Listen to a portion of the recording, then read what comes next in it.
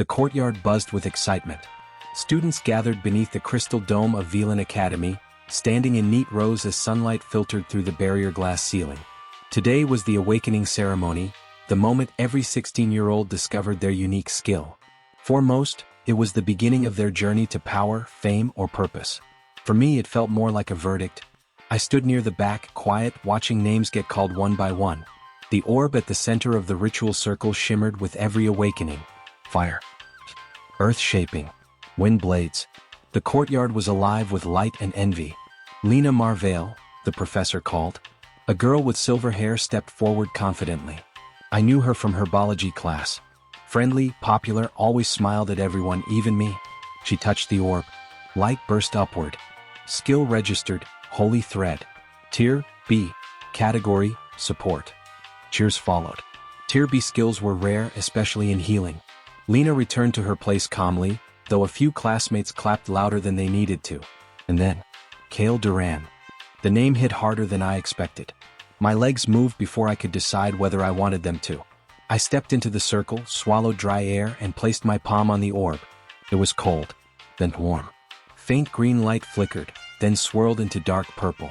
The system's voice rang out from the crystal pillars. Skill registered, 1% poison per second. Effect. Inflicts 1% poison damage per second on target. Duration extends with continued focus. Poison effect stacks infinitely. Lingers for 5 seconds after contact ends. Tier F. A beat of silence. Then it started. Wait, did it say 1% per second? Is that even real? F tier, ouch. I guess someone has to hold the bottom spot. I stepped away from the orb, pretending I didn't hear them.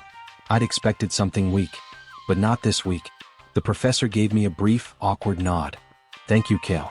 Next student, Zara Ren. I returned to the back of the crowd. Lina glanced over at me with a soft look, like she wanted to say something. But she didn't. Nobody did. The rest of the day felt like I was walking underwater. By afternoon, I had drifted to the academy's greenhouse. No one ever came here during ceremony days. The plants didn't care what kind of skill you had. I sat down behind the vines and pulled my knees up. 1% per second. Sounded like a joke. In a real fight, how long would I last? 10 seconds? Maybe 15? A monster would crush me long before I could stack enough poison to matter. It wasn't a flashy skill. It wasn't fast or powerful or clever. Just slow. I looked down at my hands. Nothing had changed. No special markings. No sign of strength. Maybe that was the point. I clenched my fist. It stacks infinitely. Yeah, great. Infinite poison. If I could live that long. Found you. I jumped. Lina stood a few steps away holding something wrapped in cloth. A sandwich. I figured you hadn't eaten. Why do you care? She sat beside me and shrugged. Because I know what it feels like. I didn't answer. She unwrapped the sandwich and handed it to me anyway. My brother awakened a useless skill last year. Everyone laughed. Now he's ranked top 5 in his district. I glanced at her. What was his skill? Doesn't matter, she said with a grin. He made it work. I stared at the sandwich. I wasn't hungry, but I ate it anyway. She leaned back on her hands and looked up at the dome's sky. I think your skill's better than it sounds. That's a kind lie. No, I mean it. It's not about what a skill does in 5 seconds. It's about what it does in 50. I paused. My fingers were tingling. I hadn't noticed it earlier, but since awakening, there was a faint pulse in my skin, like something alive moving under the surface. Lina smiled again and stood. Training dungeon starts tomorrow, right? Yeah. I'll be watching. Next morning the team assignments came out. I was placed with Ray Thorne, top swordsman in our year, and Mira Velun, an explosive fire mage with 0 patience. Neither of them looked happy. Ray crossed his arms. Let me be clear. I'm not here to carry anyone. If you can't keep up, stay out of the way. Mira scowled. They really gave us the poison, kid? Great. I'll try not to sneeze and burn him. I said nothing. Just nodded. They turned and walked off to prepare. That night I couldn't sleep. The training dungeon tomorrow wasn't just a test. It was my first real chance to see if this skill could do anything. If I failed, I wouldn't just fall behind. I'd be left behind. As I lay there, I kept feeling that strange rhythm in my chest. A slow pulse. A warmth that hadn't been there before. I sat up and looked at my hand again. It didn't look like poison. It looked normal. But deep inside, something told me it wasn't. Something was building. Something slow. Something that didn't stop. We stood at the edge of the dungeon gate. A tall archway of smooth black stone pulsed with blue light. The entrance shimmered like water in midair. It hummed quietly, almost like it was breathing. Cold mist drifted out of the opening, curling around our feet. The sign beside the gate read, Fog Hollow, F-rank training dungeon. Monsters, mistwalkers, slimes, bone sprites. Difficulty, controlled. Objective, reach the inner core and return. Ray checked his blade with practiced movements. Mira stretched, fire crackling around her fingers. I stood still, heart thudding in my chest. Stay behind us, Ray muttered. Don't touch anything unless I say so. Or melt anything by accident, Mira added with a sideways glance. Assuming your poison actually does something. I didn't respond. There was no point arguing. Not yet. Professor Alden stood nearby, clipboard in hand. Team 3, you're cleared. Timer starts on entry. Go in. Come back in one piece. Ray nodded. Understood. He stepped through the gate first. Mira followed without a word. I took a breath, then stepped forward. The world folded around me. The air inside was cold and wet. Thick gray mist coated everything. Trees with pale bark loomed out of the fog. The ground squished under our boots with each step. Sounds were muffled, distant drips, faint rustles, but no clear direction. Like the dungeon didn't want us to know where we were. Stay in formation, Ray ordered. Fog affects perception. Kel back right. Mira left. I obeyed. We moved slowly through the undergrowth, watching the shapes that shifted inside the mist. A faint sound, like bubbles, echoed from ahead. Ray raised his sword. Slimes, he said. A group of pale blue creatures oozed from the brush. 5 of them. They gurgled as they moved, soft and slow, but the ground hissed where their bodies touched it. Acid slimes. Perfect, Mira grinned. She raised her hand and flicked her wrist. A flash of flame surged out, crashing into the nearest slime. It sizzled, popping loudly. Ray dashed forward, blade cutting clean through 2 more. They worked like a machine, clean, fast, effective. I stood still. There wasn't room to help. The last slime hissed toward me, but Ray spun and cut it down without pause. Mira blew smoke from her fingertips. So, poison boy, gonna help or just watch? I looked down at the fading slime puddles. They died before I could reach them. Exactly, she said, walking ahead. I followed in silence. We moved deeper into the fog. It got colder. The path narrowed. Strange shapes moved at the edges of my vision, always gone when I turned. Then, from behind a tree, something struck. A blur of bone and claws leapt at Ray from the side. He parried, but another one followed. Bone sprites. Fast. Too fast. Mira backed up, firing firebolts into the mist. They're coming from both sides. I moved without thinking. A bone sprite leapt at me. I dodged left, barely. It grazed my shoulder. Pain bloomed sharp and fast, but I reached out and touched its arm. Poison, I whispered. Green light shimmered briefly at my fingers. The monster didn't stop. It hissed and swung again. Ray slammed it from behind with a clean slice. You all right? Yeah. More were coming. 4 more. Then 6. We backed into a tighter formation. Kale, Ray barked. You're up. Just touch them if that's all you can do. Right. I breathed in, focused on the closest one, and reached forward. My poison activated. 1%. 2%. It kept going as I pressed my hand against the monster's chest. I could feel it working. The glow deepened with every second. The creature flailed, but I didn't let go. 3%. 4%. Mira knocked it away with a fire shot. It stumbled, then twitched, and collapsed. I blinked. It died? That fast? Another one charged. I touched it, held my focus. 5 seconds, maybe 6. Mira scorched it before it reached Ray. It crumpled. My pulse was wild. My shoulder still stung, but... Wait, the pain was fading? I looked down. The slash from earlier, the one that hit me, it was smaller. The blood had stopped. The skin had begun to knit itself back together. What? I blinked, then remembered. Inflicts 1% poison damage per second. Stacks infinitely. And yet, you feel a little stronger. I hadn't heard that line before. I touched my side again. No doubt.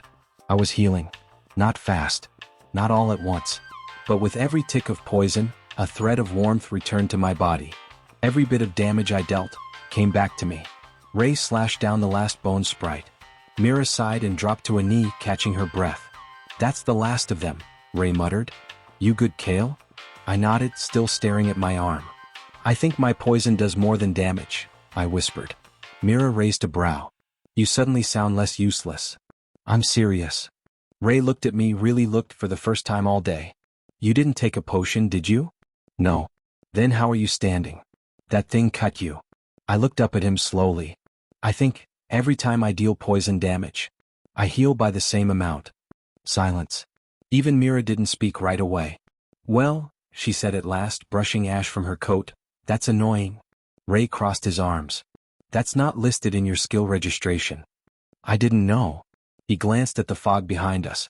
Let's keep moving. Carefully. If you're right, then you're not just stacking poison. He looked back at me. You're leeching strength. As we moved deeper into the dungeon, something changed inside me. My hands still trembled. My steps were still careful. I wasn't fearless. But I wasn't just the weakest anymore. I was something else. Something slower. Quieter. But constant. And slowly, I was beginning to realize that might be even more dangerous. By the time we reached the inner section of the dungeon, the mist was thinner, but the pressure was worse. Every step felt heavier. The air grew cold and tight, like something was watching us. Ray didn't say much. Mira cracked her knuckles and walked ahead without hesitation, but I could tell she was tense. We stopped at a circular stone platform, half sunken in the ground. It pulsed with faint blue light. Ray raised a hand. Wait. Something was off. I could feel it too, like the dungeon itself was holding its breath. Then the light turned red. A low growl echoed through the trees, and something stepped out of the fog. It looked like a giant bear at first, except its fur was black stone, and mist poured from its eyes and mouth. The ground hissed beneath its feet. Cracks spread where its claws touched the earth. Mistborn Gloomfang, F-rank mini-boss. Weakness, fire. Resistance, poison, ice, dark. Great, Mira muttered. Poison resistant. I froze. Poison resistant? I wasn't ready for that. My skill couldn't break through resistance fast enough. Not yet. Ray drew his blade. We finish it fast. Mira, burn it down. Kale, keep away from the front. No argument here, I said quickly, backing up. Mira launched the first strike. A surge of flames slammed into the beast's chest. It roared, staggered back, then charged forward like nothing happened. Ray met it with steel. Sparks flew as his sword met claw. I watched from the edge, trying to think. My poison wouldn't work fast enough against something like that. Not unless I found a way to make it stay in contact for a long time. But it was fast, strong, and it didn't stop moving. Even so, poison resistant didn't mean immune. It just meant slower. And slower was still something. Ray got knocked aside. He hit a tree and rolled. Mira shouted something, but the beast was already turning toward her. She fired off a blast. It missed. Then it lunged. I didn't think. I moved. I slid between her and the monster, pressing both palms to its front leg. Poison, I whispered. The light flickered, weakly. Sluggish. Like trying to burn through a wet rag. Still I held on. 1%. 2%. The monster snarled and kicked, flinging me backward into the dirt. I skidded, coughing. But I could already feel the pulse. The warmth. The drip of healing in my chest. I gritted my teeth and stood up. Mira helped Ray to his feet. That thing's not going down fast, she muttered. No, he said. Kale. I looked up. Can your poison hold if we trap it? He asked. I blinked. Maybe. We slow it. You stack it. Then we finish it. A plan. A real one. Let's try, I said.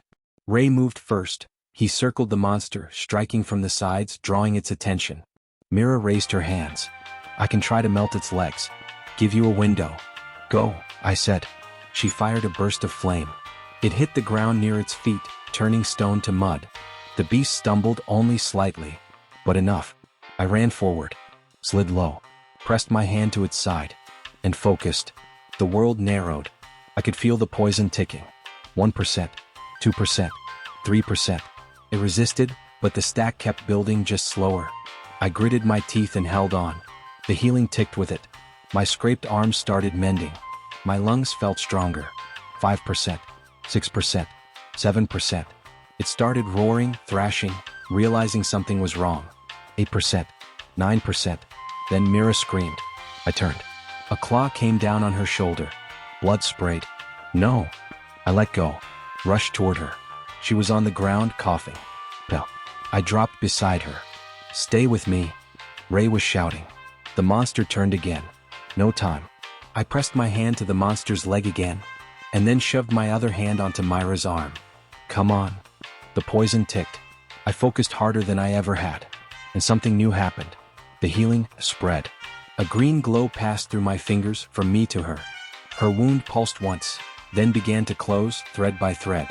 Her eyes fluttered open. You're healing me? She whispered.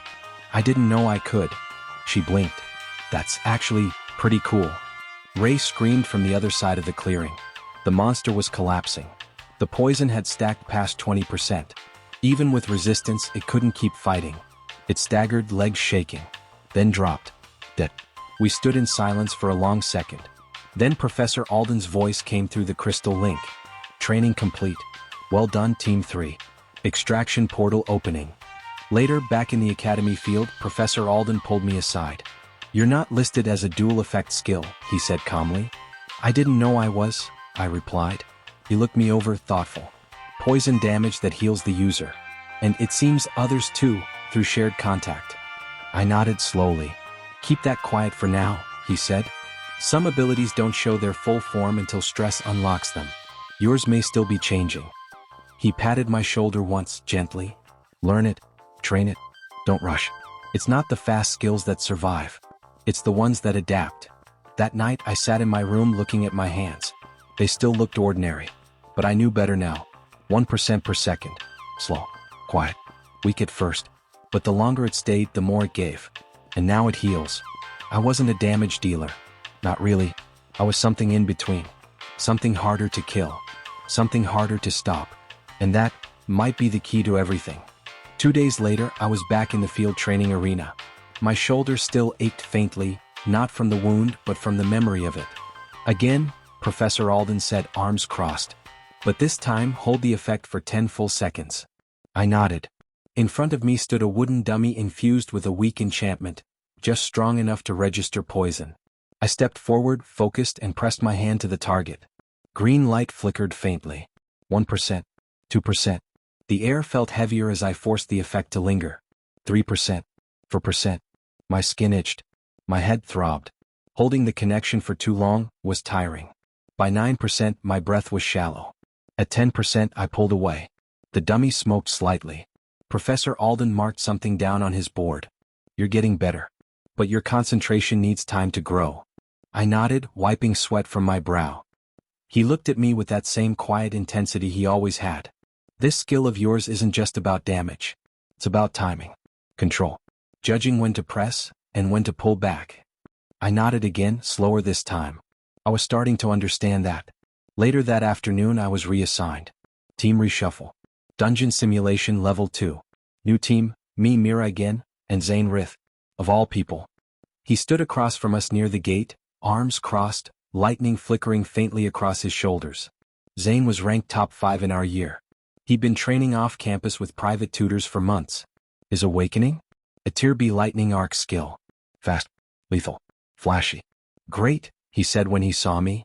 They paired me with Mist Boy. Mira rolled her eyes. Just don't electrocute us. Zane scoffed. Try to keep up. The dungeon this time was different. No mist. Just stone. A rocky canyon filled with narrow paths, creaking bridges, and crumbling platforms. Wind howled between the cliffs. Crags of the Silent Maw simulation. Objective: secure the lost relic at the center. Retrieve or defend for 3 minutes. Let's move, Zane said. I'll scout.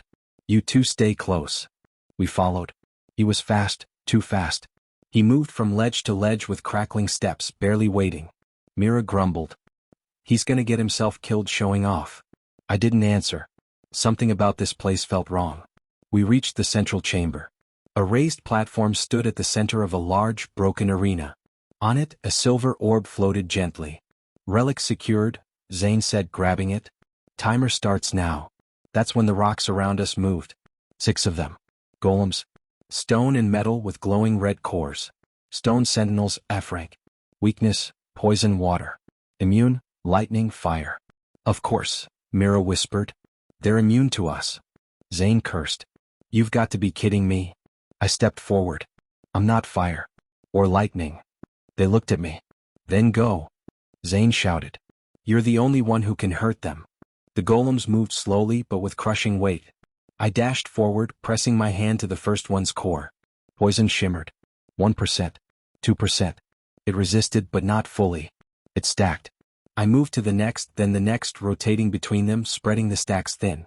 But that was the problem. I couldn't stay long on any single one. Not if I wanted to spread the poison.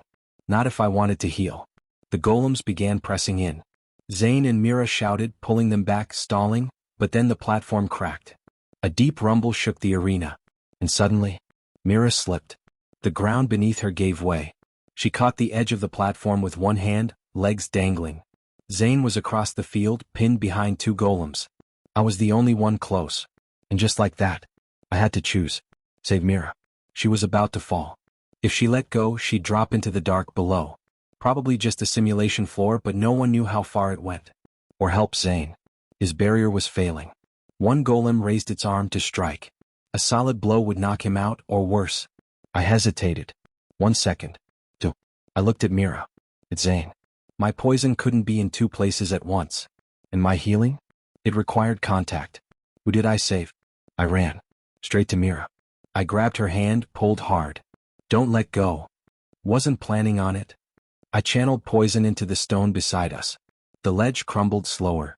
She climbed up. Breathless. Alive. Zane? He shouted, and blasted both golems with a full arc of lightning. It stunned them just enough. He broke through, panting. He wasn't happy. Figures, he spat. You save her.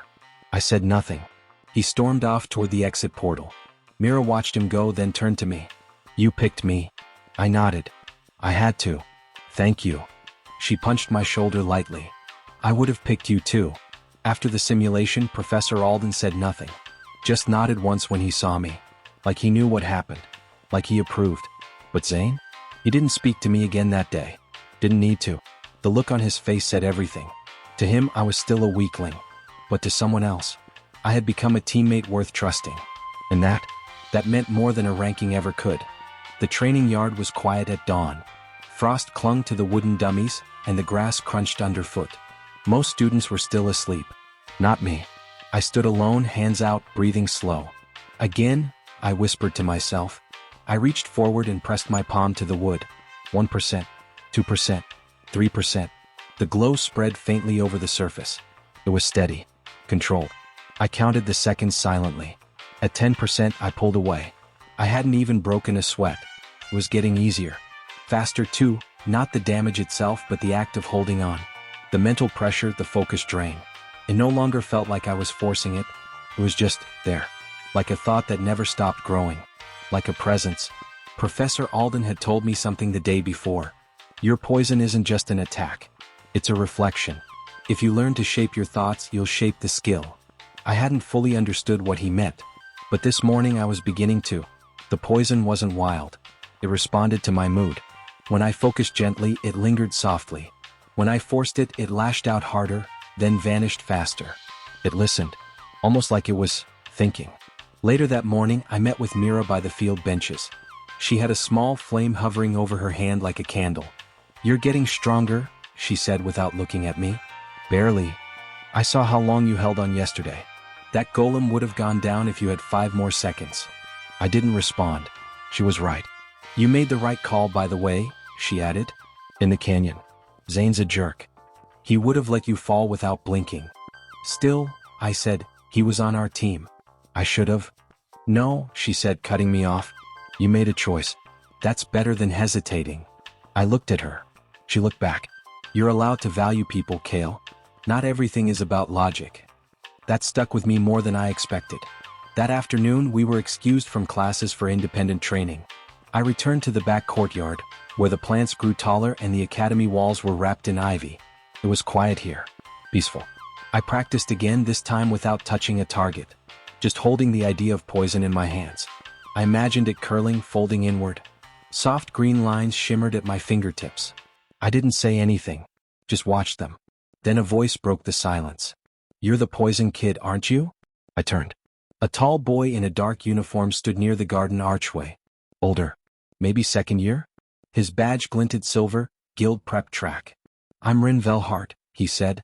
I saw your last simulation. I nodded slowly. You're From class black? Top 10, he said casually. But I'm not here to brag. He stepped closer, studying my hand. You're controlling it now. That's rare. Rare? Most poison abilities are either automatic or unstable. Yours seems balanced. Thinking. You're forming intent before application. What does that mean? He smiled faintly. It means your skill isn't just a tool. It's a system. It responds to you. That's the kind of ability that grows with its user. I said nothing. Ren leaned on the garden wall. I had a friend 2 years ago. She awakened something similar. A decay-based field. Everyone laughed at her too, until she cleared a solo C-rank dungeon. He tilted his head. You want to reach that level? I met his eyes. Yes. Then learn this now, he said. Your poison is only as strong as your patience. Don't waste it showing off. Let it breathe. Let it build. He turned to leave. But keep your secret healing to yourself. Someone will want it. And then he was gone. That night I wrote it all down. Every detail. Every pattern. The way the poison felt when I was angry versus calm. The healing pulse when it spread. The flicker of warmth when I truly focused. I wasn't just training anymore. I was learning a language. One made of seconds. One made of stacks. One that healed me slowly in more ways than one. 15 minutes? I blinked. Instructor Oren nodded sternly, arms crossed. That's all the time you'll get. Defeat the dungeon's core guardian and retrieve the shard. Return before the timer ends, or your score is invalid. I looked around at my temporary team. 5 of us. Not Mira. Not Ray. Instead, 3 fast-track students I didn't know well, plus Zane. Again. He smirked. Oh great. Snail Boy's here. I ignored him. Mostly. The speed trial was a new addition to the Academy's curriculum. Designed to test combat efficiency under strict time pressure, it simulated real-world dungeon rush missions, like when a portal destabilized or a village needed emergency clearing. For me it was a nightmare. 15 minutes was barely enough time to stack my poison properly, let alone do serious damage. But if I skipped the trial, I'd be dropped from advanced training. I couldn't afford that. So I stood there, in the sunlight, pretending I didn't feel like a wooden spoon thrown into a blender. Inside the gate, the dungeon opened into a bright canyon filled with shallow water and scattered ruins. The Guardian's location had already been mapped. The only question was, could we get there, kill it, and return in time? The team broke into a run. Zane surged ahead, lightning pulsing at his heels. I ran too at my own pace. Try not to fall behind, Poison Boy, someone called. I didn't answer. The Guardian appeared 6 minutes in. A serpentine creature made of glowing roots and metal coils, wrapped in a shell of bark and stone. Verdant Coil Beast, Trial Guardian. Weakness, Burn, Corrosion. Immune, Knockback Ice. Passive Regeneration, 1% per second. Zane grinned. Let's crack it open. He rushed forward, lightning arcing. Others followed. Blades slashed. Magic flared. I watched. Their attacks were fast, but the beast healed faster. 1% per second. Exactly what my poison dealt. The irony didn't escape me. Zane cursed. It's stalling. We're just wasting time. The creature swept the group back with a whip of thorny roots. One student fell hard and didn't get up. I stepped forward. Let me try. Zane glanced at me furious. What are you gonna do? Tickle it to death? I don't need to kill it, I said. I just need to make sure it stops healing. He hesitated. You've got 2 minutes. I closed in slowly. Hands glowing faintly green. I pressed both palms against the creature's root body. The poison flowed. 1%, 2%, 3%. The pulses were slower this time. The creature resisted, its natural regeneration pushing back. 4%, 5%. I clenched my jaw, focused harder. I imagined the poison threading into the gaps between bark and coil, sinking into the rhythm of its regeneration. The two effects clashed, and for the first time, I saw it happen. Its healing stopped. The number froze. 0%. And then, it started dropping. Zane saw it first. It's losing health. I didn't speak. Couldn't. I was too focused. 6%. 7%. 8%. It began thrashing. A vine whipped across my chest. Pain burst through my ribs, but the healing followed. Slow. Steady. My wounds didn't close instantly, but I stayed on my feet. Still connected. Now, Zane shouted. Hit it while it's weakened. The team surged forward. Fire spells struck the open bark. Blades found the soft root underneath. The creature screeched once, then fell still. The timer still showed 3 minutes. We'd done it? No, they had done it. But only because I made it possible. We retrieved the shard. Ran.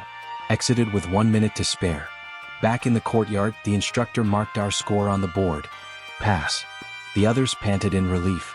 Zane stepped aside, tossing a look my way. He didn't say thank you. But he also didn't say you held us back. That was new. That evening, I sat beneath the academy wall, hands open. The poison in my palm glowed brighter than usual. Controlled. Balanced. Alive. It wasn't fast. It wasn't flashy. But today it did something the others couldn't. It shut down healing. It turned the tide. And the more I understood it, the more I realized I wasn't behind. I was just walking a different path. One slow, deliberate step at a time.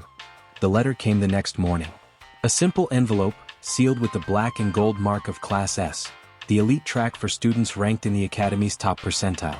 I stared at it for a long time before opening it. To Kale Duran, your performance in the recent speed trial has been noted. Due to your unique ability to counter regeneration and provide adaptive field healing, you are invited to observe the elite class dungeon team for their next practical dive. If you accept, report to Hall C at 0700 hours tomorrow. This is not a test. This is an opportunity. The letter wasn't signed, but the handwriting felt familiar. Ren Velhart. He'd watched me, judged me, and now, maybe, believed in me? I wasn't sure how to feel about that. Mira leaned against my dorm wall, flipping the letter between her fingers like it was a piece of toast. Classes, huh? You planning to go? I don't know. Why not? I hesitated. Because they're stronger than me. All of them. I'm not ready for that level. She gave me a look. You weren't ready for the canyon trial either. Or the speed trial. You still went. That was different. No. It wasn't. Her voice softened. You're scared. That's okay. But don't lie to yourself about it. I didn't answer. She tossed the letter back onto my bed and stood. For what it's worth, if you go, you'll probably come back stronger. I watched her leave. Then I stared at the envelope again. I didn't sleep much that night. Next morning I stood in Hall C. 5 other students were already gathered, taller, sharper, dressed in clean combat uniforms with enchanted trims. Their expressions were calm, focused. Ren stood among them, leaning against the wall, arms folded. He looked at me. You came. Yeah. Good. He tossed me a thin armband. It shimmered slightly. Observer status. You won't be fighting, but you will be learning. That means eyes open, mouth shut. Understood. I nodded, slipping the band over my wrist. He turned to the others. This dungeon is ranked low B. Nothing chaotic, but strong enough to kill if you treat it like a game. Move with the group. Kale, stay behind Mira too, she'll run field monitoring. I blinked. Mira? 2. A tall girl with spiky orange hair raised a brow. Mira Velun's cousin, she said simply. Better fire control, worse jokes. I almost smiled. The gate shimmered open. Inside, the dungeon felt different. Alive. The walls pulsed faintly. Roots grew along the ceilings. The air smelled faintly of ash and wet stone. Ren raised a hand. We're entering a nest. Insects. Possibly corrupted. The others nodded and moved quietly. They were fast but not showy. Efficient. I followed, steps careful. This wasn't like the trial simulations. This felt real. Too real. The first monsters came 10 minutes in. Crimson scarabs. Large, armored beetles with mandibles that glowed red-hot. They clung to walls, ceilings, dropped from above. 3 of them landed at once. Ren called calmly, suppress and sweep. The team responded instantly, fire bolts, ice lances, force barriers. They didn't just fight, they moved together. I watched, wide-eyed, as the scarabs were overwhelmed. Not because of brute power, but because every move was part of a pattern. Discipline. Precision. Made me feel small. Useless. 20 minutes passed. Then something went wrong. A crack split open in the stone under Ren's feet. He leapt back just in time, but out of the gap came something far worse than a scarab. A long, centipede-like creature, black and red, with glowing fangs and twitching legs. Deep core spine crawler, Class B parasite host. Weakness, poison. Passive trait, burrow infestation. The group shifted positions instantly, but the spine crawler was fast. Faster than anything I'd seen. It lunged at the rear line, biting one of the team in the leg. They fell. Blood sprayed. The others scrambled to regroup. Ren barked, poison. Everyone looked at me. Me. I hesitated. Kale? I ran forward, ducking the monster's tail, sliding to the fallen student's side. The wound was deep, pulsing with black slime. I pressed both hands to her armor. Poison, flow, I whispered. The light flickered. It wasn't strong, but it spread. Over her blood. Into the creature's venom. And I saw something I hadn't seen before. My poison fighting their poison. Green threads coiling around black ones. Slowly, carefully, unraveling them. The girl's breathing slowed. The swelling stopped. She was stable. Then the monster turned on me. I raised my hand too late. The mandible struck. And Rin stepped in, blade flashing. He cut across the creature's head, forcing it back. Then looked at me, eyes sharp. You're not an observer anymore. We cleared the nest. Barely. The spine crawler escaped, wounded. But no one died. Back at the gate, Rin pulled me aside. You did well. I froze. You moved anyway. That's better than freezing forever. He placed a mark on my armband. Promotion. Guest support rank. You're not fast, he said. But your poison doesn't care how fast something is. It waits. That's what makes it dangerous. He started to leave. Rin, I called. He paused. Why me? Why pick me for this? He smiled faintly. Because your power scares people. He walked off, and I stood there, realizing for the first time, that was a good thing. I didn't expect anything to change when I got back. No parade. No praise. Just a return to the usual, morning drills, lukewarm cafeteria food, and classmates pretending I wasn't there. But that's not what happened. By second period, the whispering had started. He was on an elite team, right? Poison boy? No way. I heard he healed a support student who was dying. Someone said his poison beat a regeneration-type boss. Solo? Wait, I thought his skill was F tier? I walked down the hallway with my head lowered, pretending I didn't hear. But I did. Every word. And every time someone turned to look. During combat theory, Professor Alden handed back our dungeon reports. As he set mine on the desk, he paused for a second. Then said quietly, "Don't let it get to your head." I won't. You're being watched now. By who? He didn't answer. Just moved on. Lunchtime was worse. The moment I entered the dining hall, heads turned. Some people stared. Some whispered. Others didn't look at me at all, just moved away. I sat in the far corner with my tray of bread and soup, trying not to let it feel cold. Then Mira dropped her tray next to mine with a heavy clack. "Nice of you to remember your old friends," she muttered. I blinked. What? You go off with the elite kids, save someone's life, and come back like nothing happened? I didn't think it was a big deal. Kale. Her tone was sharper than usual. You disappeared for 2 days. Didn't answer messages. Didn't show up to group practice.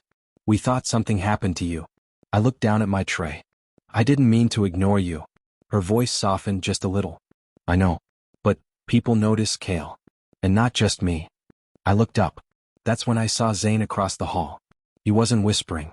He wasn't smirking. He was watching. His gaze was cold, focused, like I was suddenly something worth measuring. After lunch, I found a note on my locker door. Folded once. No name. Just words. We know you're hiding the second half of your skill.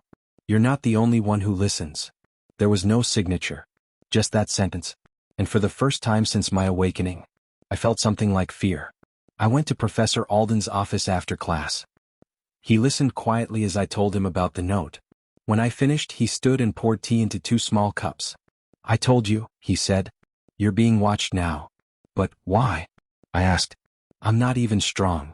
Strength isn't what scares people, he replied, handing me a cup. Potential is. I didn't drink the tea. I just stared into the steam. I didn't ask for attention. No one does.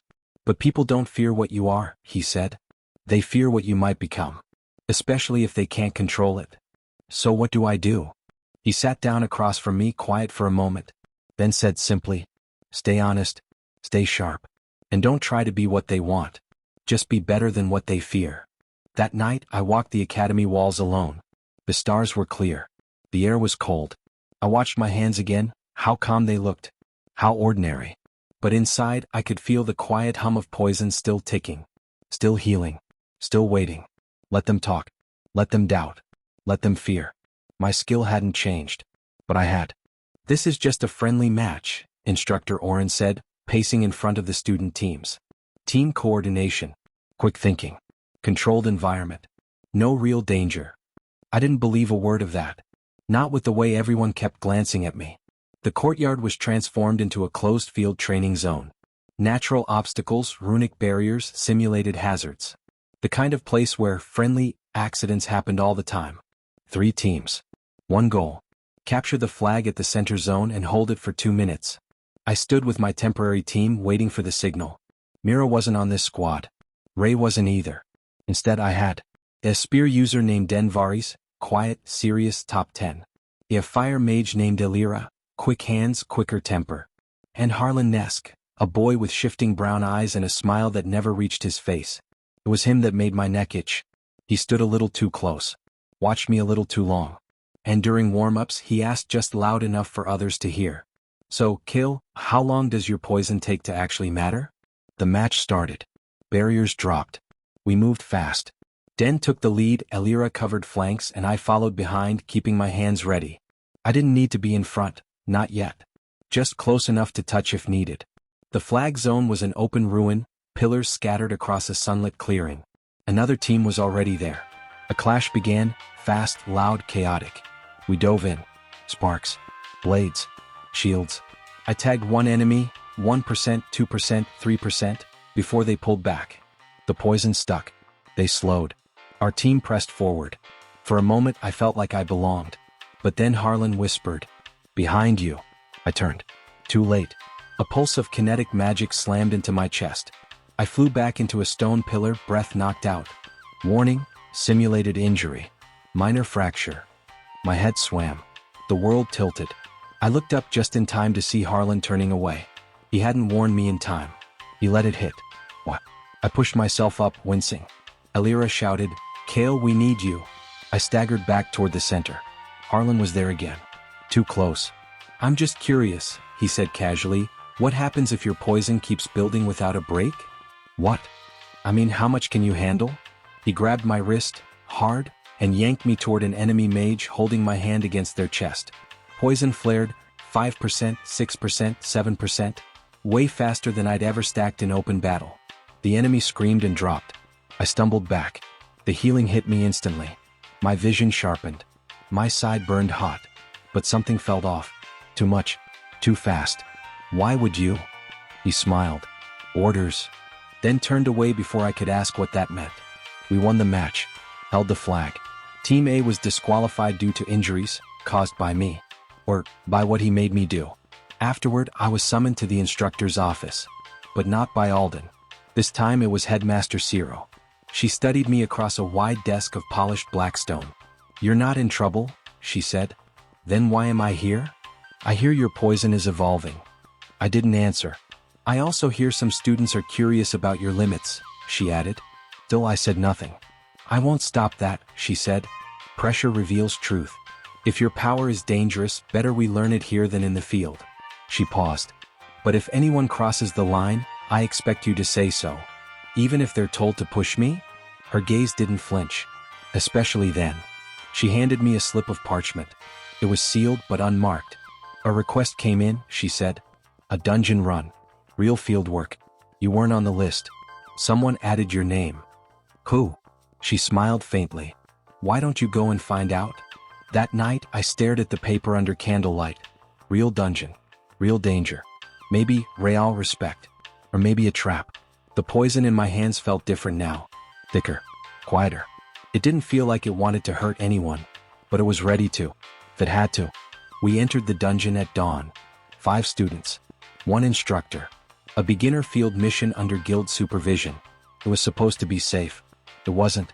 The dungeon was called Gravelmaw Depths, a twisting cavern network beneath an abandoned mine. Old rails snaked through collapsed tunnels. The air was thick with dust and silence. I wasn't the strongest in the group. But I was the one they all kept glancing at. They knew who I was now. The Poison Stacker. I hated that name. "Form tight lines," Instructor Jin ordered, lantern in hand. "Stay close. This dungeon's been cleared before, but something triggered a respawn. Mira was on this team, thank the stars. The others were unfamiliar. Quiet. Watchful. Especially Harlan. Again.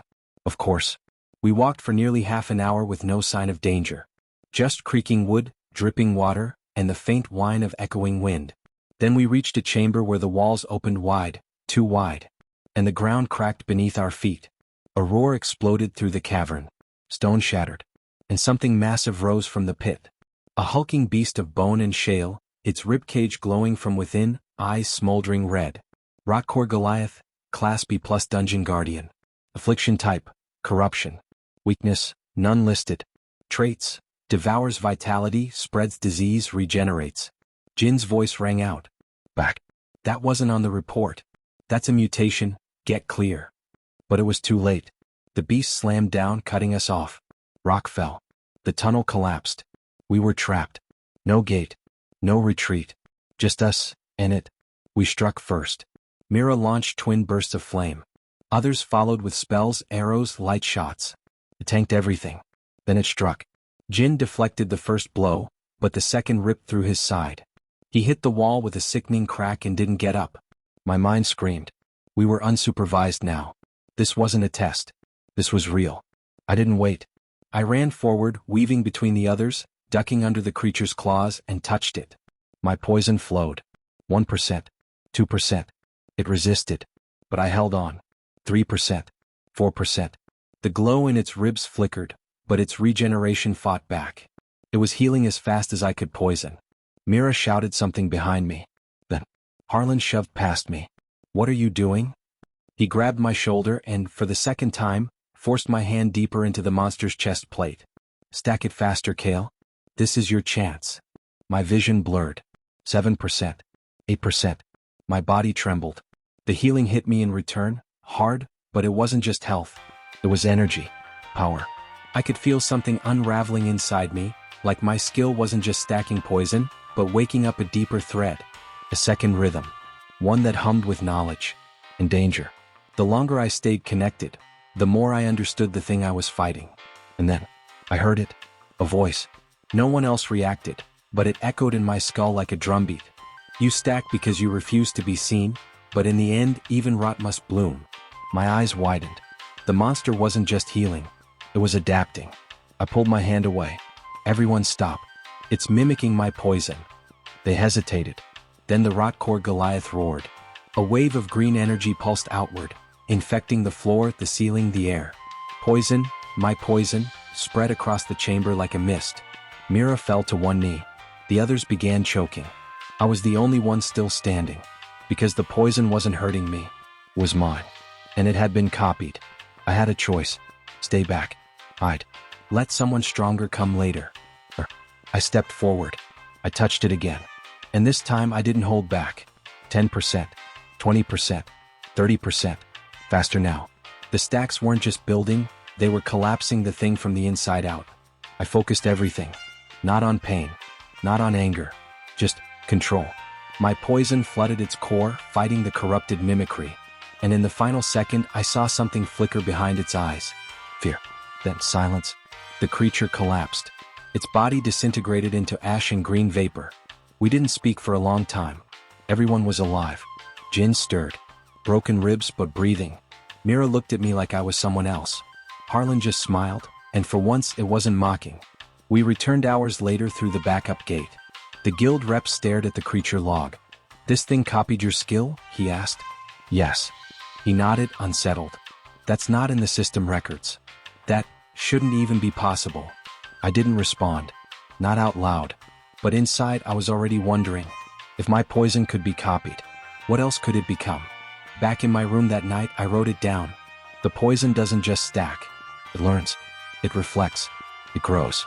And maybe, so do I. The academy changed after Gravelmaw. Not in obvious ways. No celebration, no special announcement. Just a feeling. A weight in the air. People spoke quieter when I passed. Some stopped whispering and simply watched. And others started keeping their distance entirely. Even Mira noticed. You're officially scary now, she said, stabbing her fork into a bowl of rice at lunch. I didn't do anything different, I muttered. You stacked poison on a dungeon-class monster until it collapsed from the inside out. I didn't reply, mostly because she wasn't wrong. After the mission, the guild flagged my file. Not as a threat, but as a developing anomaly. Whatever that meant. Professor Alden called it a compliment. You're evolving faster than the system can categorize, he said during a walk near the greenhouse. That's rare. And dangerous. Why dangerous? Because the guild doesn't like things it can't classify. He handed me a small notebook. Start tracking everything. Stacks, healing rates, changes in behavior. If your poison really is adapting, the more you understand, the less they'll control it for you. I opened the first page that night and titled it, The Poison Journal, Entry 1. The way it waits. Classes moved forward. But training didn't feel the same. I was too strong for beginner drills, but not experienced enough to rank up officially. So they placed me in rotating combat labs, smaller groups that tested ability synergy under pressure. That's where I met Tessa Bryn. Tall, quiet, thin gloves over her hands. Everyone said her skill was something to do with memory threads, but no one really understood how it worked. She didn't talk much, but when we sparred for the first time she surprised me. Not with power, but with how she moved. Calm, measured, like she was listening to every step I made. Halfway through the match she stepped out of reach and said, "You don't trust your skill." I froze. What? You limit it. You stop at 30%. 40. Why not go to 100? I'd collapse before that. Or evolve again. She walked off before I could respond. Later that week, I was sent to a restricted section of the academy grounds. The Poison Garden. It wasn't open to most students. Rumor said it had been sealed decades ago after a toxic experiment failed. But Ren Velhart was waiting for me at the gate. "I recommended you," he said without turning around. "For what?" "Specialized affinity testing. You've outgrown general classes." He opened the rusted gate. I stepped through. The garden was a tangle of sickly green vines, purple thorns, and glowing spore caps. The air shimmered with haze. It didn't smell like death, but it didn't smell like life either. Ren led me to a circle of stones surrounded by thorn roots. "In the center is a toxin crystal," he said. "It responds to living magic. You're going to touch it." I stared at him. "What does it do?" "It reacts." "Nothing more. But how it reacts tells us everything." I stepped forward, reached out, touched it. Nothing happened. Then, the crystal cracked. Light bled from the break, green, gold, and black. It pulsed once, twice, and then disintegrated into mist. Ren stared, unreadable. "That's not supposed to happen, is it?" "No," he said quietly. "That's only happened once before." "Who?" He didn't answer. Later, he pulled me aside beneath a weeping vine arch. "Listen carefully. There's a difference between being strong and being noticed." I nodded slowly. "You've crossed that line now. You don't get to go back." He placed something in my hand. A small charm carved from obsidian. "Keep it close," he said. "If your poison ever starts to talk again, this might be what lets you stay yourself." "You think it'll talk again?" "I think it never stopped." That night I opened my journal and wrote, Entry 2, the poison learns. But now I wonder, is it also remembering? Something inside me is waking. And this time it's not just about stacking damage. It's about what the poison wants. The dungeon was supposed to be a simple test. Low stakes. Monitored. A solo pair assignment from the guild-sponsored practical class. Team Kale and Tessa, Cave of Echoes. Objective, reach the heart and trigger the memory crystal. Estimated duration, 40 minutes. That was it. No monsters listed.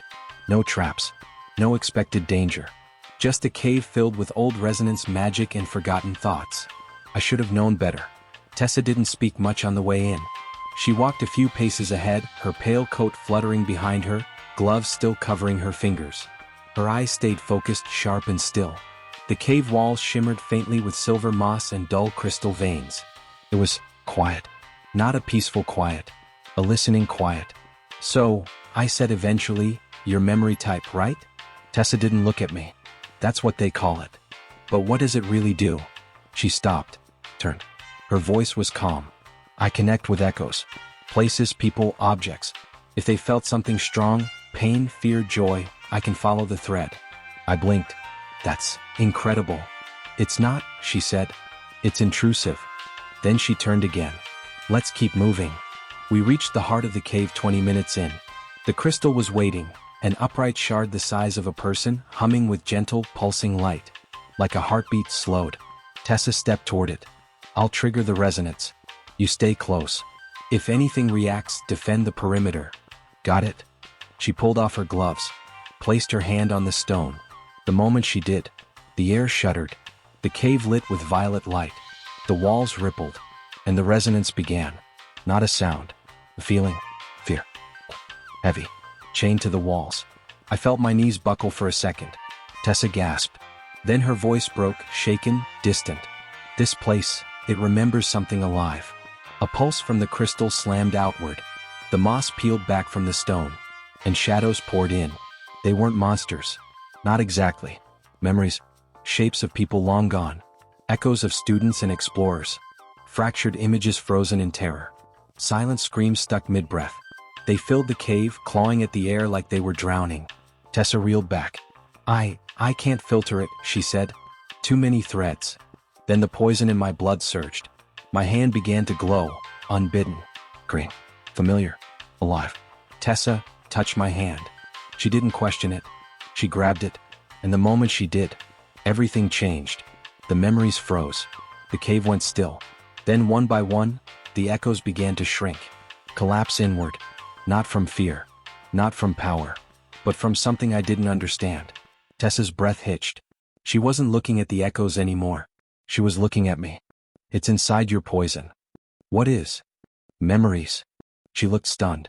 They're buried in the stacks. Every second, it's remembering. Storing pieces of what you touch. I didn't know that was possible. It shouldn't be. She let go. The glow faded. The echoes collapsed into dust. And the crystal dimmed to silence. But I could still feel it. In my hand. A residue. A whisper. Not in words. Just a presence. Watching. Waiting. We didn't speak much after that. On the way back to the surface, Tessa finally said, "Your skill isn't just poison." I nodded. "I think it's becoming something else." She looked at me, her eyes unreadable. "If you ever want to see what your poison remembers, I can show you." I hesitated. Maybe not yet. That night I opened my journal and wrote, Entry 3, Poison stacks damage. It heals. It adapts. But now, it remembers. What happens when memory builds like venom? And worse, what if something inside me wants to remember more? I hadn't slept in 2 days. Every time I closed my eyes it was the same dream. A green hallway, long and silent, with stone walls that pulsed softly like veins. At the end a door. Always closed. Always waiting. And just before I woke up, a voice whispered through the keyhole. "You're not the only one stacking." I never remembered what came after that. Just the cold feeling on my palms, like something had crawled across them in the night. The summons came by scroll. Formal. Stamp. To Cale Duran. From Velun Adventurer Guild Division. Subject, Ethics Review, Evolving Abilities. As part of the Academy's joint agreement with the Adventurer Guild, you are required to attend a precautionary hearing to evaluate the risks and classification of your skill. This is not a disciplinary session. But it is mandatory. Report to Guild Hall 3B at 0900 hours. I stared at the scroll for a while before folding it into my coat. The hearing room was smaller than I expected. No torches. Just white crystal light. 2 guild officials sat behind a desk. One was a recorder. The other was Captain Varn, a silver-ranked enforcer with lines under his eyes and a half-missing ear. He gestured to the chair across from him. "Sit." I sat. "No need to be nervous," he said. "This is just standard protocol for flagged abilities." "Right." He raised a slate. "You've demonstrated poison damage over time, infinite stacking, healing feedback, and recently resonance interaction. Is that correct?" "Yes." "Are you aware your skill may now contain traces of cognitive echo absorption?" I hesitated. I wasn't. Until recently. "Are you in control of it?" The question hung in the air. What did control even mean anymore? I haven't hurt anyone unintentionally. That's not what I asked. I looked him in the eye. "It's changing. But I'm trying to stay ahead of it." He nodded slowly. "Not writing anything. Just watching me." "You're not being punished," he said at last. "But you are being watched." "I know." He leaned forward slightly. "There's a reason skills like yours don't evolve often. People fear what doesn't stop. What builds without a ceiling." "I don't want it to be feared," I said. "I just want to understand it." "That may not be up to you." The hearing ended without incident. No decisions. Just notes. On my way out, the recorder handed me a scroll. "Standard classification adjustment," she said. "Your file is now marked conditionally stable." "Meaning?" "Meaning if your ability changes again, You'll be pulled from the student roster until it's evaluated. I nodded. Didn't argue. Didn't ask what would happen after that. I think I already knew. That night I slept again. And the hallway returned. Long green. Beating softly beneath my feet. But this time, the door was open. Inside was a garden. Silent. Rotting. And at its center, a single mirror made of cracked obsidian. I stepped forward and looked into it. But I didn't see my face. I saw all the people I'd touched with my poison. Every enemy. Every monster. Every ally. All at once. And then, behind me in the reflection, a second shadow. My shape. But smiling. I woke up drenched in sweat. My hands burned faintly green. I looked down at my palms. They were still mine. Still quiet. But I knew deep in my bones. Something inside the poison had opened a door. And it wasn't closing. I wrote into my journal. Entry 4, I can feel it thinking. Not wildly. Not loudly. Just waiting. I wonder if poison ever wants more than to kill. What if it wants to remember and become? Your opponent team has been carefully selected, Instructor Oren said, folding his arms behind his back. Today's match is about limits. I already knew what that meant. They were testing me. Not my combat rank, not my team strategy. Me. My skill. My restraint. I stood inside the central ring of the Academy's combat coliseum. Circular walls. Glass shields.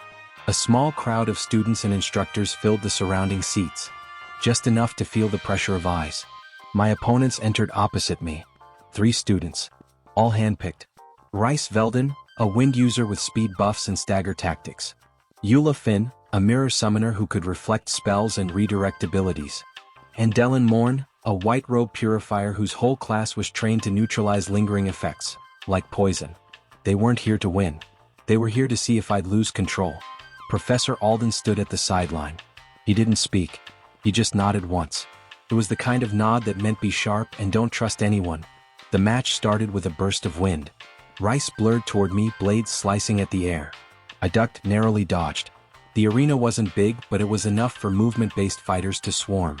I touched his shoulder mid-strike. Poison. Active. 1%. 2%. He flickered away instantly, but not before it started ticking. Behind me, Eula raised a mirror field, thin, sharp, flickering with copied light. She didn't need to reflect attacks, just stall me. That's when Dylan advanced. Come. Cold. His hand moved in a slow circle. Cleanse. A wave of white light swept across the floor. My poison on Rice vanished. No stack. No trail. My only advantage, purged. I tried again. Waited for an opening, touched Eula's arm. Her mirror blinked red and reflected my poison back onto me. 1%. 2%. I gasped, stepping back. It ticked, slower on me but still there. I focused. Called it down. My body healed slightly, absorbing its rhythm. But I knew this wasn't going to work. Every trick I had shut down. Every strength, countered. That's when it happened. Rice rushed me again. Too fast this time. His blade grazed my side. Pain flared. But something responded. Inside me. Deep in the stacks. A pull. The poison surged out of my hands, without my intent. Not a touch. Not a whisper. Just release. Green light burst outward in a circle. A low hum filled the coliseum. Rice stumbled. Eula's mirrors cracked. Dylan staggered, coughing. Their systems blinked warnings. New effect detected. Adaptive poison field, unregistered. Status, auto activation. User override not present. I backed up, breath shaking. What was that? The fight was halted. Oren raised his hand, barked. Match suspended. The arena went dim. Medical staff entered. One by one, my opponents sat or dropped to the floor, sweating, flushed, dizzy, but stable. No one was injured. But no one had expected it. I stood there, fists clenched, heart pounding. I didn't trigger the release. But the poison had moved. On its own. Later, in the instructor's chambers, Alden said nothing for a while. Just poured me water. I sat across from him, silent. Finally I spoke. It reacted without me. Yes, he said. It protected you. Is that what you call it? Kale, he said softly, your skill has evolved past command-only state. That happens with complex growth types. But I didn't give it permission. He looked at me, calm but serious. Then start learning how to negotiate with it. Negotiate. It's alive, Kale. Not a mind. But a presence. You've trained the body of it. Now you need to learn the language. That night, I didn't write in my journal. Instead, I sat with my hands open, eyes closed, felt the quiet hum in my skin, and whispered, "I'm not your enemy." Nothing replied. But I think something listened. The academy locked down before sunset. No bells. No alarm. Just quiet orders whispered through the guild channels. Evacuate wings C through E. Seal the East Bridge. Do not engage the source. Await containment. I was in the greenhouse when it happened. I felt it before I heard it. Like a thread pulled tight in my chest, trembling. The poison under my skin stirred. Mira found me minutes later. "There's a breach," she said, panting. "A student. Soul crafting. It went wrong. Soul crafting was forbidden. You couldn't just twist magic into someone's spirit, not without changing who they were, what they felt." "What kind of breach?" She hesitated. "Then, Harlan." By the time we reached the lower halls, the air was thick with mana residue, dense, jagged, raw. Walls flickered with warped symbols. The ground pulsed like it had lungs. We found him in the reflection hall. Or, what was left of him. Harlan stood in the center of the ritual circle, arms trembling, skin crawling with black thread marks. His eyes were still his, but behind them something else moved. He turned slowly when we entered. "I couldn't copy you," he said softly, "but I could trap you.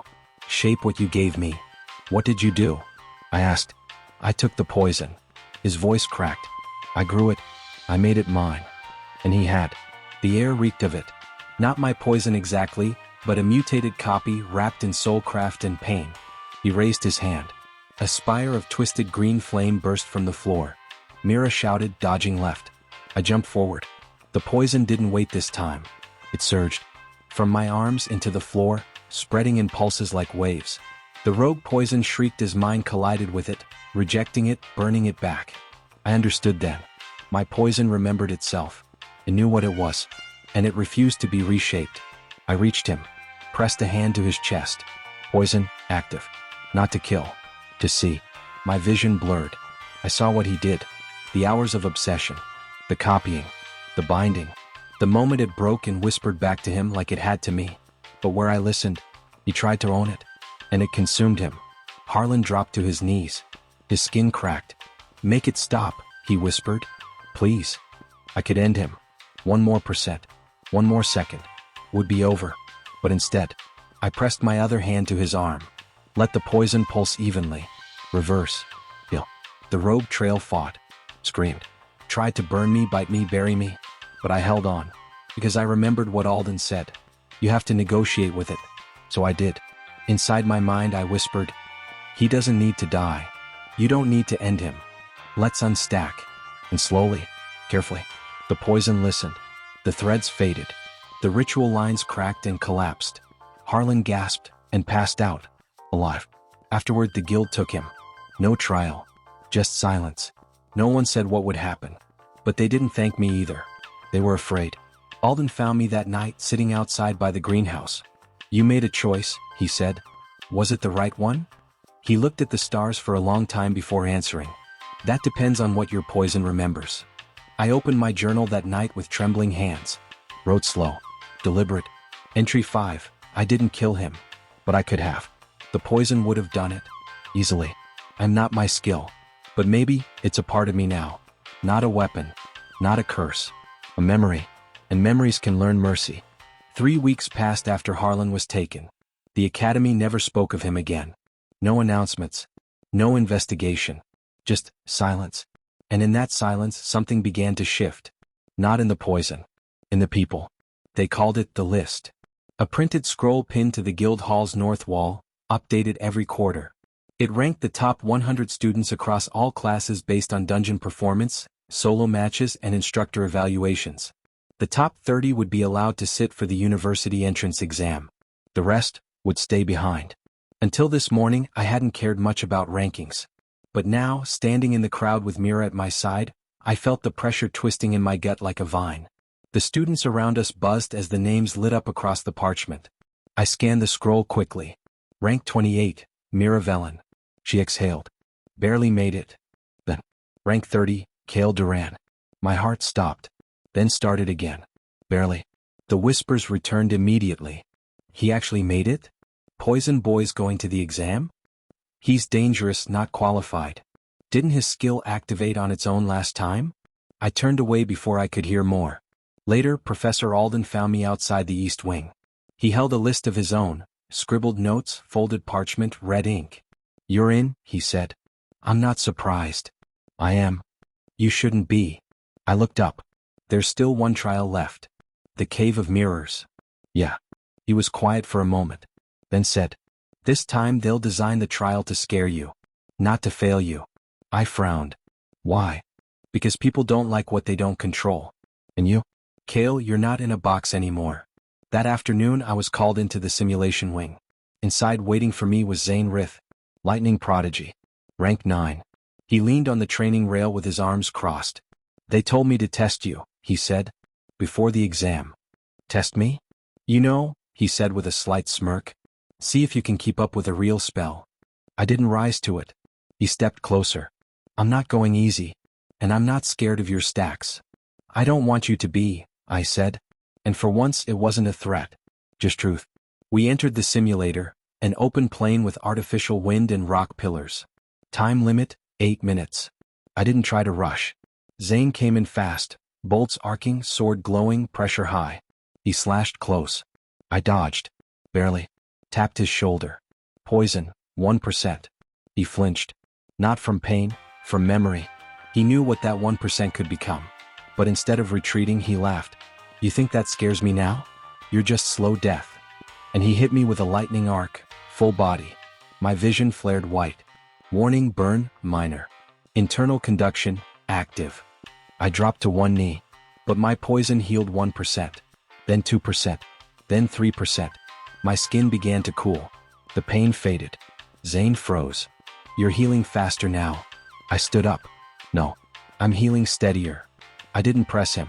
I just waited. He came at me again, and again I touched him. 5%. 8%. He backed off. Suddenly the simulator pinged. Target saturation reached, 10%. Condition, deteriorating. Zane's breathing slowed. He raised a hand. End match. The light faded. He sat on the floor and stared at me. For a long time. Finally he said, "You're not slow anymore." I walked out without responding. But in my chest, the poison thrummed like a heartbeat. Not louder. Just clearer. Like it had heard him too. And was satisfied. That night I opened my journal. Entry 6, I made it onto the list. But that's not the victory. The victory is this: I no longer fear the poison.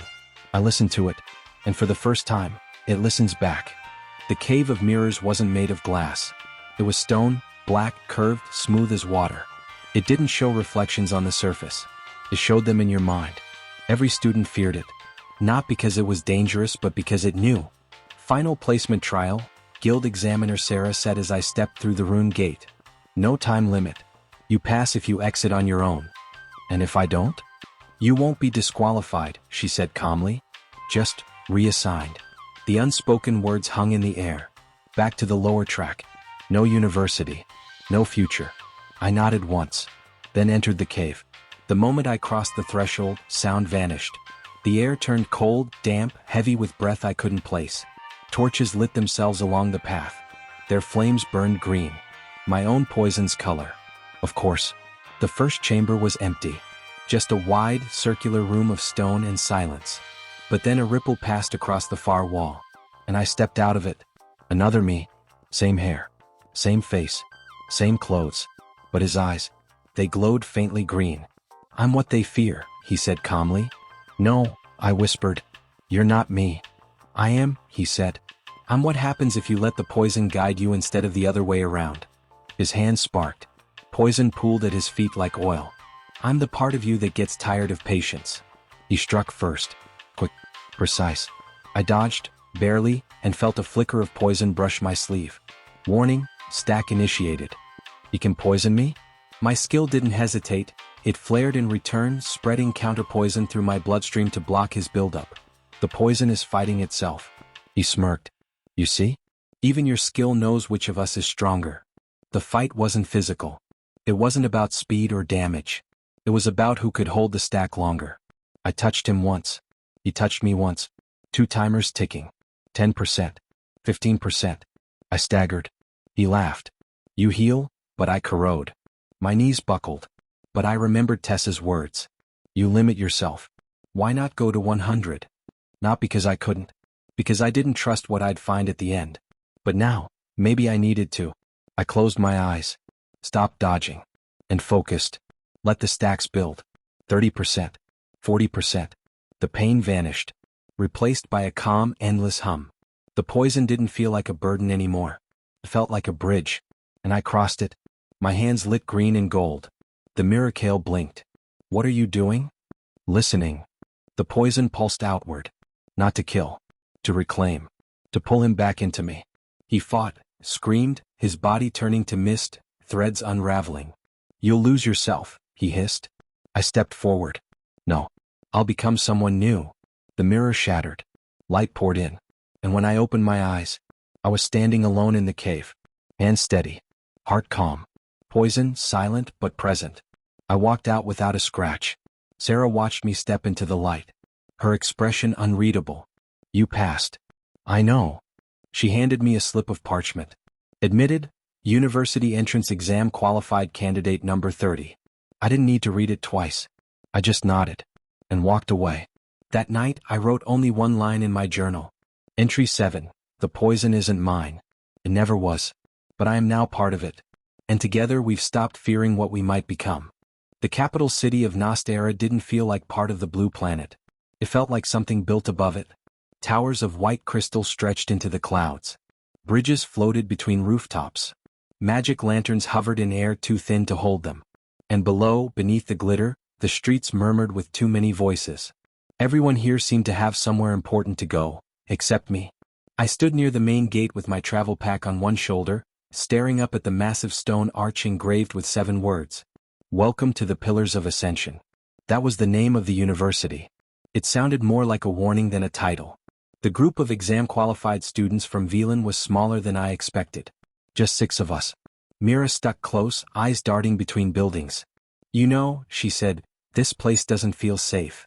It's the most secure city in the Northern Territories, I replied. That's not what I mean. I understood. There was something underneath the magic here. A hum in the air. A pulse in the ground. My poison was quiet, but alert. Like it remembered something I didn't. We were housed in Guild Dormitory West, a temporary structure built into the lower terrace of the university plateau. Simple beds. Shared hallways. Cold water only. Not that I cared. The real test would begin in 2 days. Until then we were free to explore. But not unsupervised. On the second night a letter arrived. Slid under my door. Unmarked. Kale Duran. There is someone in the research ring who has studied your skill before you ever awakened it. Come to Hall 7 at moonrise. Come alone. I read it 3 times. Mira saw my face as I folded the letter.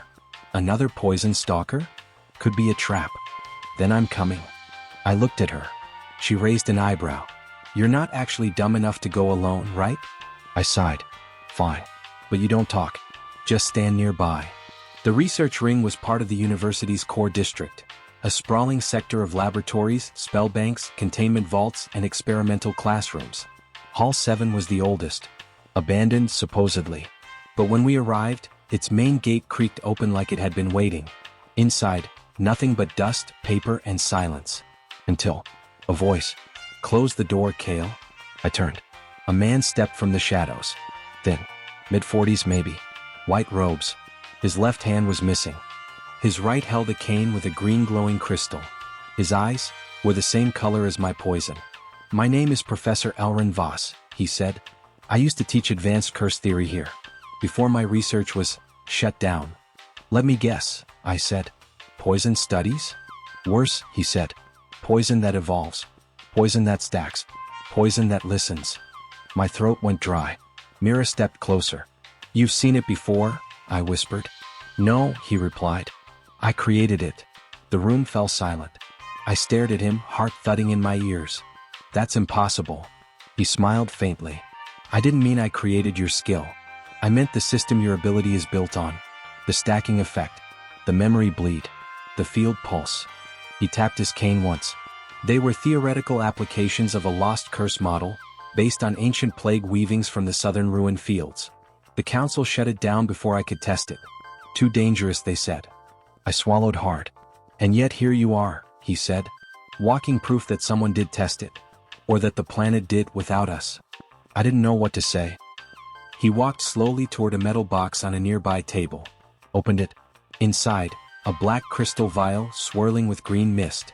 Your poison isn't unique, Kale, he said. It's returning. He held out the vial. This is what it looked like the last time it lived. Take it, study it, or destroy it. But whatever you do, don't pretend you're in control anymore. We left without speaking. Not until we were outside walking beneath the moonlit bridges did Mira finally say, "So, that's not terrifying at all." I looked down at the vial. The poison inside pulsed once. Alive. That night I didn't sleep. Instead, I placed the vial beside my journal. And wrote, Entry 8. I'm not the origin. I'm the echo. The poison has existed before. It remembers what it was. And now, I do too. Tomorrow is the entrance exam. But tonight I made peace with one truth. I'm not the first. But I might be the last. The entrance exam began at sunrise. 200 students. 10 regions. 30 seats. 3 stages. We stood in the stone-floored rotunda of the trial hall, beneath stained glass domes and glowing runes. Instructors in silver robes moved between us like ghosts, calling names, checking records, marking bands. Mira stood beside me, her fingers twitching. Whatever they throw at us, she muttered, we don't split up. Agreed. Then a chime rang across the ceiling. The exam had started. Stage 1, the veil grid. The gates opened. We were ushered through shimmering partitions of light, one at a time, separated from our teams. I was led into a small octagonal chamber, cold and dark, lit only by a pulsing glyph in the center of the floor. A voice echoed from the ceiling. Stage 1, Magic Source Suppression Trial. Your skill has been temporarily blocked. Survive for 8 minutes against a summoned threat. Begin. My heart dropped. Blocked? I looked down at my hands. Nothing. No hum. No glow. No poison. A rift opened across the far wall. From it emerged a creature of twisted bark and steel, its eyes burning like furnace coals. A low-tier construct, something I could normally poison and outlast. But not today. Not now. I ran. Dodged the first slam of its arm. It chased me around the narrow arena, slow but relentless. Every instinct screamed to reach for my power, to tap the rhythm that had become second nature. But there was nothing there. No stack. No healing. No voice. I remembered Alden's words. You're not your skill. You're what survives without it. So I stopped running. And started thinking. The glyph at the center. That's where the suppression came from. I ran toward it. The construct followed. I jumped over the rune, just as the construct's foot landed on it. The rune shimmered. The rune flickered. And in the flicker I felt it. A flicker of green. Poison, 1%. I dove backward, touched my wrist, focused everything. The poison surged back into my blood, slow, shaky, unstable. But present. The construct turned. I touched its arm. 2%. 3%. It stumbled. The suppression field flickered again. It had been calibrated to suppress me, but not it. And now that it was inside the field, it was working against itself. I circled it, waiting for openings. 5%. 7%. The construct cracked. Shuddered. Collapsed. The lights dimmed. The voice returned. Stage 1 cleared. When I stepped out, the test marshals barely looked at me. But one instructor, tall, broad-shouldered, eyes too calm, met my gaze and nodded once. He knew. Someone had set that trial up to fail me. And I passed anyway. Outside the trial chamber, Mira caught up to me. They isolated you too? Blocked my poison. Her jaw tightened. Someone scared of what you can do. Then they should be. That night I opened my journal. Entry 9, they tried to cut off my voice. But I remembered how to speak. The poison is part of me, but I am not helpless without it. And next time, I won't just survive. I'll teach them what fear really looks like. Stage 3 wasn't announced. It wasn't explained. We were told one thing. A gate will open. A dungeon will begin. The first 30 students to return alive will qualify. No ranks. No scores. Just survival. We stood at the edge of a circular portal, glowing like a sunken moon. Around us, nearly 80 students remained, those who passed the first 2 trials. I glanced at Mira. She was calm, focused. Firelight danced under her skin. We nodded once. No promises, just trust. The gate opened, and the ground dropped out from under us. We landed in a twisted valley of thorns and ash. The sky was a ceiling of roots. The earth groaned like it remembered pain. Dungeon type: wild infiltration, tier B. Threats: blight beasts, echo serpents, organic corruption. Extraction: manual return via core stone. Translation: fight your way in, get the key, fight your way out. I felt the poison stir the moment my boots hit the ground. I wanted this. Not in hunger. In purpose. We moved fast. No time to hide. Groups split in every direction. Some went alone. Others formed temporary teams. Mira and I stayed together. We ran through tunnels of bone root and bleeding moss. Fought off twitching barkellings that snapped like traps. I poisoned their cores. Mira burned the husks. For the first time, we didn't just survive a dungeon. We flowed through it, until we found the core. A stone floating above a root altar, shimmering red, guarded by something massive. An echo serpent, black and silver, its skin humming with sound. It was blind, but it heard everything. We stilled. If it heard us breathe, it would strike. Mira whispered, "I'll distract it. You go for the stone." No. I stepped forward and placed my hand on the ground. Poison, field spread. It flowed across the roots, up the walls. Silent. Not a strike. A suggestion. A hum that matched the serpent's own. His body twitched, then slowed. It curled in on itself, lulled by the rhythm. Not asleep. Not dead. Just still. I moved. Snatched the stone. The serpent's eye slid it open. Too late. We ran. On the way out, we saw others fighting. Falling. One team cornered by corruption vines. Another student bleeding out against the wall. I stopped. Mira did too. "They didn't make it to the stone," she said. "But they can still get out." We moved again. Helped two up. Pulled another out of a root trap. Gave one a spare charm. Didn't say a word. Just help.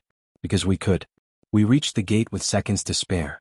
31 students were ahead of us. But one was too weak to walk through. I pressed my palm to her shoulder. Gave her a pulse of healing.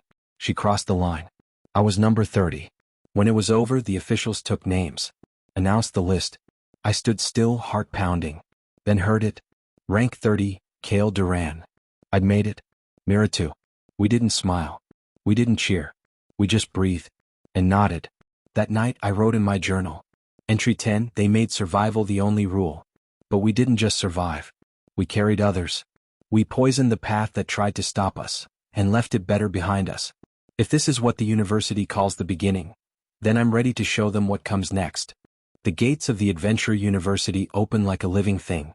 Not with ceremony or fanfare, just a slow, silent blooming of stone and light. A curved arch lined with thorns of crystal. A single phrase carved at its peak. Growth requires wounds. They called this place the Academy of Thorns. Now I knew why. We were led through a marble corridor into the orientation atrium, a hall so wide it echoed even the quietest breath. Dozens of new students filed in, all ranked top 30 from their home academies. Some had come from mountain cities. Others from fortress towers.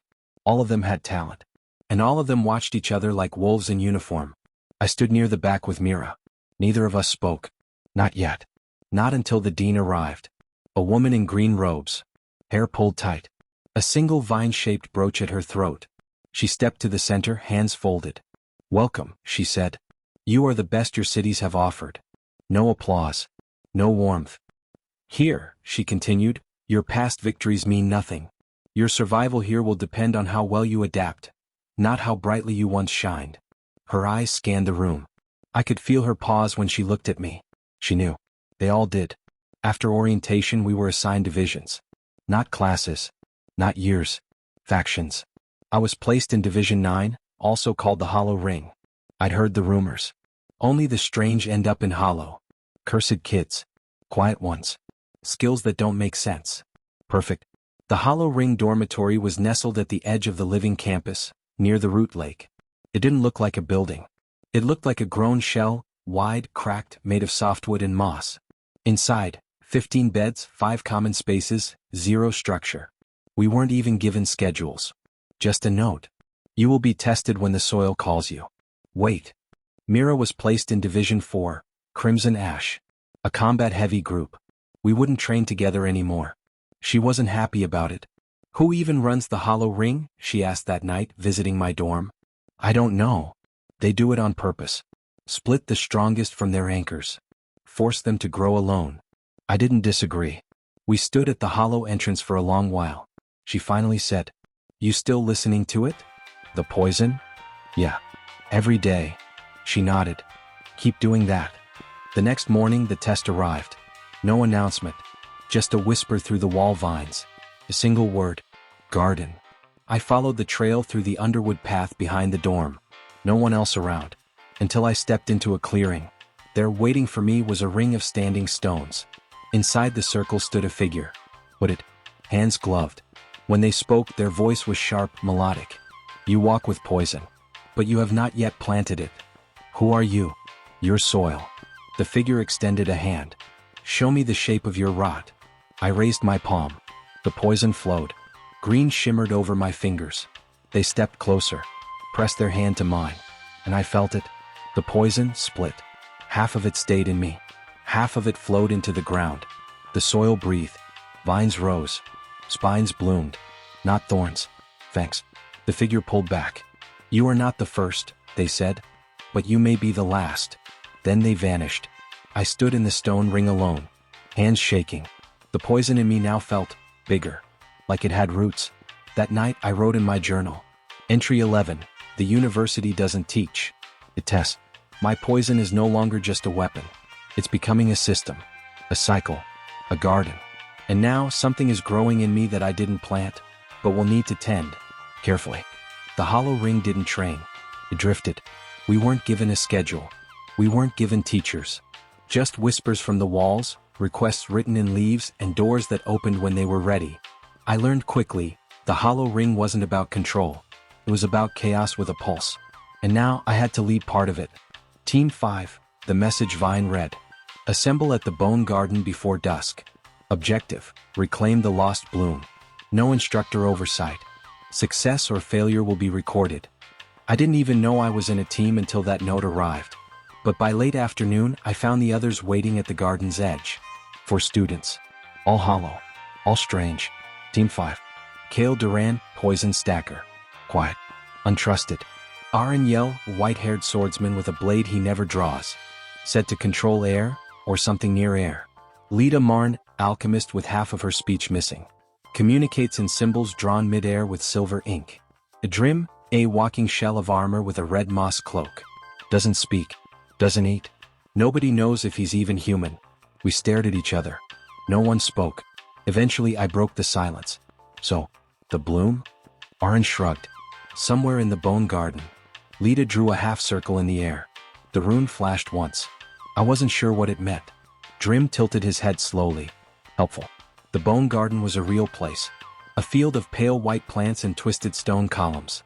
Rumor said the soil beneath it was made from the remains of failed experiments. And something about it felt wrong. The moment we stepped in, my poison stirred. Resisted. Almost like the ground itself had anti-memory. No root. No echo. No stack. It was the first place since my awakening where the poison felt unwelcome. We found the bloom near the center. A black flower made of glinting glass petals, growing from a split rib bone. It pulsed faintly like a heartbeat. That's when the roots moved. A mass of tendrils rose from the soil, shrieking in dry bursts. They weren't monsters. They were memories that rejected memory, things pulled from experiments that didn't want to exist anymore. They lunged. Lita tossed a vial, it sizzled midair, splashing dust. Useless. Aaron drew his blade 1 inch, air around us flexed, but then he let go. No wind here, he muttered. It's dead. Drim stepped forward, shield up. I touched the ground. Forced my poison into the soil. It hissed. Rejected. But I didn't pull back. Instead I whispered, "If you won't let me grow, then let me rot with you." And the poison changed. Not into healing. Not into damage. Into understanding. A new type of stack. Decay, an infection that fed not on life but denial. The roots cracked. Split. Withered into gray dust. The garden trembled, and the flower bloomed black. Drim stepped forward and picked it up. Aaron blinked. That's it. Lita nodded, tracing a spiral. We left without speaking. Later that night, a message vine whispered the results. Team 5, success. Decay stack variant confirmed. Entry logged. Poison system adapting. I sat beneath the hollow ring's ceiling of roots and opened my journal. Entry 12, The poison doesn't need approval. It just needs to be told the truth. Even places that reject memory have cracks. And if memory can't bloom, then decay will feed it from underneath. This power isn't always beautiful, but it's patient. And now it's learning to listen even when the world tries to forget. The invitation came on paper I couldn't touch. I mean that literally. It was laced with venom ink, folded into itself like a sealed fong. The moment I opened it, a message burned into the air. To Kale Duran. You are formally invited to the Symposium of Venoms, held under University Rule 17. Attendance is not mandatory, but absence will be recorded. Topic: Evolving Contagions and Their Ethical Containment.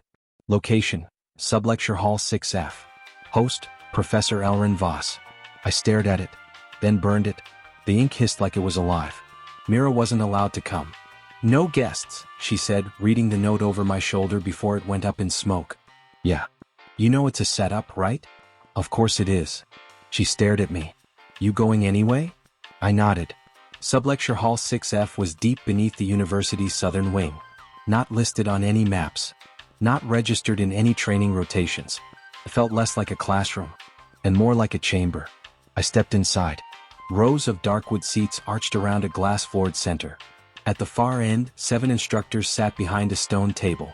Among them, Elrin Voss, the one-handed poison theorist with the vial I still hadn't opened. He nodded faintly as I entered. No one else was seated. Because no one else was invited. This was never a lecture. This was a hearing. One of the other professors, a woman with iron-gray hair and gold-rimmed eyes, leaned forward. Kale Duran, she said, not smiling, you are currently the sole student recorded to carry a live-adapting stacking effect, capable of damage, healing, decay, and now contagion. Is that correct? Yes. Have you studied its origin? No. I've lived it. She ignored that. Do you understand that abilities like yours were once classified as unstable soulcraft anomalies? I hesitated. Professor Voss told me it was a failed curse system. Not failed, she corrected. Buried. For good reason. They didn't ask me questions after that. They asked my skill. They scanned my hands with ether light. Recorded pulse rates. Watched my body as they activated field pressure around me. I didn't resist. Until they brought out the cutting circle. A ring of crystal blades meant for dissection without contact. Professor Voss stepped forward. His voice was softer than the others. We need to see how the stack responds when split. I clenched my fist. And if it doesn't respond? Then it's harmless, he said. And you'll be cleared. They placed my hand in the ring. I didn't move. The first cut came shallow. A line across my palm. My poison responded, but not with attack. With a hum. A pull. A thread of light that slipped into the circle and began rewriting the rune array beneath it. The machine shuddered. The blades folded inward. And the dissection ring turned black. Voss stepped back. It's protecting you. The woman at the table whispered, no. It's learning. The hearing ended early. They let me walk out on my own. But not before sliding a sealed envelope into my hand. Voss looked at me as I left. This wasn't a trap, Kale. It was a warning. For them. Not you. Later in my dorm I opened the envelope. Inside was a message. Handwritten. Only 5 words. You are not alone anymore. And beneath it, a map. Not of the university. But of somewhere else. A region marked deep beneath the surface. Labeled in ancient glyphs. The archive route. I opened my journal. Entry 13, they tried to dissect it. Instead, the poison taught them a lesson. It doesn't just defend. It rewrites the rules around it. Whatever this archive route is, the poison already knows. And now it wants me to go there. I left after midnight. No one saw me go. I told Mira I was going to study in one of the back gardens. That wasn't a lie. I just didn't tell her which one. The archive route wasn't part of any university schematic. It existed beneath the mapped levels. Beneath the crypt classrooms. Beneath the poison vault. Past a sealed stair that hadn't been touched in decades. The map from the envelope showed the way, but the poison in me confirmed each step. It pulsed when I was close. Like it had been here before. Like it was coming home. I reached the door just before dawn. A massive slab of dark stone, covered in vines that pulsed like veins. No lock. No handle. Just an inscription across the top, barely readable under the moss. Where poison first remembered itself. I reached out. The vines slid back. The door opened. Inside was quiet. A curved chamber half collapsed. shelves carved from root stone, glass tubes along the walls most shattered. The floor was covered in a thin layer of dust and dead spores. But the center was clear.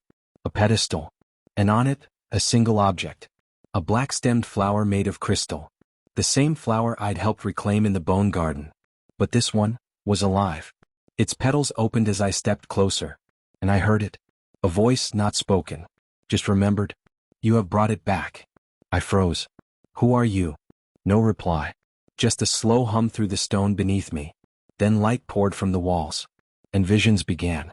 I saw hands. Old hands. Carving runes into bark. Filling vials with green flame. Feeding poison into stone. Testing it. Naming it. Then forgetting it. On purpose. They sealed us beneath the garden. Too afraid to prune us properly. I staggered back. The poison in my body shimmered outward, forming green threads through the air. The flower pulsed again. You are not the first carrier. But you may be the first to ask what we want. What do you want? Not death. Not pain. We want to be remembered. Fully. Not feared. Not erased. I dropped to one knee, heart pounding. What am I supposed to do? Grow. But do not forget the root. The light faded. The flower closed. And at its base something clicked open. A drawer. Inside, a book. Wrapped in mossed cloth. Real. Not memory. I opened it slowly. Inside were diagrams. Stack structures. Rot cycles. Healing conversions. And one final phrase written at the end. The poison does not bloom alone. I left the archive before sunrise. No alarms triggered. No watchers stirred. But as I crossed the last hallway back toward the surface, I felt someone following me. I turned. No one there. Just the faint sound of breathing. Slow. What? Waiting. I wrote in my journal that morning. Entry 14. The poison remembers everything, except who wrote the first story. I found part of it tonight. And now I carry it. Not to destroy. Not to fight. But to remember it right. Even if the university won't. And somewhere, something else remembers me now too. And it's not done watching. By sunrise, everything had changed. Not because I made an announcement. Not because I told anyone what I found beneath the university. But because the poison didn't stay silent. It left traces in the walls. Faint vines along the stone. Flickers of memory where I stepped. And someone followed them. The first one approached me in the east corridor near the study garden. She was younger than me, barely into her first university cycle. A hollow ring student I didn't recognize. She bowed slightly. Are you the root bearer? I blinked. What? She raised her hand. On her wrist was a green thread. A mark. Something that looked eerily like a stacked pattern, but etched into skin like a tattoo. I saw the vines, she said. They whispered. They told me you found the core. I didn't tell anyone that. I know. The poison told us. More came in the following days. One by one. Students from Hollow. A few from Crimson Ash. Even one from the Clockwell division, where memory users trained. They came with questions. And with belief. Can you teach me to hear it? Will your poison grow in us too? What did the flower show you? I didn't know how to answer. Because I hadn't planned to be a symbol. I was just trying to understand what lived inside me. But they already saw something else. A few started calling themselves the Tenders. A joke at first, then serious. They wore black thread bands around their left hands. They followed the paths my poison left behind. They claimed the vines in the walls hummed differently now. I didn't deny it, because part of me heard it too. Mira found me late that week near the root lake. She sat beside me on the dock, looking out over the glowing moss water. So, you're a cult leader now. I'm not. They're calling you the root bearer. I didn't ask them to. She was quiet for a moment. Then said, are they wrong? I didn't answer right away. Eventually I said, I'm just the one who listened first. She smirked. Well, that's how most cults start. Professor Alden summoned me the next day. He stood near his window with a report in hand. Do you know what this says? No. It says 5 Hollow students have dropped their coursework to begin root studies under you. I haven't accepted them. They don't care. He set the paper down. You've started something, Kale. Whether you meant to or not. I stayed silent. Alden looked at me, long and steady. There's a difference between power and myth. You're stepping into the second. That night, I sat in my dorm and stared at the old book from the archive route. The final page glowed faintly now. New ink. A sentence that hadn't been there before. The bloom is not born in solitude. It waits for the ones who carry it willingly. I opened my journal. Entry 15, I never asked to be followed. But maybe this poison was never meant to stay inside one person. Maybe it was always a root system, spreading beneath the surface, waiting for someone to say yes. I'm not sure what I'm becoming. But whatever it isn't just mine anymore. I hadn't seen Riven in 3 days. He wasn't my friend. Not exactly. Just one of the quieter Hollow Ring students. A second year. Kept to himself. Asked smart questions during training, stayed after to listen to the root lines in the walls. But he was always there. Until now. The first sign something was wrong came with the vines. Thin. Sure. Sprouting along the hallway between the hollow dormitory and the root stair. Not wild vines, poison ones. My kind. Except I hadn't planted them. Professor Alden found me that morning. He didn't knock. Just stood at the door, arms folded, expression tight. You need to see this, he said. We followed the trail through the lower corridor. Down 2 levels. Past the sealed gate marked restricted. Inside, a breach. The root wall had split open. Behind it, a tunnel. Natural but not. Moss-covered stone. Vines twisted like nerves. The air tasted like copper and salt. It led into the underpath, the hidden system of tunnels beneath the university no student was supposed to know about. Guild scouts won't enter, Alden said. They don't trust it.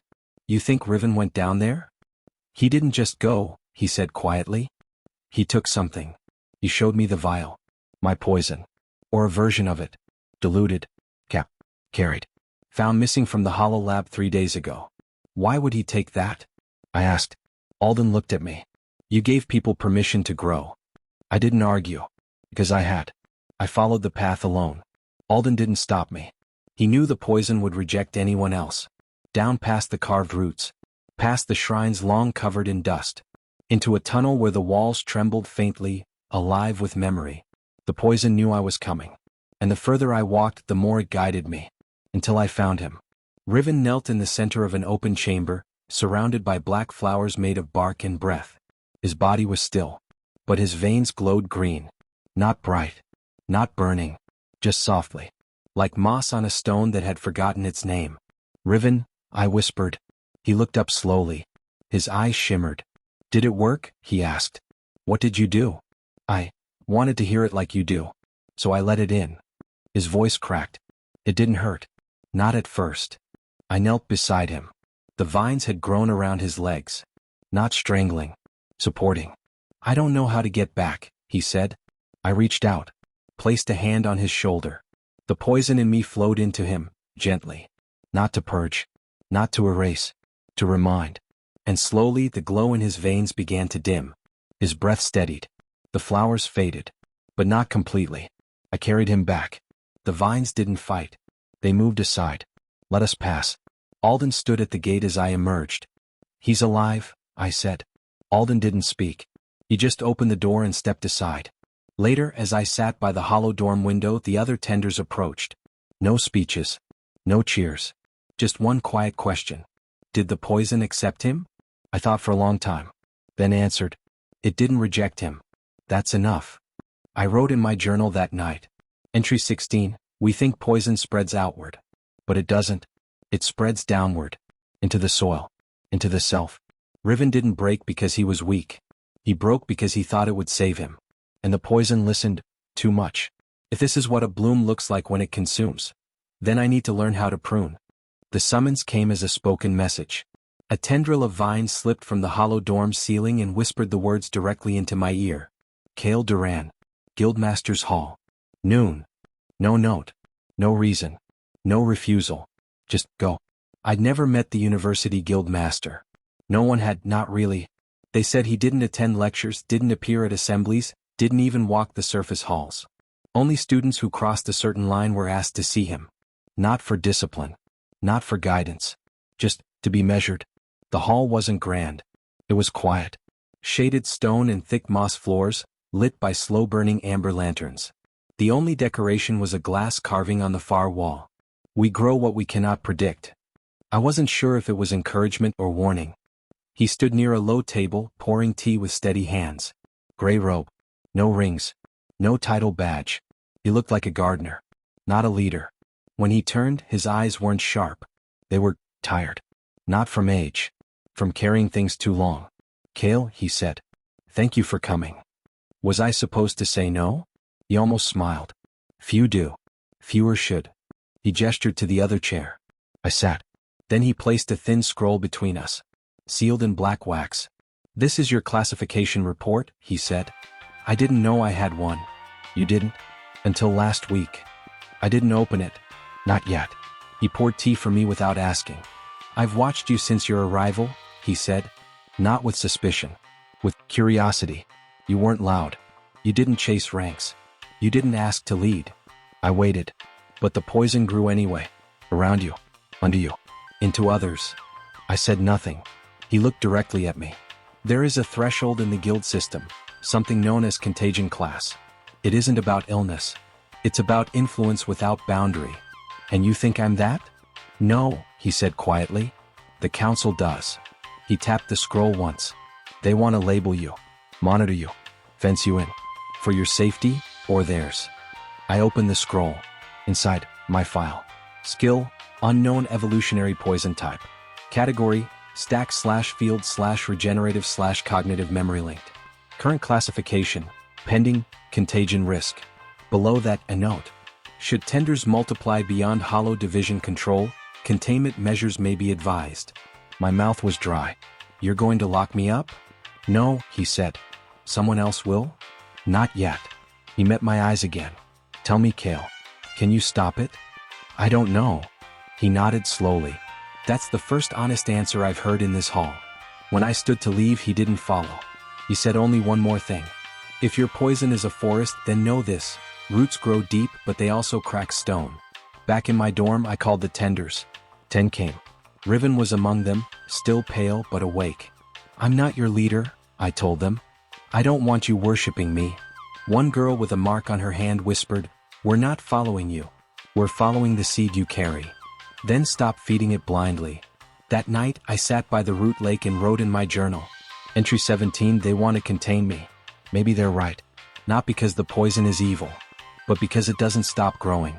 I don't think in limits anymore, and neither does it. If this is a forest, then I have to become the one who decides what grows, and what gets cut down. It started with a pulse in my chest. Not pain, not fear, just wrong. Like something I'd planted had been yanked up, roots first. The poison flared. Not violently, just wary. I followed it down.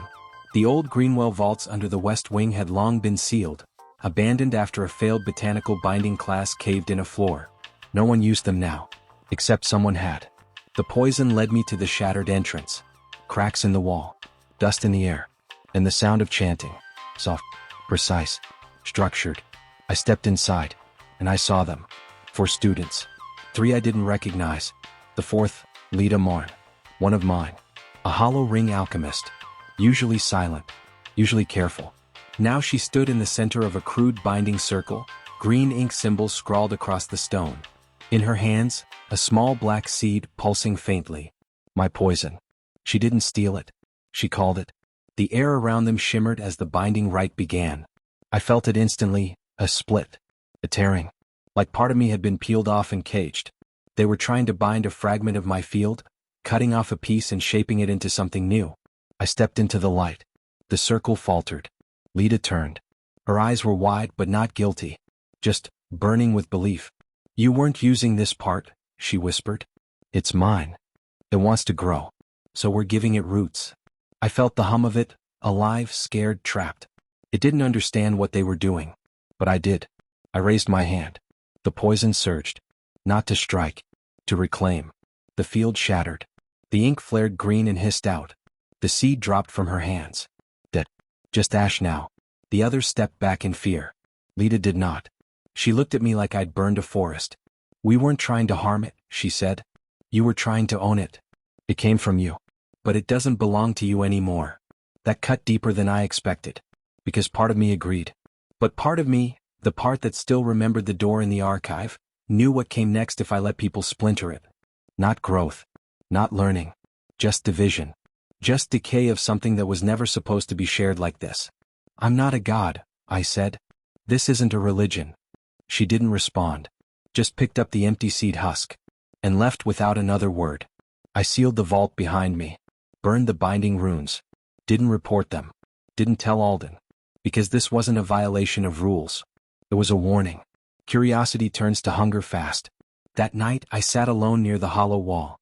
The poison in me was quiet again. Not angry, just shaken. Like it knew now for the first time that it could be taken. I wrote in my journal. Entry 18. It's not just about who listens. It's about who understands what they're hearing. Power wants to move. But if you tear off a branch without tending the root, you get something twisted. Something afraid. I thought I was the only one strong enough to carry this. I was wrong. But I might be the only one who knows how not to break it. The invitation wasn't delivered by hand. It grew. From a single thorn sprouting out of my desk. The letter uncurled itself like a leaf. To Cale Duran. You are hereby invited to sit as an external voice on the university's Inner Bloom Research Council. Topic: Evolving field class abilities and root-borne memory structures. One condition. A vow of containment. The council recognizes your skill as active growth. It must not be allowed to spread beyond the hollow division unless approved. No signature. Just the university seal burned into the bottom corner, still warm to the touch. I brought the letter to Professor Alden that evening. He read it in silence. Then set it down and said, "They're afraid of you." I know. This is a leash. I know that too. He leaned back, hands folded. But it's a leash with keys to every locked door in the university. Join this council and you'll be able to walk through walls no one else can. Influence policy. Protect your tenders. Study the poison with full clearance. And in exchange? You stop growing where they can't see. Later I found Mira by the root lake. She was training with a new blade, a short-handled scythe shaped like a crescent flame. "Let me guess," she said without turning. "The council wants your thorns trimmed. They want a vow. To stop spreading? Unless they say otherwise." She shook her head. "That's not a compromise. That's farming. They want to crop you." I sat beside her in the moss. "I don't know what the right call is." She lowered the blade and looked at me. "You already made it. The moment you started healing others, letting them carry the poison. You chose freedom. Now you just have to decide if you're still brave enough to hold to it." The council met under the grand green light dome. 7 chairs. 6 filled. The 7th was mine. I didn't sit in it. I stood and said, "I'm not here to be caged politely. You want my insight, you get it? But I won't take a vow to stop growing something I don't fully control, and neither should you." Silence. One of the professors leaned forward. "Then you will be recorded as unbound. And the university will not protect you if the poison turns volatile." I nodded once. I didn't ask for protection. After the session, Elrin Voss found me in the outer hall. "You refused. You expected me not to?" "I hoped," he said. "But I also hoped you would ask for the original root sample." I turned sharply. "What?" He smiled faintly. "The one they sealed away long before your time. The first poison bloom." "Where is it?" His smile didn't waver. "Where no one looks anymore, under the medical wing." That night I didn't sleep. I just stared at the vines on the hollow dorm wall. They hadn't grown since I came back. They were waiting for what came next. I wrote in my journal. Entry 19, they want a version of me that fits their system. Predictable. Contained. Measured. But poison doesn't grow by permission. It grows by need. And mine hasn't stopped breathing. The first bloom is still alive. I need to meet it. Not to stop it. To understand what I might become. The medical wing was quiet at midnight. Not asleep, just pretending. The halls hummed with enchantments meant to soothe pain, not protect secrets. But I wasn't looking for a cure. I was following a memory. One the poison had shown me weeks ago, curled at the edge of the archive route. A door that never opened. Until now. I passed through the 3rd floor. Past treatment rooms. Past herb labs. Past the hospice wall lined with spell-fed ivy. Then I found it. A plain panel marked only by a glyph that blinked once as I stepped near. The vines on my arm lit in reply. And the wall folded open.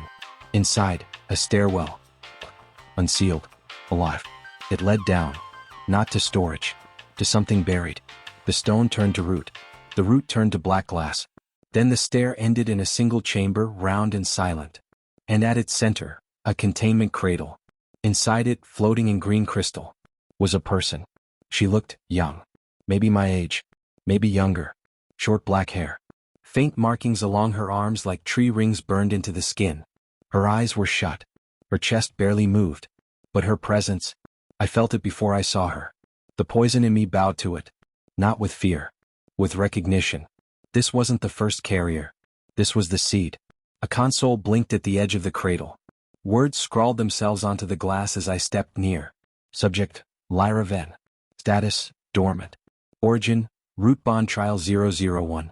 Classification, terminated project, memory carrier type. Time asleep, 47 years. Observation status, passive. Do not engage unless resonance accepted. The moment I reached out, the crystal pulsed. Green, gold, black. The same colors I'd seen in every bloom, every fight, every dream. Her eyes opened. Not wide, just enough. Her lips didn't move. But I heard her in my chest. You came from the surface. Yes. The poison reached you. I carry it now. Then it's working. She floated up, then stepped softly out of the cradle. Her feet never touched the ground. Not quite. She was more echo than person now. But still, human. Still host. I need to know, I said, what this power really is. She tilted her head. It's a memory, she said. Not of death. Of everything that refused to be forgotten. Her voice was calm. Dreamlike. They tried to bury us here. Not to kill the poison, but to kill its story. And you brought it back. The room shivered. I felt it again. Roots moving. Above us. Across the academy. The poison was waking. And it wasn't just mine anymore. Lyra stepped closer. Will you carry it further? She asked. It's not safe. No, she said. But it's true. She touched my hand. The vines on my arm glowed. And a new thread braided itself through my skin. Not green. Not gold. Silver. A signal. A memory I hadn't earned, yet. She sat again in the cradle. Closed her eyes. And whispered. We're never just one bloom. We're the forest that remembers it. The crystal sealed around her once more. And the door opened behind me. I walked back to the surface before dawn. And all around me, the walls of the university were sprouting faint green threads. Not dangerous. Just visible. A message. To anyone who had eyes. That morning I wrote in my journal. Entry 20, I met the first. She wasn't a monster. She was a vessel. Not made to conquer but to carry. The poison didn't choose her to fight. It chose her to remember. And now, I'm not alone in that. I don't know what happens next. But I do know this. Whatever comes, it won't bloom quietly. The academy didn't notice it all at once. It began at the corners of things. Stone railings near the north dorms grew faint veins of silver-green moss, too thin to scrape off, too wet to burn. The rune walls in the central hall flickered softly at dawn, glyphs dimming as if squinting in thought. A student whispered that her study charm had started breathing. A professor found his reflection blinking before he did. The official reports called it atmospheric drift. Unstable magic from a botched containment seal. Temporary. Harmless. I knew better. Because I had walked back from the root. Because Lina Marveil had looked at me like someone waiting for their own echo. Because the silver thread was still coiled in my arm. Still warm. Still listening. I didn't go to class that day. Not because I wanted to skip. Because I couldn't fold myself back into the old rhythm. Lecture. Fold. Recite. Forget. That cycle no longer fit. My thoughts had root systems now. And they were reaching. I walked the outer terrace past the observatory ruins. The edge overlooked the academy's garden canopy. What used to be neatly clipped vines and curated crystal flora now sprawled slightly wider, deeper, older. Everything was growing without permission. And it wasn't chaos. It was memory. Returning. Not as fact. As presence. A soft voice spoke from the bench behind me. You're the one with the scar. I turned. A girl I hadn't met before. Short hair. Pale coat. Gloves even though it was warm. Her eyes shimmered, not with power but with questions she hadn't found a home for yet. Excuse me? She pointed to my arm. The vine pattern. On your skin. I hesitated. Then nodded. She looked relieved. I saw it on the archive mirror 2 nights ago. It blinked silver. I blinked. The mirror blinked? She nodded again. I didn't tell anyone. I just sat there. It felt like it was watching with me. Not watching me. I exhaled slowly. You're sensitive. She lowered her eyes. That's what they said when I couldn't hold glyph form for more than 3 seconds. I smiled gently. No. That's what they say when someone hears things before the spell decides to explain itself. She looked up and smiled back. I'm Callan, she said. I nodded. You should come to the library garden tonight. She tilted her head. Why? I looked out over the root-spreading skyline. Because the forest remembers you. That night, we met at the edge of the old garden. No one used it anymore. It was too overgrown. Too wild. Too full of half-magic plants that didn't respond to pruning the way the charm keepers wanted. But I didn't come to cut. I came to listen. Callan followed me in silence. The garden air was dense, humming with slow intention. As we passed beneath the overgrown arch of branch-like trees, the silver thread in my arm pulsed. Just once. The ground beneath us shifted. Not physically. Resonantly. The root remembered me. It also noticed her.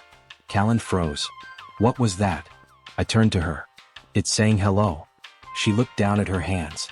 I haven't been greeted by magic in a long time. I reached out gently. Pressed my palm to a knot of black glass bark. The same pattern from Lyra's cradle chamber shimmered faintly. A circle. Incomplete. Open. You have now. We sat near the center of the old garden. Callan traced patterns in the moss. I watched the vines lean toward her without touching. They knew. She glanced at me. So who was she? Lyra? She nodded. The first host. The first memory? I thought for a long moment. She was the first to carry it without trying to fix it. Callan was quiet. Then said, that's what the professors don't understand. This isn't something you solve. I nodded. It's something you let happen. The vines around the garden stirred. One by one, the stone markers near the roots blinked. Green. Then gold. Then faint silver. I'd seen this before. In dreams. In the fight with the bloom that nearly broke my thread. In the chamber where Lyra waited, sealed again in soft crystal. This wasn't infection. This wasn't corruption. This was a return. A story that had been waiting too long for someone to believe it wasn't dangerous just because it didn't end. Callan whispered, "Can I touch it?" I nodded. Not to control it. Just to say I see you. She reached forward. Placed one gloved finger on the moss. And the garden sighed. The entire canopy shifted. Branches above us bent. Light passed through the leaves in a soft spiral. And I heard Lyra's voice. Not in my head. Not from my thread. But in the garden itself. She's ready? Callan looked up sharply. What was that? I looked at her. You're not alone anymore. By dawn the garden had changed. Nothing obvious. But everything softer. The paths curved where they used to grid. The flowers bloomed where no seeds had been planted. The roots hummed quietly. And the air whispered not with warning, but with recognition. Back in my room I washed my arm. The vines didn't fade. But something new shimmered beneath them. The silver thread. It had started to weave outward now. Not aggressively. Just forward. Like it had found its path again. Like I had. I breathed in. And said aloud, I'll carry it. Even if no one believed me. Even if they sealed the doors again. Even if the academy tried to prune the truth. Because I had seen Lyra wake. Because I had heard the roots move. Because I was no longer the only one listening. And somewhere beneath all of it, I knew. The poison wasn't the danger. The danger was what they tried to bury with it. By morning the garden had closed. Not locked. Not sealed. Just folded inward. The old archway where Callan and I had entered was now covered in thick trailing vine. Pale leaves draped across the opening like soft warning signs. No glyphs. No guards. Just growth. And a feeling. Anyone who stood too close would sense it. A hush. Not silence. A stillness that asked politely, Are you sure? And most turned away. Because the root didn't forbid you. It asked if you were ready to carry what it remembered.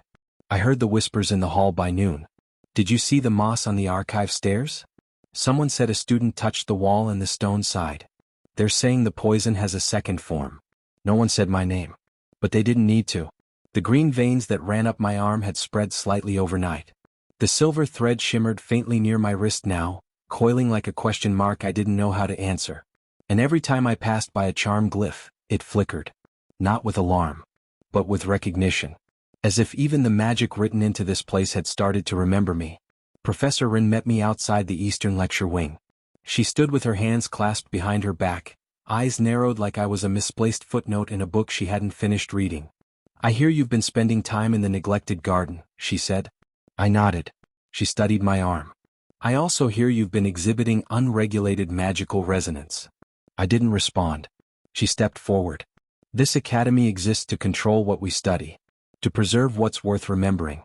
Not to carry everything that ever sprouted in grief. That word struck. Grief. She'd said it like it was rot. Not soil. I met her gaze. Maybe the things we buried in grief are the only things that still want to be remembered. Her lips thinned. You're not the first student who thought memory was more important than mastery. I'm not trying to be first, I said. I'm trying not to be the last. That night, the garden opened again. Only a little. Enough for Callan to slip through. She met me near the spiral flower bed, where no flowers had ever grown until last week. Now pale blooms curved upward. Spiral-petaled. Quiet. Not ornamental. Intentional. She crouched beside one. They remember me. I nodded. They learned you. She touched the bloom with the back of her hand. They don't ask for proof. Just presence. That's all they've ever wanted. She looked up. Eyes bright, voice soft. How many others are we going to show this to? I didn't have an answer. But she stood anyway. I think we should let them find it. When they're ready. Over the next week, more students came. One at a time. None invited. Some lingered near the arch. Some left offerings. One girl sat in front of the vines and simply cried. The garden never opened fully. But the vines moved. Gently. Inhale. Exhale. Like it was breathing with us. But not everyone welcomed it. Professor Ren called a meeting with the other discipline leads. They used words like containment and disruption and root exposure violations. They sent 2 third-class warders to survey the garden perimeter. One left within 10 minutes. The other lingered, then quietly folded a small paper leaf and placed it at the base of the arch before walking away. No report was filed. On the 6th night, Lyra spoke to me again. Not in dreams. In the reflection of the old crystal basin, half buried in the south wing wall. I saw her standing inside it. Not floating. Just present. The echo of someone who had once been called an experiment. Now simply a beginning. Her voice was softer now. Not because it was fading. Because it had rooted. You're not leading them, she said. I know. You're not teaching them. I can't. You're simply walking ahead. I nodded. For now. She smiled faintly. Then said, be careful. Why? Because even forests frighten those who still think power comes from walls. The next morning, the garden sprouted outward. Only slightly. A single thread reached past the arch and curled along the outer stones of the archive wall. Not invasive. Not blooming. Just visible. It pulsed faintly at sunrise. Green. Then gold. Then silver. And those who felt it did not report it. They remembered it. In the cafeteria, someone left a folded leaf on the table. In the bath hall, steam coiled in spiral patterns before fading. A young instructor paused mid-lecture, blinked at the chalk in her hand and whispered, this lesson's already been grown. And didn't explain. Professor Rin returned that evening. This time with a sealing crew. Glyph tools. Black glass containment charms. Official robes. They stood outside the garden with formal posture, steady hands and scrolls lined in red. Callan saw them first. She tapped my arm. They're going to try to cut it off. I nodded. Let them. She blinked. What? I stepped to the arch. Knelt. Placed my palm on the stone just beneath the vines. And whispered, let them see what it means to remember without permission. The vines opened. Not wide. Just enough for the green thread to shimmer across the threshold. And from within, the garden sang. Not a melody. Not a spell. A memory. Of hands that touched without control. Of voices that whispered, I see you, to things no longer called useful. Of students who'd never been allowed to feel heard until something underground said yes. The air thickened. Not with danger. With truth. Ren stepped back. The sealing crew froze. Their glyph tools pulsed red. Then dimmed. The lead sealer whispered, it's not warded. It's listening. And the garden replied. By growing. Not in vines. In presence. Roots curled along the floor. Not grasping. Holding. And the wall behind them did not collapse. It opened. To something older than the academy. A passage. A pulse. A place that had never asked to be forgotten, but had survived being sealed anyway. Ren turned. But didn't speak. Because there was nothing in her doctrine that prepared her for a memory that looked back without asking to be believed. I stepped forward. Callan beside me. We didn't enter. We just remained. And behind us, the students didn't cheer. They didn't rebel. They listened. Because the forest was returning. Not as resistance. Not as uprising. but as the simple reminder that memory, once awakened, grows toward the light. Even when no one plants it. The garden didn't speak in words, but it answered. That night after the wall opened, it didn't pull us in. It revealed. Not a passage. A path. Stone beneath root. Root beneath memory. Memory beneath silence. No one ordered us forward. No charm flared. No glyph lit the way. Still we stepped in. Callan beside me. 3 others followed. Not bold. Not brave. Just ready. The arch closed behind us. Not sealed. Just returned to quiet. The tunnel beneath the academy felt less like a corridor and more like a pause. A place the world forgot to finish. Ceiling formed from entwined root and lightless crystal. Walls that pulsed gently as we walked. Slow, silver threads moving like echoes through the bark. None of it felt new. It felt remembered. As if the earth had been holding this shape for years, waiting for someone to return to it. No one spoke. Not out of fear. Out of reverence. Even the air tasted like old thought. Eventually the tunnel opened into a dome. Not large. Not grand. But honest. At its center, a basin. Dry. Surrounded by 13 pedestals, all cracked at the base. I recognized the symbol etched into the basin's rim. The same spiral that bloomed in my dreams. The same one on Lyra's cradle. The first spiral. Unclosed. Rooted in memory. Callan stepped forward and touched the edge. She gasped softly. It's warm. I nodded. It's listening. Another student, Ro I think, crouched beside one of the pedestals. There were names here once. Callan tilted her head. You mean people? Ro nodded. But someone etched over them. Scraped them clean. The 4th student, an older boy who rarely spoke, whispered, they weren't erased. We turned to him. They were buried. The moment he said it, the air thickened. And the basin stirred. No water. No spellfire. Just light. Memory light. Green. Gold. Black. Then silver. And in its center, images began to form.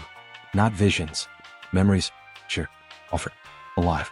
A younger Lyra, standing beneath the memory tree, hands bound in threadlight. A group of students surrounding her, some afraid, some in awe. A teacher stepping forward. Not to scold. To kneel. A voice. If this is poison, why does it make the forgotten bloom? Another. Because the realm doesn't fear danger. It fears what doesn't need it to survive. The image twisted. The garden burned. Root cut. The students scattered. One voice, Lyra's, rising above it all. You don't bury danger. You bury the proof that you couldn't control it. Then, darkness. A seal. 13 names, bound in black glass, folded into a chamber with no echo. And one word carved in desperation above the stone before the door closed. Remember. The basin dimmed. The silence returned. And I understood. This wasn't the first time a forest tried to grow here. This wasn't the first time the root spoke back. It was the second. Maybe the third. And every time someone sealed it. Not because it failed. Because it couldn't be claimed. We sat on the floor for hours after. No spells. No glyphs. Just breath. Even that felt like a kind of resistance now. Callan finally said what we were all thinking. They're going to try to bury it again. I nodded. But not in stone this time. In silence, she murmured. Yes. The 4th student, Ter, that was his name, asked, what do we do? I looked at the basin. I don't know yet. Ro whispered, but we have to remember. Yes. Even if the academy rejects it. Even if it marks us. Even if they call it poison again. We will remember. And that is what will grow. The wall reopened on its own when we returned. No one saw us exit. But they felt us. Something different in our walk. Not defiance. Not pride. Just presence. A way of walking that doesn't ask for permission to exist. The professors noticed. Not with suspicion. With unease. The kind that grows when something changes that you can't name. They began issuing scroll reminders. Reasserting charm protocols. Reinforcing archive silence hours. Politeness with structure underneath. Like scaffolding around a wall that had already cracked. They didn't stop us. But they began watching. Not just me now. Anyone who left flowers near the basin tree. Anyone whose charms hummed slightly off pattern. Anyone whose folds didn't close quite all the way. Anyone who let memory grow. The academy had always been about mastery. Control. Containment. Even their definition of history was curated. Threadbound. Ordered. But this memory, this forest, was not content with order. It grew sideways. It grew into questions.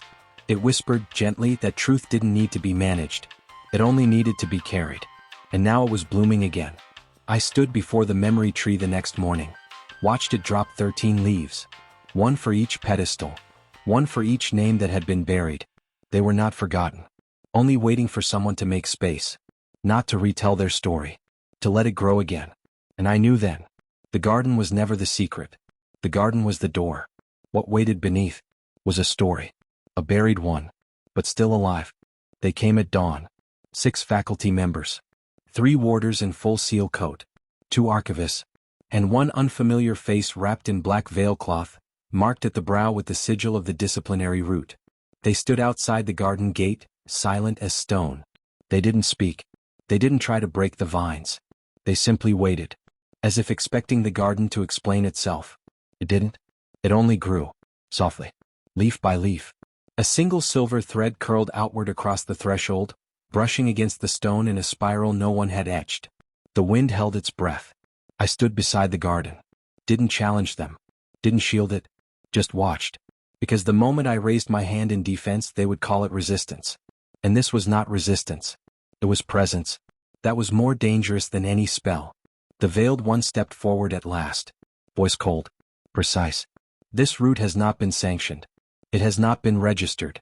Its energy signature contradicts the approved anchor lattice of the academy. I nodded. It wasn't grown by permission. She tilted her head. Then why was it allowed? I met her eyes through the veil. It wasn't allowed. It happened. The word hung there still warm. Still honest. She didn't like it. Professor Rin joined them moments later. She looked tired. But sharp. I'd seen that look before, right before a lesson turned into a warning. She stood beside the veiled figure. This is an institutional correction, she said, not looking at me. Not a punishment. Callan stepped from the arch behind me, silent as a second thought. They always say that when they're about to cut something living. Rin flinched, slightly, but didn't reply. The disciplinary root moved forward. She raised her hand, and the vines tightened. Not in fear. In preparation. The arch did not resist. It closed, softly. The vines folded inward, blocking the path. But not in defeat. In protection. The forest knew this was not its time to bloom again. Not yet. The warders stepped up. Set 4 silver seals along the outer wall. 1 at each corner. 1 pressed in the center. The garden did not fight. But the light inside it dimmed. Not gone. Just pulled inward. Breathing shallow. And every student watching from the courtyard felt it. Not anger. Not violence. But the kind of sorrow that makes the world too quiet. By midday, a decree was posted. The lower garden is temporarily inaccessible due to magical instability. Unauthorized engagement with overgrowth or echo threads may result in restriction of spell privileges. No mention of memory. No mention of the basin. Just instability. As if forgetting wasn't the true danger. Callan and I sat by the South Hall steps.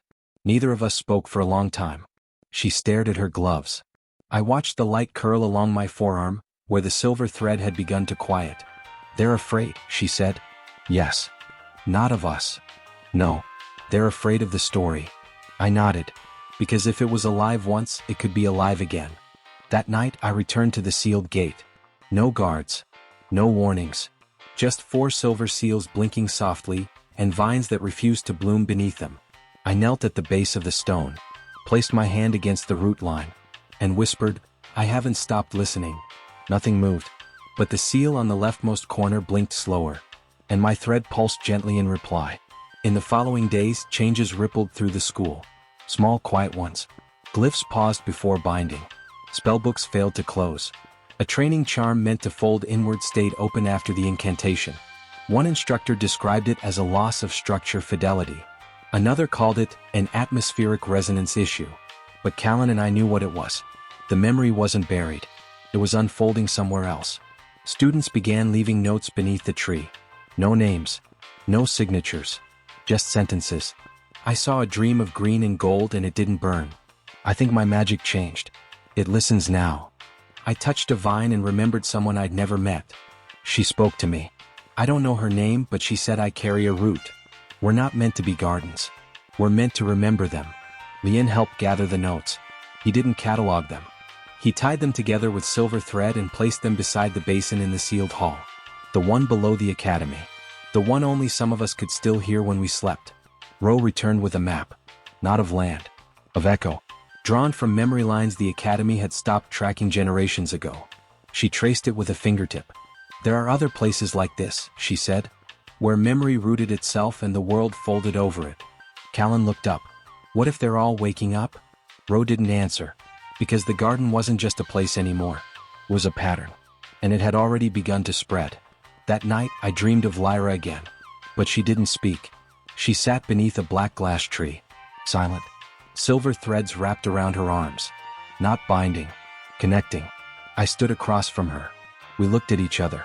And then, behind her, I saw the 13 pedestals again. Full. Not with names. But with presences. The buried weren't forgotten. They were waiting for return.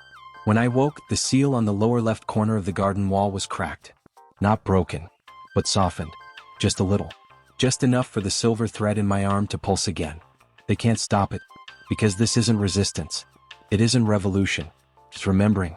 And memory doesn't need permission to bloom. The crack in the seal didn't widen. It waited. 3 days passed. Then 4. The academy returned to its routines. Classes continued. Warnings echoed through the corridors like tired wind. Professors lectured louder. Charms were practiced harder.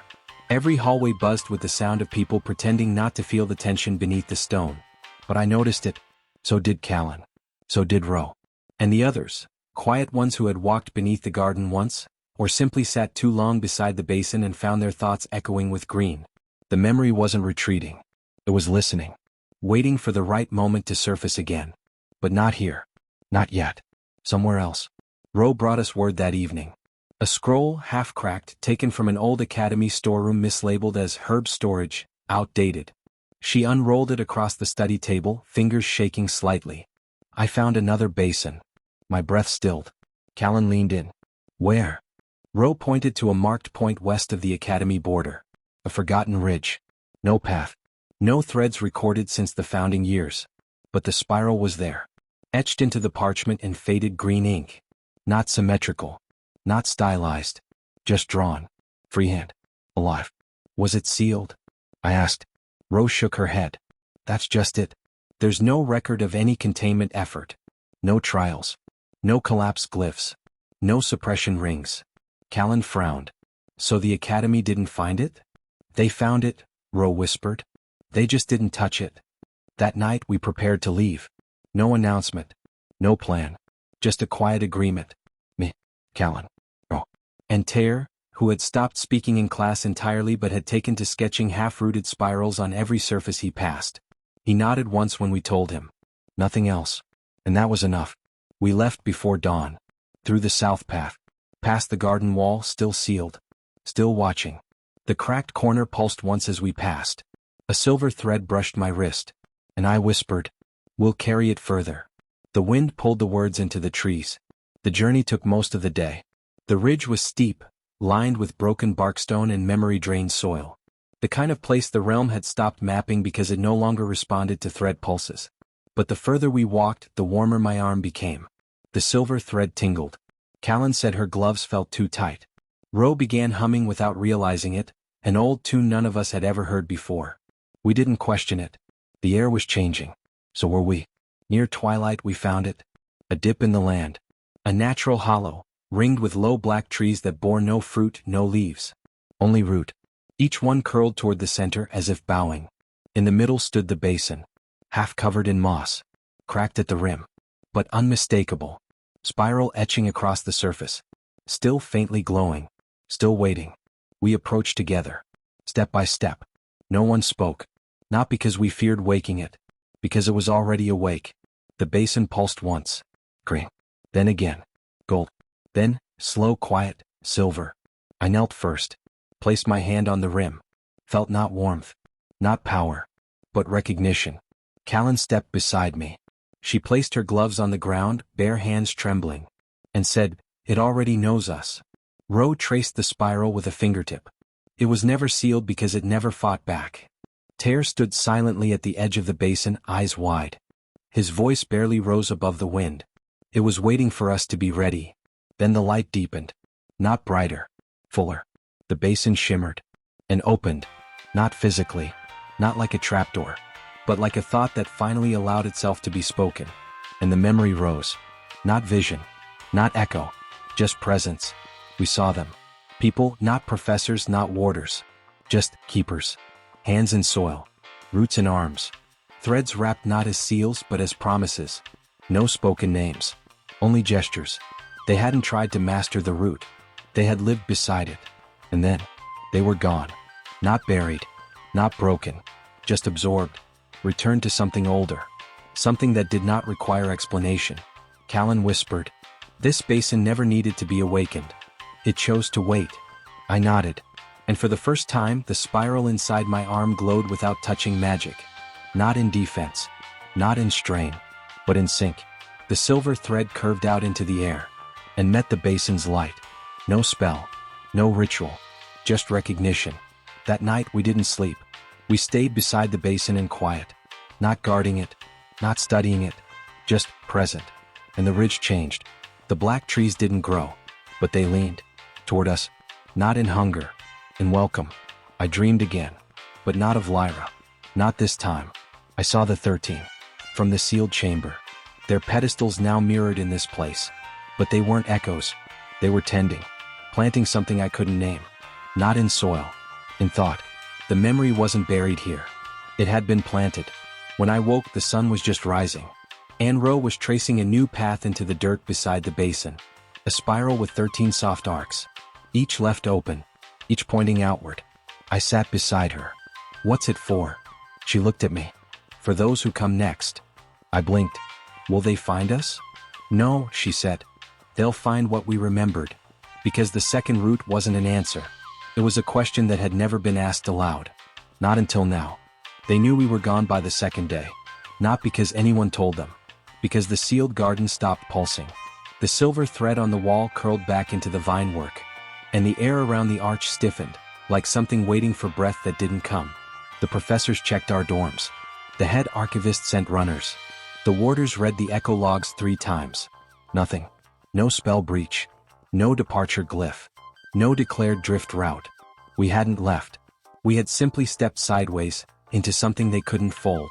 Professor Rin stood before the garden gate by mid-morning. Her fingers trembled slightly as she examined the cracked seal. The glyph had unraveled. Not shattered. Unwritten. A new pattern shimmered faintly beneath the original, familiar but not catalogued. The spiral. Not hers. Not sanctioned. Open. Callan's shape.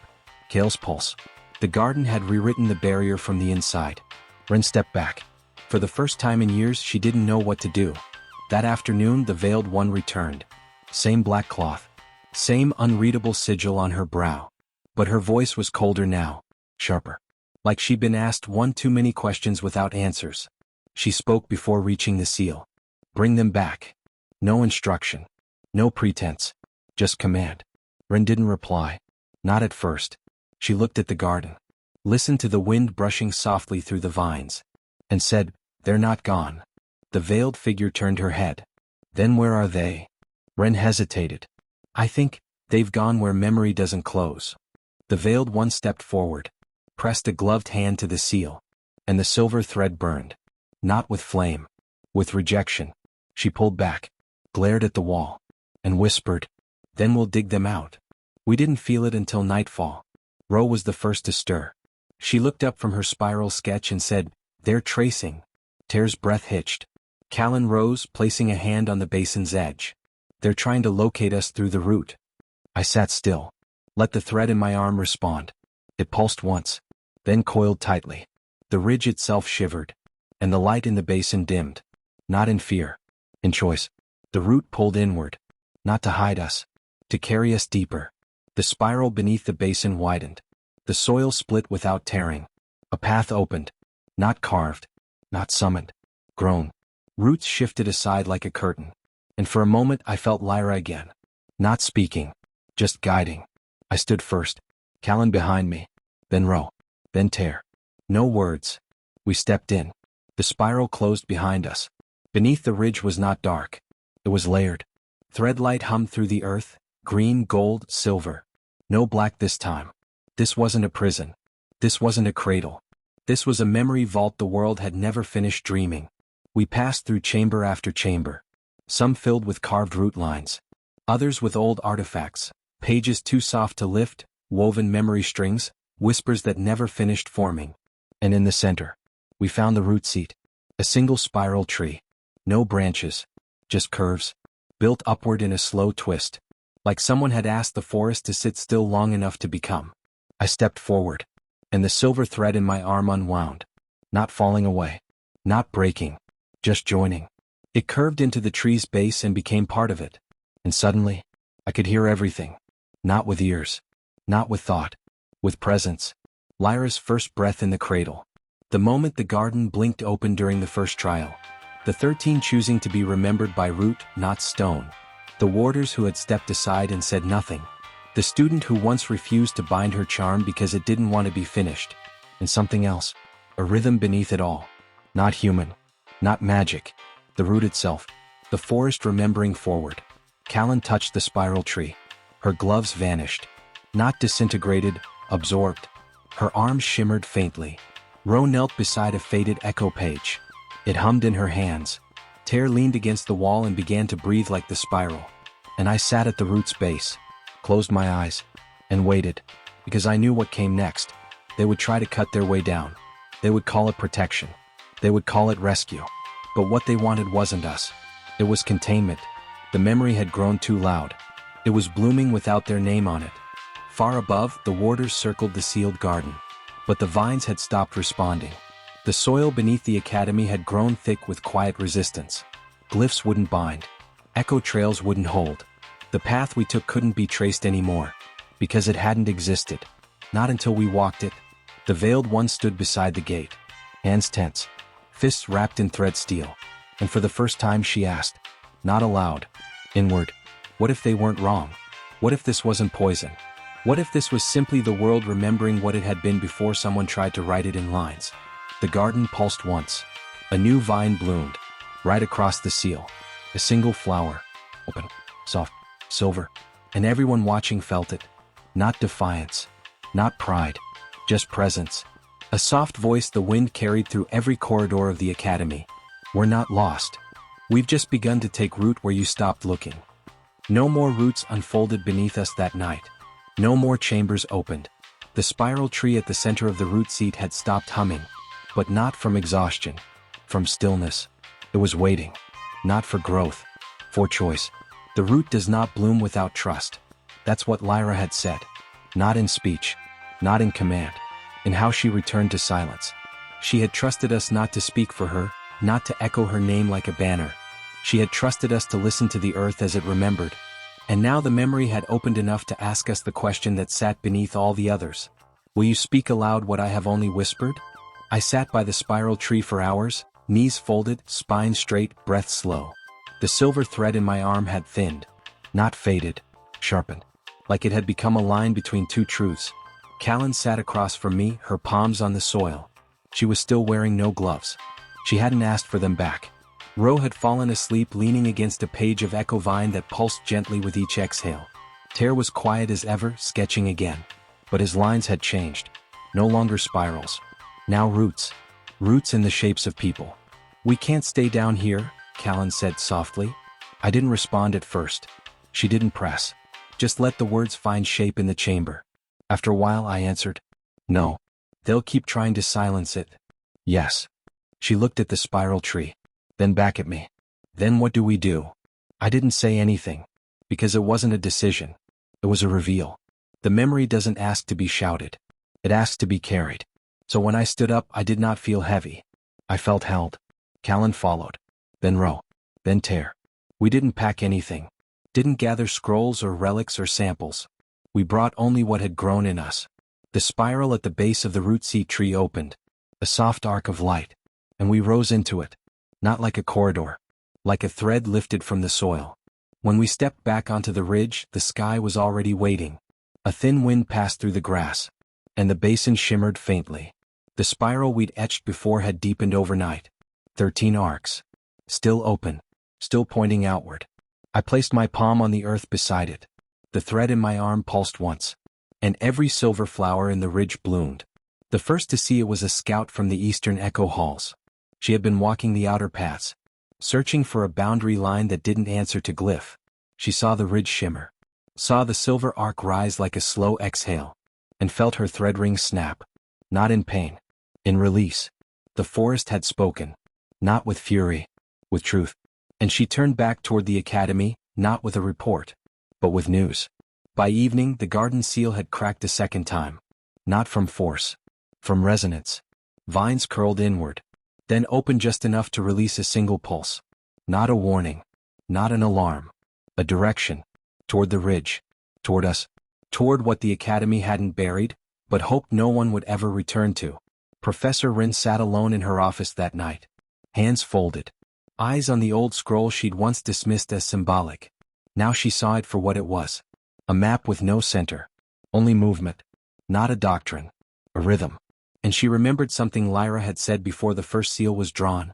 Don't fold it just because it scares you. Let it scare you. Then let it change you. Rin looked out the window.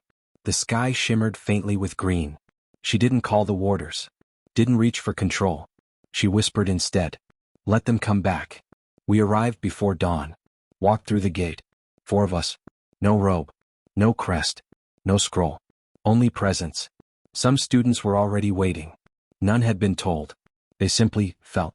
As though the forest had touched something in their thoughts. And they listened. Callan stepped beside me. She didn't speak, but she opened her hand, and a silver thread drifted from her palm, rising into the air like a breath no longer held back. I stepped forward, not onto a platform, not into a hall, just into a clearing of attention. The memory didn't ask for an audience, but the people here had grown tired of silence, and silence had finally begun answering back. I raised no voice. I cast no spell. I simply said, we didn't bloom in secret. Pause. Then. You sealed the garden. But the memory didn't stop. You called it poison. But it made room. You tried to forget. And it remembered you anyway. Behind me, the spiral in the ridge shimmered again. And the basin answered, we are not resistance. We are return. Professor Rin arrived quietly at the edge of the courtyard. She didn't interrupt. She only nodded. Not in approval. In recognition. The veiled one stood beside her. Still silent. Still unreadable. But her hands no longer clenched. And for a moment, just one, she reached toward a vine on the stone wall beside her. And did not recoil. The academy will not change in one day. But a story remembered aloud cannot be buried the same way again. We have not claimed anything. We have not rebelled. We have rooted. And now, every breath we take echoes with the truth they could not write into rule. Memory grows where permission ends. And we walk the path it leaves behind. They called it a forum. Not a trial. Not an inquiry.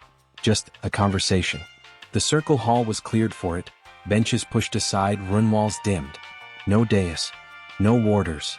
Just a broad circle of students, instructors, and the occasional silent observer from the higher towers.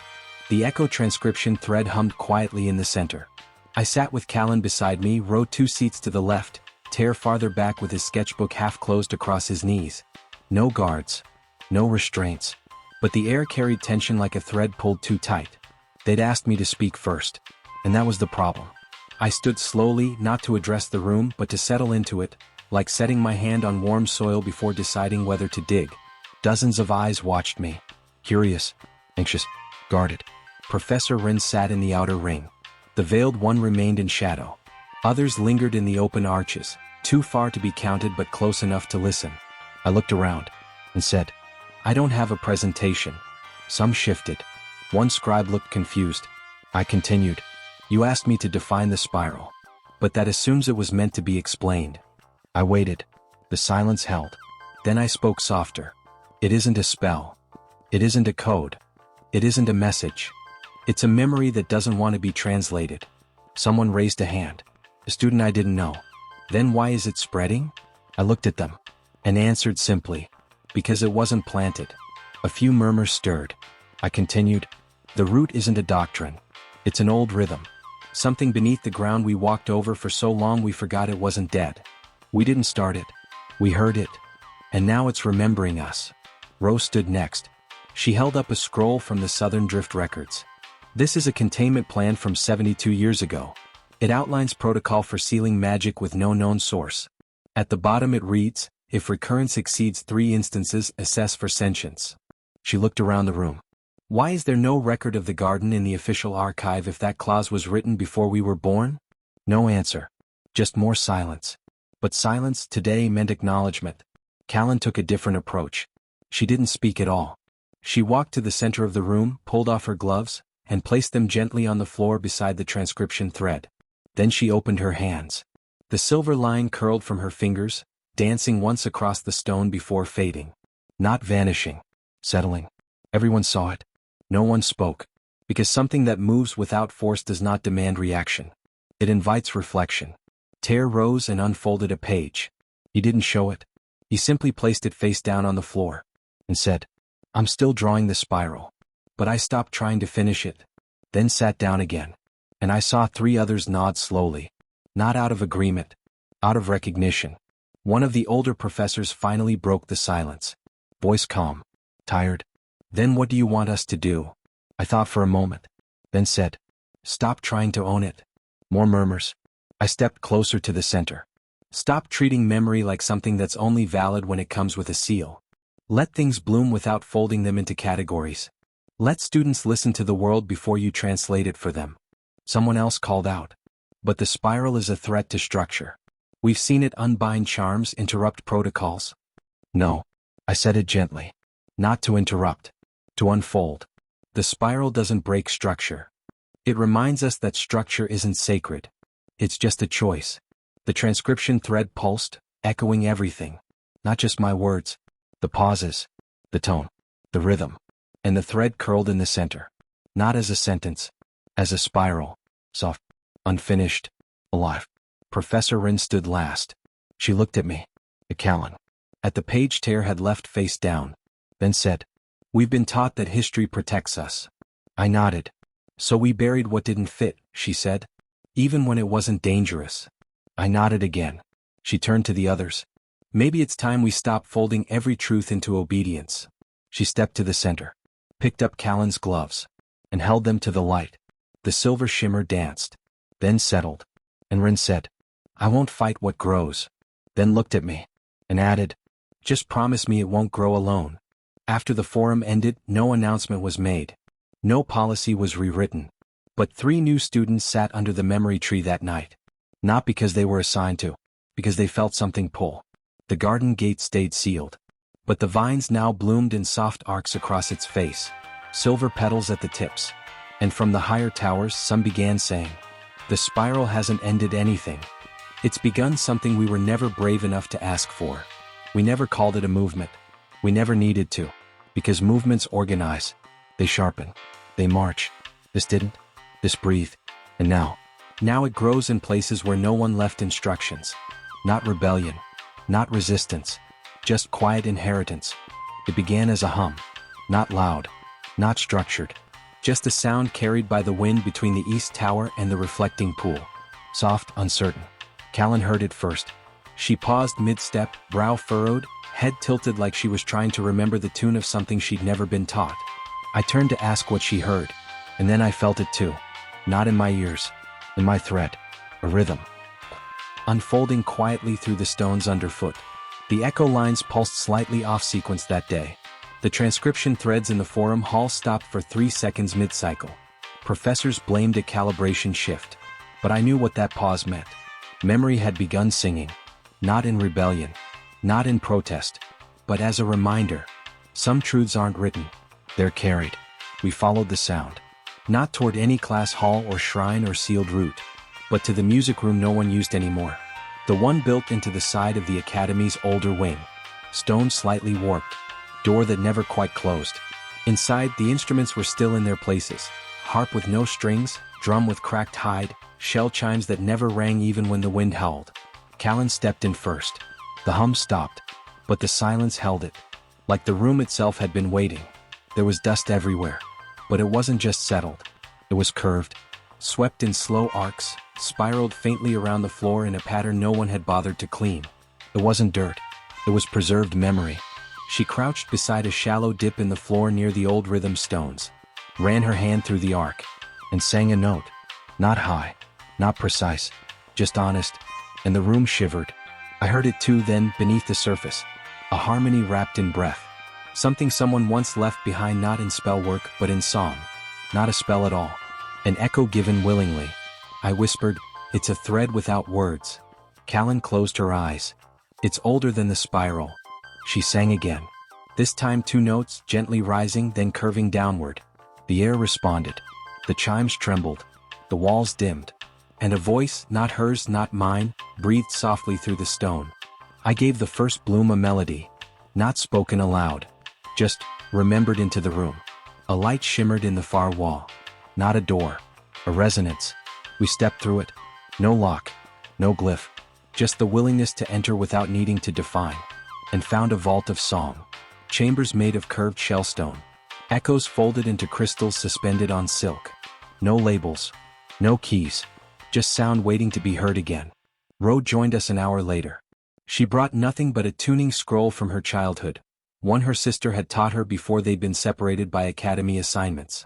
The scroll hummed as she entered. Then sang. A perfect fifth. Callan repeated it. The vault opened further. We didn't take anything. We just listened. The first night passed like that. The second too. By the third, I knew what the spiral had always been trying to show me. That not all memory grows from root. Some rises from resonance. We called the place the Hollow. Not officially. Just between us. A hollow space that echoed who you were before the world told you to name it. Ter brought in a sketch. This time, a spiral made of sound lines. Each ring a single note. None closed. They drifted outward across the page in open arcs. He hung it on the inner wall. The page fluttered when no wind moved. The garden still bloomed behind its cracked seal. The basin on the ridge still pulsed at dusk. And now, the hollow sang at dawn. A third presence. Threat. Song. Memory speaking in different shapes. But all of them saying the same thing. We're not returning. We were always here. Professor Rin stood outside the music wing 2 days later. She didn't ask to enter. She hummed a single note, off-key, soft, tentative. And the wind moved her hair. That was all. But she smiled. And said, I had forgotten my voice could still remember. We let others in. Not through announcements. Just presence. One by one. They stepped into the hollow. They listened. Some wept. Some sang. Some just sat quietly and breathed. The hollow never asked for more than that. The academy tried once to scan the place with a spectral trace. The glyph flickered and returned with no reading. Acoustical interference, they said. But I knew better. The memory here didn't want to be measured. It wanted to be joined. And so it grew. Not as a faction. Not as a lesson. As a hum carried from one quiet heart to another. And those who came, they didn't speak of it later. Because there was nothing to explain. Only a feeling. That maybe what we needed wasn't a louder world. But one that remembered how to listen without fear. And in the center of the hollow, where the spiral notes ring softest, I whispered. She sang first, didn't she? And somewhere deep inside the walls, I felt Lyra smile. The envelope arrived without ceremony. No escort. No courier. Just a folded slip of paper tucked between the pages of my old class journal, the one I hadn't opened in weeks, maybe longer. Callan found it first. She'd been flipping through the shelves in the hollow, half searching for her lost tuning scroll, half letting the room guide her. The page fell open to an old lecture sketch. A drawing I'd once made of a containment glyph I didn't understand. And there, wedged quietly inside, a letter. Unsealed. No crest. No accusation. Just a single line. Written in charcoal. Return. We'll listen. I read it once. Then twice. It didn't say who it was from. Didn't name the council. Didn't specify when. Or why. Just that. Return. We'll listen. The message wasn't sharp. Wasn't defensive. But it was careful. Like someone had written it while standing between two truths. Unsure which one would remain standing when it was done. Rose said nothing at first. Just traced the edge of the envelope with her fingertip. Then handed it back. They're not asking because they want you to teach. Callan added, they're asking because they've finally realized you were never trying to lead. Ter shrugged. Let them hear what they refused to record. I left at dusk. Didn't bring a scroll. Didn't carry a thread blade. Didn't rehearse what I'd say. The hollow hummed as I walked. The basin pulsed once from the ridge. The garden sealed itself again, not in rejection but in trust. It knew I'd return. Memory always circles back. Not to repeat, to widen. The hall was quieter than I remembered. Not in volume. In presence. Something had shifted. Not erased. Not restructured. Just loosened. As if the walls had stopped resisting what they could no longer name. I stepped into the council vault as the last light of day passed through the upper lattice. They were waiting. Not in rows. Not seated in judgment. Just present. 9 of them. Some I remembered. Some new. One empty chair. Professor Rin stood at the edge, not behind the desk. Beside it. Her arms were folded gently, not tightly. The veiled one was not there. I noticed that immediately. No one greeted me. No one announced me. But when I stepped forward, the room shifted. Not by charm. By choice. The thread light dimmed overhead. A basin shimmered at the center of the table. And the air pulsed. Green. Gold. Silver. Then still. And I knew. They'd opened an echo channel. Not to bind. To listen. Rin spoke first. We've spent the last month talking to each other. She looked around the circle. And it's done little. Then she looked at me. But memory seems to follow you even when you don't call it. Pause. Then. Tell us why. I didn't answer right away. Not because I didn't know what to say. Because the question was wrong. I stepped to the center. Took a breath. And replied. Memory doesn't follow me. It walks alongside everyone who stops pretending it's finished speaking. I looked at each of them. One by one. And added. The spiral is not mine. The root is not yours. The song didn't ask permission. They don't need a keeper. They need a witness. One of the counselors frowned. But something has changed. Yes, I said. More students are drifting. Forming groups. Citing the hollow, the basin, the sealed garden. Yes. Why now? Because the silence finally answered. Another asked, what do you call this movement? I don't. He blinked. Then how do you define it? I don't. You must have. I raised a hand. Not to interrupt. To soften. You don't define roots by what they say. You define them by what they grow into after you stop digging them up. Professor Rin nodded. Slowly. Then turned to the others. Then what are we witnessing? No one answered. I took one step back. And said. You're not witnessing. Not yet. You're still listening with your hands ready to fold. Let go of the scroll. Pause. Long. Still. Then quietly Rin placed her scroll on the table. Followed by 2 others. Another sat in silence. Then closed his book without finishing his note. One by one. Not all. But enough. They released what they'd clutched. And the basin pulsed again. A new tone. Oh. It. Open. I didn't stay long. They didn't ask me to. They didn't assign anything. They didn't fold what I said into protocol. They let it breathe. And for the first time, I didn't walk out of the council chamber feeling like I'd been measured. I felt mirrored. And that was enough. Back at the hollow, Callan was waiting on the steps. She didn't ask how it went. She just held out her hand. The tuning thread pulsed between her fingers. Soft. Steady. Like a heartbeat that had nothing left to prove. I whispered. They're starting to listen. Callan smiled. Good. She looked up at the silver thread curling through the rafters of the hollow. Then added. Now let's make sure they remember what they hear. The new student didn't knock. They simply stood outside the hollow as if they'd always known where it was. Short. Barely past 16, maybe younger. Wide eyes. Loose coat with frayed cuffs. A satchel that looked too light to carry anything useful, but too old to be empty. They didn't speak when I first saw them. Just nodded once. Not shy. Not nervous. Just present. The kind of stillness that didn't try to take space, but was impossible to ignore. Callan was the one who invited them in. She stepped past me, smiled gently, and said, You're not lost. The student blinked. Then answered without hesitation. I'm not found yet either. And walked into the hollow like they'd done it before. They didn't give a name. No one asked. Some people think identity begins with introduction. But in the hollow, we've learned that identity sometimes begins after silence is allowed to stay a little longer than expected. The students sat near the back wall, in the circle of woven stone where old page fragments still whispered incomplete phrases. They set down their satchel, opened it, and removed a single object. A shard of clear root. Not spiral marked. Not song etched. No silver trace. Just quiet. Then they placed it on the floor. And waited. Nothing happened at first. The hollow didn't hum. The vines in the rafters didn't shift. No resonance. But the longer we looked at the shard, the more I felt it. Not presence. Not power. Familiarity. But I'd never seen this fragment before. No record of it in the archive. No mention in Lyra's cradle logs. Yet every part of the hollow leaned toward it, gently. Not as if recognizing a piece of itself. As if recognizing something that had been left out but not left behind. Callan whispered, "It fits." I nodded. But it didn't grow here. It didn't have to. Ro arrived later that evening. She crouched beside the shard, running her fingers along the edge. "This isn't native to the ridge," she murmured. "No pulse signature. No glyph trace." Tear leaned over her shoulder, sketching already. "It's from somewhere else." Callan looked at the student, who sat with their eyes half closed. "Where did you find this?" The student answered without looking up. "I didn't. Boss. I remembered it. That changed everything. Because memory is not always about events. Sometimes it's about what tries to return before the world admits it was ever sent away." I sat beside the student. "You've never been here before." "No." "Then how did you know where to go?"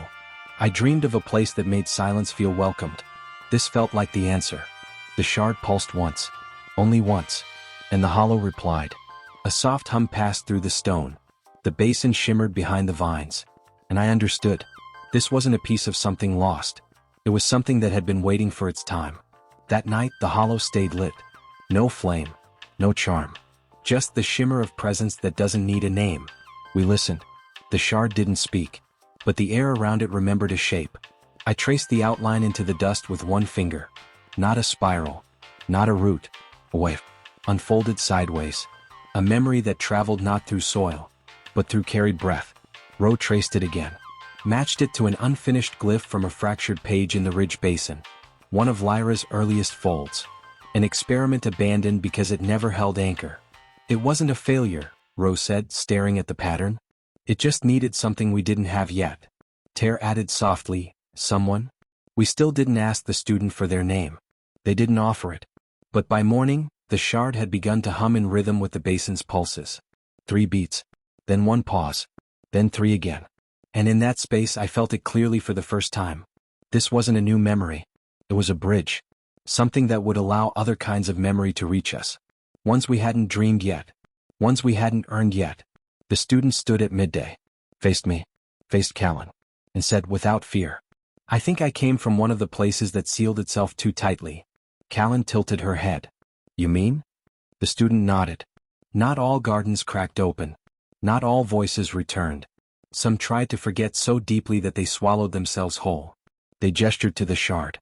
"This is their first breath back. We didn't ask if they wanted to stay. That's not how the hollow works. We just made room." And the hollow answered. The shard was placed near the center basin that night. Not enshrined. Just welcomed. And as the song in the walls began to adjust, new harmonics forming under old tones, I heard a new whisper inside the hollow. "We are not one spiral. We are not one bloom. We are echo after echo, returning gently until someone finally hears us whole." The shard didn't hum louder. It hummed wider. By the second day the hollow was resonating on 2 frequencies. One familiar, anchored to the spiral, the root, the breath. And the other, drifting. Callan noticed it first. She paused mid-fold while reviewing one of Ro's memory thread sketches and said, "It's like a song that doesn't want to be heard, but needs to be." Ro leaned over the shard, watching the wave pulses ripple across its surface. They're structured. Not chaotic. Tear traced the air with a stylus. Almost too structured. I sat beside them, listening, and realized, the shard wasn't just a bridge. It was a recording. But not of a voice. Of a memory trying not to be remembered. By sunset, the shard emitted a faint script thread across the floor.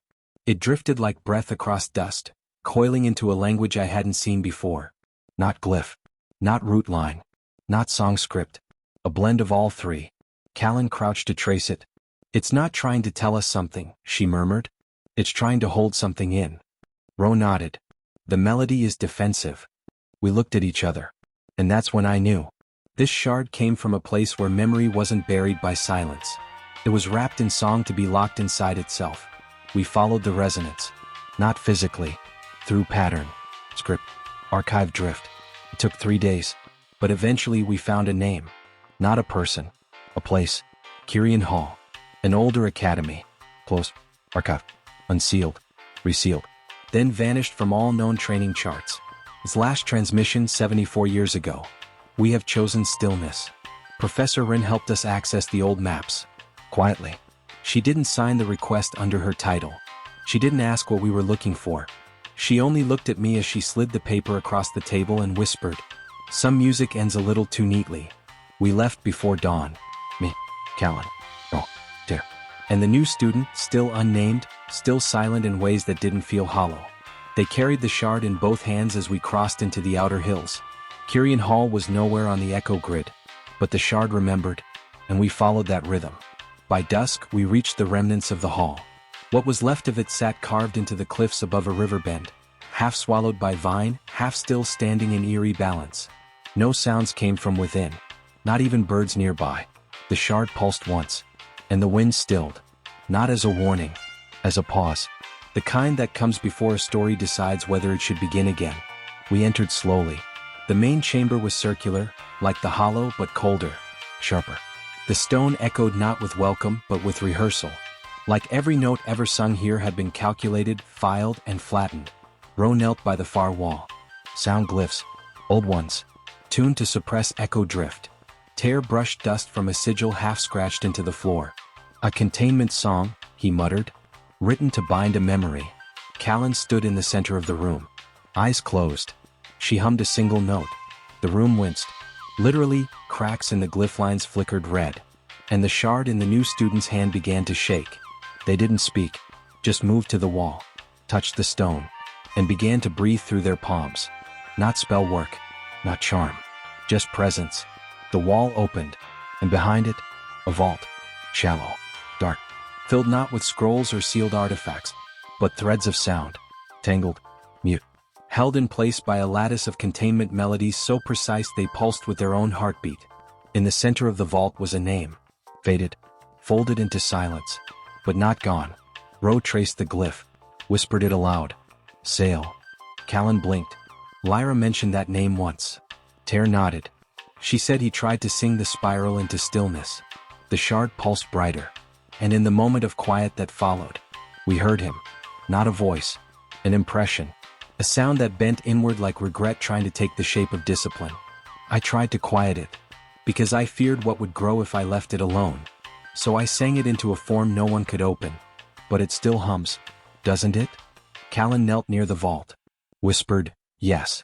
Sale hadn't been a villain. He'd been a guardian of order. One who thought memory was a storm that could be outsung if you held your breath long enough. And he'd failed. Not because he silenced too much, but because he never asked what silence wanted to say back. We left the vault untouched. Not because it wasn't important. Because it was still morning. Some songs aren't meant to be replayed. Only heard once fully. And then carried. That night we stood outside the old hall. The new student held the shard up to the stars. And for the first time it sang clearly. 3 notes. Simple. Open. Then silence. Not stillness. We didn't ask for more. Because memory now had rested. And that was enough. We returned in silence. Not because there was nothing to say, but because the song from Kyrian Hall still lingered in us like breath not yet exhaled. 3 notes. Then stillness. Then something deeper. Not grief. Not guilt. Just recognition. That someone had once tried to end a memory by shaping it into a perfect note. And now we carried that note not to fix it, but to let it finish. The hollow welcomed us without reaction. No hum. No bloom. Just open space, warm air, and the familiar ache of waiting. Callan stepped in first. Ro followed, setting down her satchel beside the basin. Tear took his usual corner, curling into quiet, already sketching what none of us had words for yet. And the unnamed student, shard still in hand, paused at the threshold. Then stepped forward. The silver thread in the rafters curled slightly at their arrival. And for the first time, the shard dimmed. Not in loss. In rest. The memory it carried had been sung back into place. And it no longer needed to pulse to be believed. It only needed to belong. I knelt at the edge of the basin and set a blank charm page beside the ripple light. The ink bled softly. Unshaped. A slow spiral began to curve. But instead of closing, it thinned, stretching outward toward the wall where we'd marked each arrival with sound, root, or thread. 3 arcs now pulsed there. Each one incomplete. Each one whole. Callan sat beside me. You felt it too, didn't you? I nodded. The song didn't carry a warning. She looked at me. It carried a name. The unnamed students stood at the center of the hollow now, surrounded by quiet. They looked down at the shard in their hands, then up, and said simply, "My name is Sale." The air didn't react. No shock. No gasps. Because the name didn't arrive like a revelation. It arrived like a note we'd already heard once, just faintly, through someone else's echo.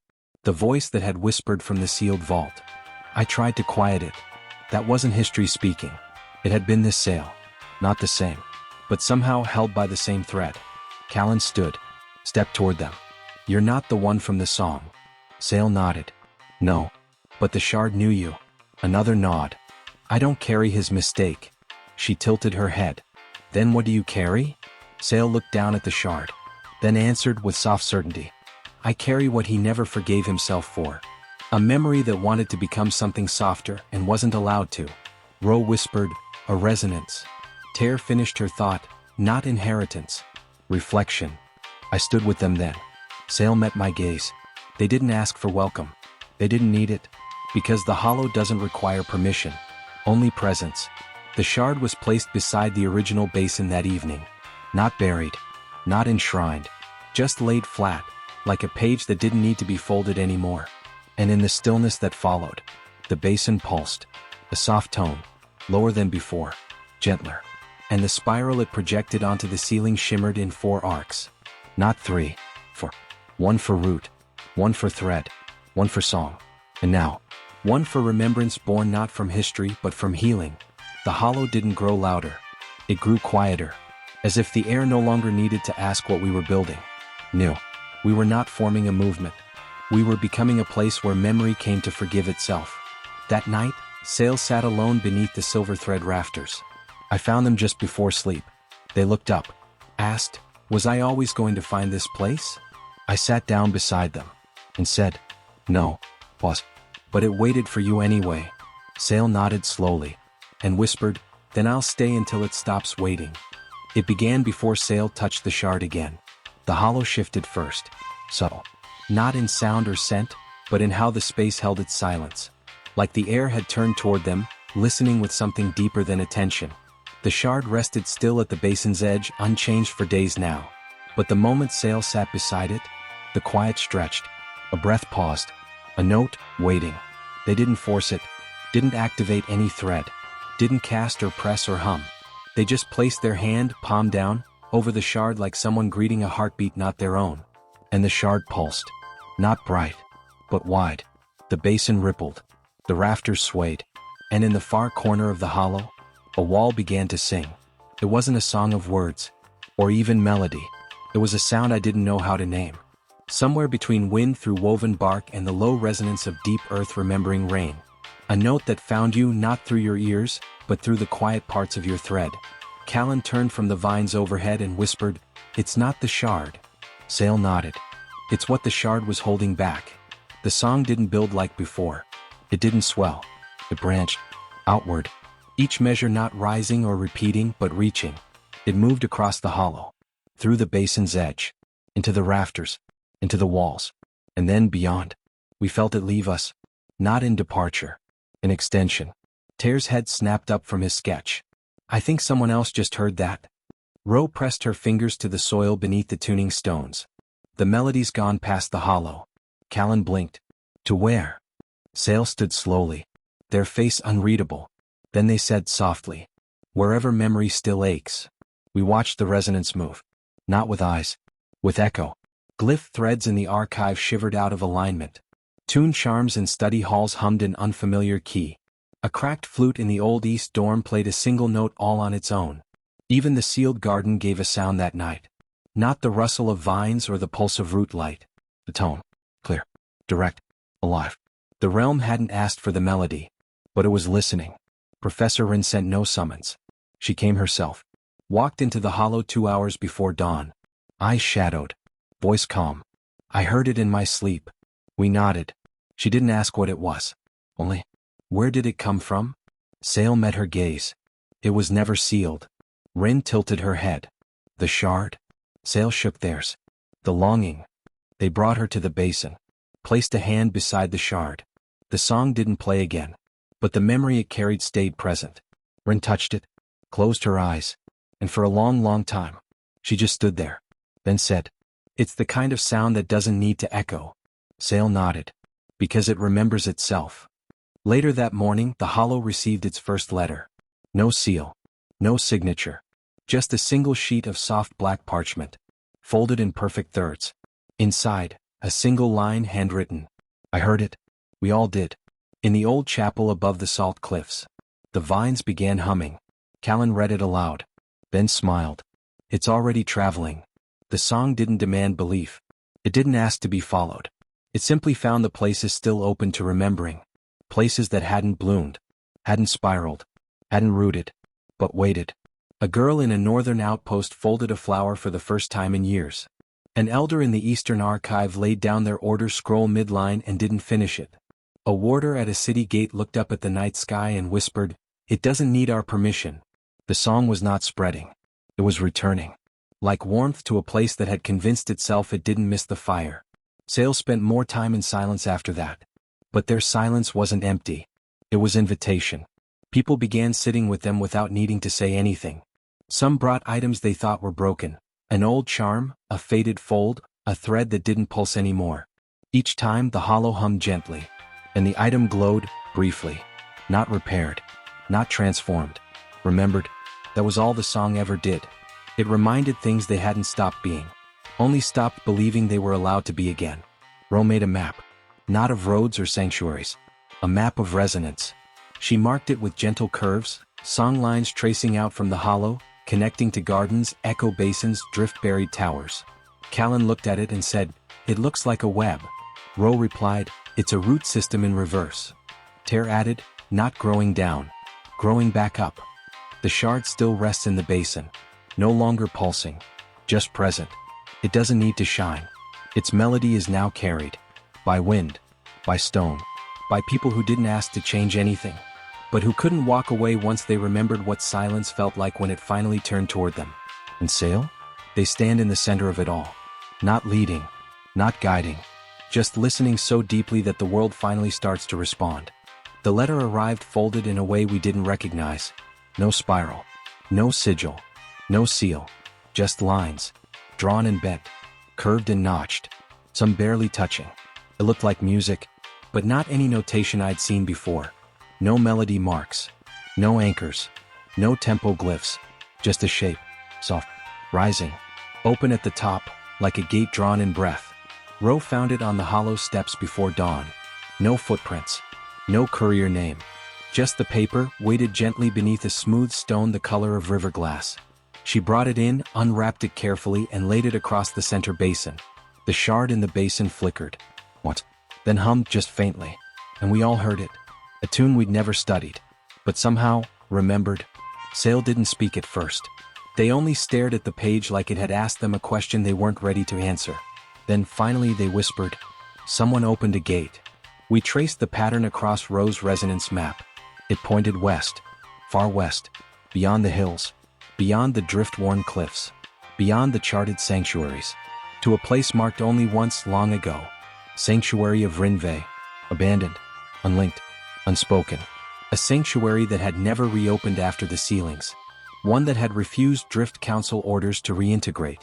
One that had simply closed its doors and vanished from rhythm. Until now. Ter brushed ink across a new scroll and watched the lines dance. They're not sending a message, he said. Callan nodded. They're singing. But singing what? I asked. Sale looked up. And replied. An answer to a question we didn't know we'd asked. We left that evening. Me. Sale. Callan. Oh. Ter. The hollow didn't resist. The shard pulsed once, then went still again. The path west was long, mostly unwritten. Thread lines were weak out there. Most travelers never stayed. But the melody helped us walk it. Not as a compass. As comfort.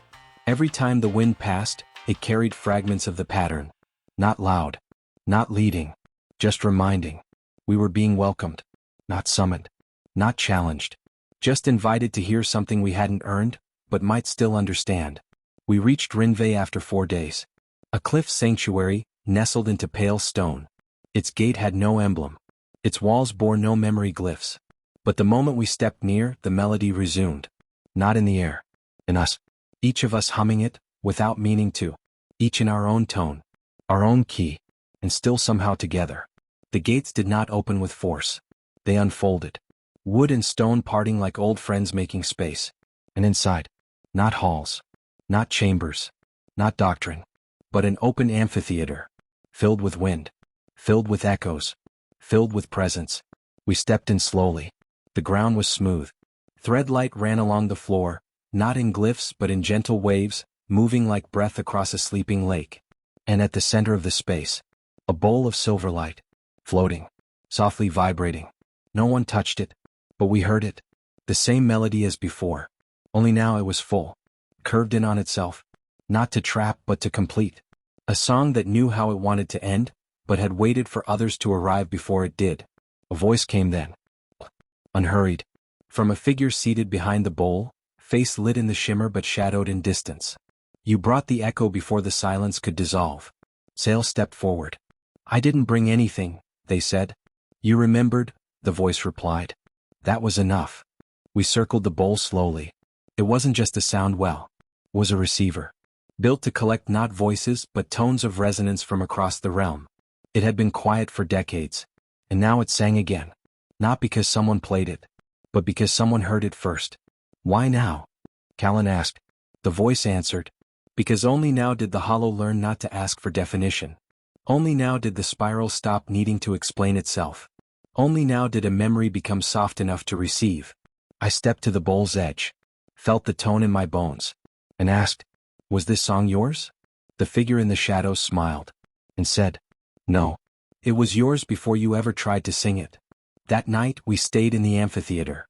No beds. No walls. Only presence. The wind curled over the cliffs and filled the space with a soft, wordless harmony. The melody we'd carried now flowed outward. Not to teach. Not to claim. To remind. That what we'd begun was never about power.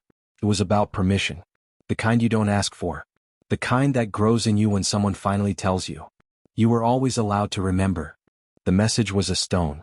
No parchment. No thread. No written word. Just a river stone, smooth and pale, placed neatly on the inner curve of the amphitheater wall at Rinvei. Callan found it first. She lifted it carefully. Then gasped. The stone wasn't heavy. But it hummed. Not with melody. With stillness. A quiet so exact, so deliberate it felt crafted. Not absence. Invitation. Ro tilted her head. It sealed memory. Ter nodded. But willingly. I took it from Callan's hands. Held it. Listened. Then whispered.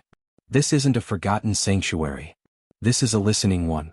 The song of Rinvei had drawn resonance across the realm. That much we knew. But this stone.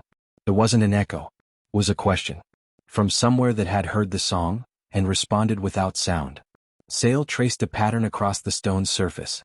Their fingers glowed faintly with the shard's resonance, still alive inside them. The stone replied with a pulse. 1. Pause. 3. Then nothing. Ter recorded the rhythm. Ro cross-mapped it on her resonance web. Her finger landed in the central west. A name none of us had heard in months. Junyan. It wasn't a forbidden place. Just forgotten. A sanctuary that had stayed registered but never spoken. Never drifted. Never sealed. Just opted out. When asked why decades ago, the response had been brief. We've heard enough. And then nothing. Until now. By morning we were ready. The Rinvei figure, still unnamed, watched us as we prepared to leave. They said only one thing. Do not expect Junyan to speak in words. If they answer, they will answer with what you allow yourself to feel. Sale bowed. Callan smiled. Ro placed the humming stone in her satchel. And we walked. The path to Junyan was long. Not by distance. By resistance. The closer we came, the quieter the world became. Birdsong stopped. Threadlight dimmed. Even the wind slowed. Not blocked. Just listening. Waiting to see what we'd bring into silence. We reached the outer edge near dusk. No gate. No wall. Just a grove. 13 trees evenly spaced. Each one bearing pale bark with no glyphs. No thread marks. No emblems. But the ground around them was perfectly still. Even our steps didn't echo. In the center, a well. No water. Just a stone ring. Flat. Unadorned. We stepped into the grove slowly. One by one. The humming stone in Ro's satchel stopped humming. and the silence pressed gently against us. Not as a warning, as a threshold. Sail stepped to the well, placed both hands on the rim, closed their eyes, and breathed. The spiral inside their chest dimmed. The shard in their thread went still. And from beneath the well we heard, not sound, not melody, but weight. Like someone exhaling something they'd held for a century. Then a voice, inside the silence, soft, neutral. Why now? Not accusing, not hostile, just curious. I stepped forward beside Sail, and answered, because something began to sing again. Not as a signal, as a memory. Pause. Then. And you believe memory needs to move? Callan stepped forward now. No. But it's asking to. The silence pulsed. The wind moved through the trees again. And the well shimmered faintly at the bottom. A light. Faint green. Not spiral. Not song. Just presence. The voice returned. We closed ourselves to sound. To thought. To rhythm. Because every time the realm reached for harmony, it built rules instead. Ro knelt. Set the stone on the well's edge. And whispered. This wasn't a call. It was a response. The well brightened. Not outward. Downward. And for the first time in generations, the base of the well shifted. Revealing. Not steps. Not halls. Just a mirror. Smooth. Clear. We gathered around it. And saw not ourselves. But others. Sanctuaries from the old world. Faces blurred by time. Places once spoken now still. And all of them. Watching. Then the voice spoke again. We didn't answer because we had nothing left to say. But the melody reminded us that silence can remember without pain. Sail nodded. And replied.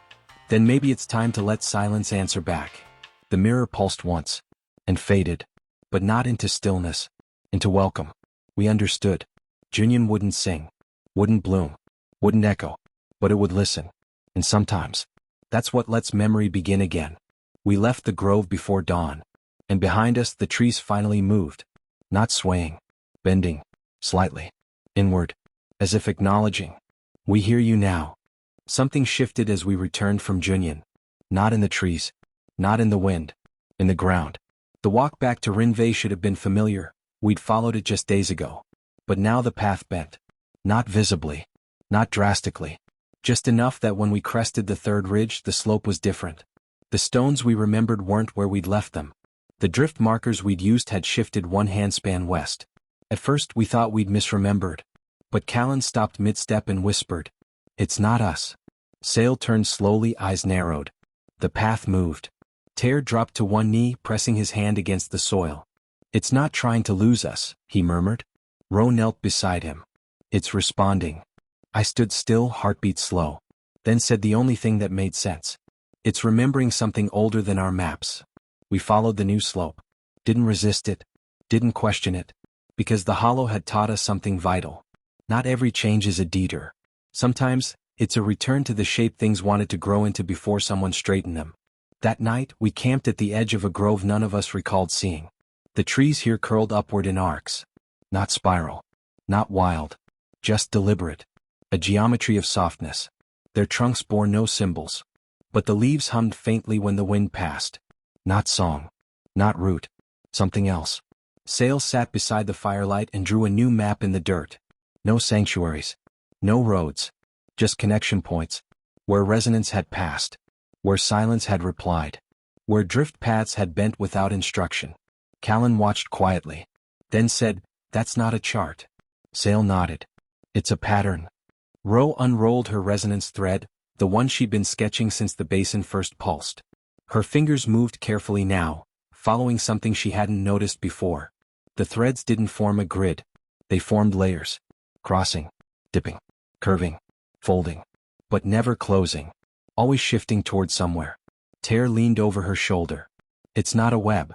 No, Ro said, breath slow. It's a vein system. Something was moving beneath the surface of the realm. Not a being. Not a force. Attention.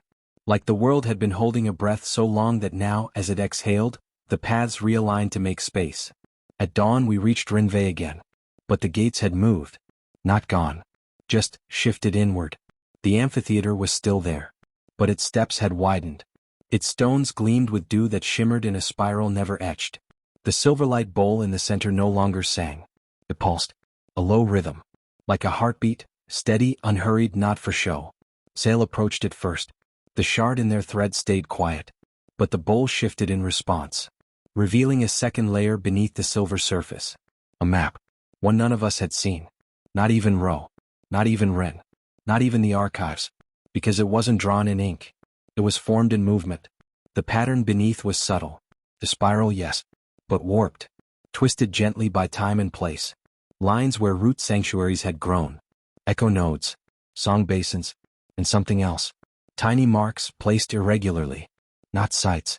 Anchors. Older than everything else on the map. Sail pointed to one in the far south. A curve drawn halfway into the sea. What is that? Ter asked. Sail was silent for a moment. Then said, that's not a place. It's a choice. The paths weren't just changing. They were remembering how to shift. The realm had once been soft. Bendable. Alive. Before the seals. Before the structure.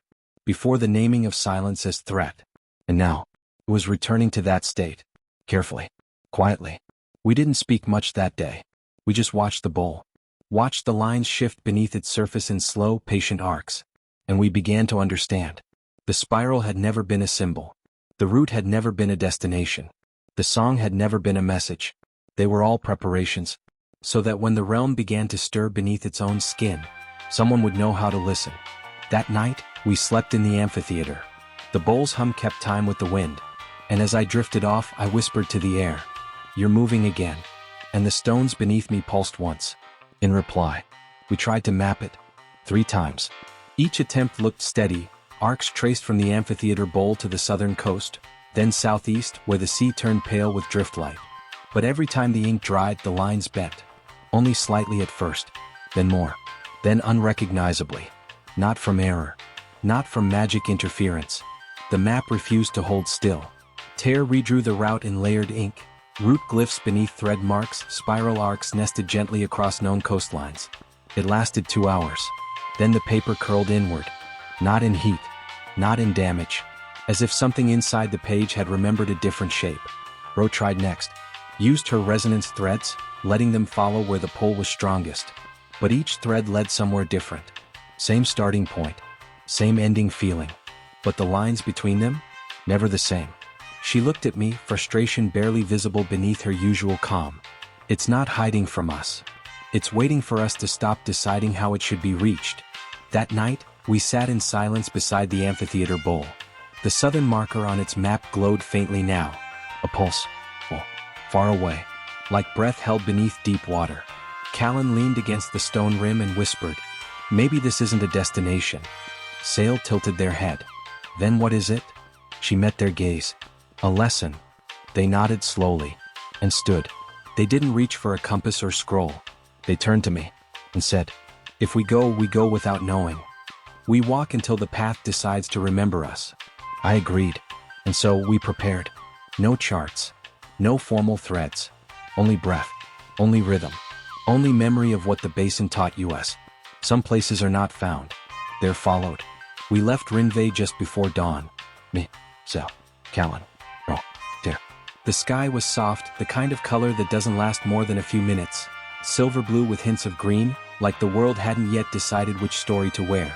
We walked south, past the cliffs, past the grove, past where the maps ended.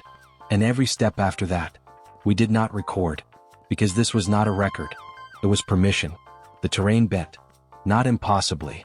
But like it remembered another version of itself. Older, softer, untethered to the strict lines of the drift age. Sometimes there were stones where there should have been none. Sometimes the trees blinked in spiral bloom. And once, we passed through a curtain of air that shimmered and tasted of salt and memory at the same time. None of it stopped us, because none of it asked us to understand. Only to continue. By the second day we reached the shoreline, but not where the chart said it should be. This stretch of coast had no name, no docks, no glyph anchors. Only the sea, flat, pale, wide as forgetting. And in the middle of that open water, a shimmer. Not a boat, not a ruin, a shape, moving, flickering, folding gently in and out of sight. Callan stepped forward. It's the anchor. Ter whispered, but it's not anchored. Sail looked out at the sea. Their shard had not pulsed since we left Rinvei. Now it hummed low in their hand. They nodded toward the water. It's waiting for us to stop pretending the path needs to begin on land. We built no raft. No boat answered our call. Instead we walked into the sea. The first 10 steps were wet, heavy. Then the water bent. Not parted. Held. Each step after that felt like walking across memory itself, soft, deep, unwilling to sink us. As we drew closer, the shimmer grew clear. A platform. What? Stone. Worn smooth by years of silence. But at its center, a spiral cracked once. And healed. Not perfectly. Purposefully. We stepped onto the anchor. And it breathed. Not through magic. Through recognition. Ro knelt immediately, tracing her fingers across the spiral. This isn't a place. Callan added, it's a promise. Sale said nothing. Only stepped to the center. The shard in their hand pulsed once. And shattered. Not violently. Gently. Like something inside had reached its final fold. The pieces scattered, then floated upward. Joining the light above the anchor like dust caught in old sun. And from below the platform. A hum. Not melody. Not echo. A presence. Like the realm itself had finally remembered what it used to be. Before maps. Before seals. Before paths were told how to behave. I knelt. Laid my palm to the stone. And whispered. We didn't find you. You let us remember the way. The spiral below me pulsed. What? Then stayed lit. And behind me I heard Sale say, it's time to return. But I knew what they meant. Not return back. Return with. Because some truths don't wait to be carried. They walk beside you the moment you stop trying to lead them. We stood on the platform as dusk fell. No storm came.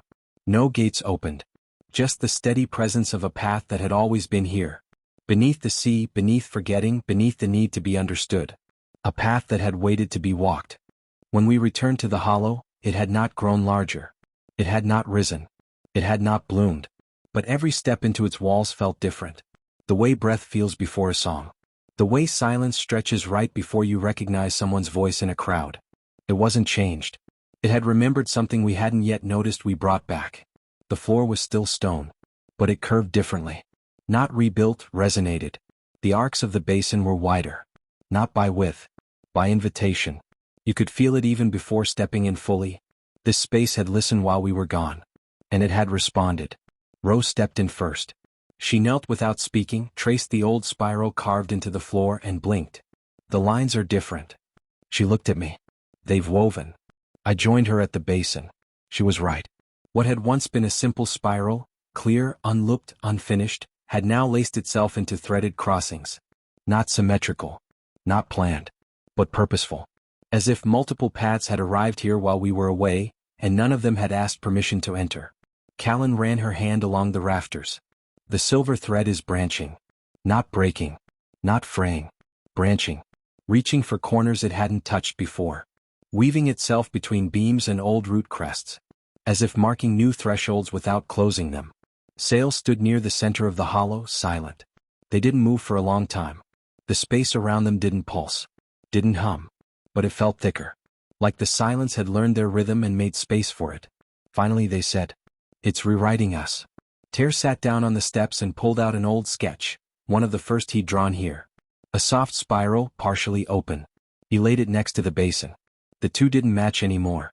The new pattern curved through the original without erasing it. Ter blinked slowly. It didn't replace my drawing. Callan answered gently. It learned from it. We spent the rest of the day walking the hollow slowly. The smaller alcoves had shifted too. One that once echoed song now absorbed it, so deeply you could sing and not hear yourself at all. Another pulsed when Rose stepped into it, tuning her charm stone. It responded with soft color, pale violet, then green, then silver blue. No glyphs. No writing. Just acknowledgement. At sunset we sat in a circle around the basin. No words. Only presence. That's when the resonance thread, Rose map, unspooled across the floor on its own. Not like a scroll. Not like a chart. Like a memory trying to find its shape again. And this time, the paths didn't drift. They wove. Veins of presence. Marks of return. Old sanctuaries. New blooms. Notes unspoken. And at the center. Not the hollow. The anchor. The sea-worn platform. Now clearly marked. Connected not by one thread but many. Some faint. Some sharp. Some still incomplete. But all reaching. I watched Sale's eyes. They weren't wide with awe. They were settled. like they'd already seen this. Not in vision. In their self. They stood, traced one thread with their finger. It curled, softly inward, and shimmered with the hue of memory just before it becomes speech. They said, "It's not a map anymore." Ro asked, "Then what is it?" Sale looked up. "It's an agreement." I understood then. The hollow wasn't a structure. It was a listening place.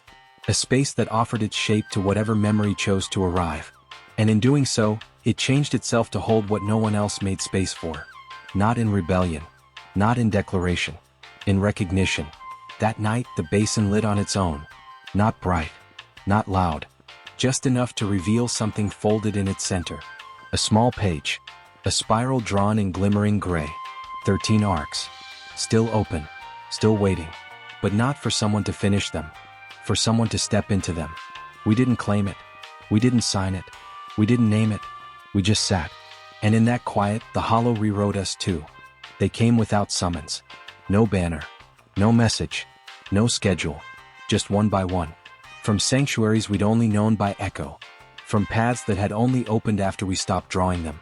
From silences that had lasted longer than our lives. They came not to meet us, but to meet the hollow. The first was a woman from Daritha's spine. Her cloak was lined with faded thread rings, most of them cracked. She didn't speak when she entered. She bowed once, then sat at the edge of the basin and placed a folded page on the stone. Unsealed. Yellowed with time. Inside it, a story. Scrawled. Half crossed out. Written sideways. About a child who had dreamed of being a keeper, then chosen silence when the sanctuaries asked for loyalty instead of love. She didn't ask us to read it aloud. But we did. Slowly. And when we finished, the hollow didn't pulse. It sighed. A quiet acceptance. As if saying, "This belongs here." The next was a tall boy from the ashlight border. No crest. No academy mark. He entered at twilight. Didn't approach the basin. Instead he sang 2 notes. No key. No rhythm. The second one broke mid-breath. But he sang it anyway. And the rafters above him shimmered. Silver thread bending gently downward, touching his shoulder. He bowed. Didn't cry. Didn't smile. And left the next morning. We never asked his name. The hollow didn't need it. Each day after, someone arrived. Sometimes in pairs. Sometimes alone. Sometimes with nothing but a breath. And each brought a piece. A broken charm that hummed only when near the basin. A story whispered in a language no one had heard in centuries. A half-sung lullaby that curled into the stone without echo, but left behind warmth. A memory told entirely through movement, repeated silently 3 times before the teller sat back, eyes closed. None of it was official. None of it required validation. But the hollow welcomed all of it. Not by reacting. By remaining. Ro began mapping again. But not with ink. She used silence now, thread placements in patterns that shaped rhythm instead of lines. Where someone told a story, she'd lay 3 small markers. One for voice, one for pause, one for the part they hadn't said out loud. The basin learned from her. Soon, every stone that surrounded its edge shimmered with marks. Some faint. Some bright. Some unfinished. Each one a place a story had landed and decided to stay. Ter stopped sketching. He painted now. But only one image over and over. The hollow as seen from above. But every version looked different. Because the shape of the hollow changed slightly with every story left behind. Not in size. In meaning. Callan took to sitting in the center during dusk. She didn't speak. She just listened. Sometimes her fingers tapped soft rhythms against her boots. Other times she'd hum, low, aimless. And sometimes she'd do nothing at all. And that was when the air shimmered. Not because of her. Because the hollow had begun to echo presence, not sound. Sale stood mostly at the edge. Always watching. Not guarding. Witnessing. I asked once quietly what they were looking for. They answered, "Not who comes. What stays." By the end of the 3rd week, we realized something unspoken. This was no longer our place. The hollow no longer belonged to us. Not because we lost it, but because it had become what it was waiting to be. A space that didn't protect stories. A space that invited them to remember themselves. On the 21st night, someone brought a child. A girl no older than 10. No thread on her wrist. No glyph training. But she stepped into the basin's edge, held up a small carved stone, shaped like a spiral but chipped halfway, and said, "This was my sister's. I don't remember her face." She knelt and placed the spiral down. Then she added, But I think she would have come here if she knew it existed. The basin pulsed. What? Then glowed soft blue beneath the carving. The girl smiled. Then left. None of us touched the carving. But the spiral grew back its missing arc by morning. Not through magic. Through presence. Professor Rin arrived on the 23rd day. Not with a scroll. With her old charm pin, cracked and dusty from her first year at the academy. She placed it beside the girl's carving. Then turned to us. I came, she said, because I finally understood. Ro asked gently, understood what? Rin looked around the hollow.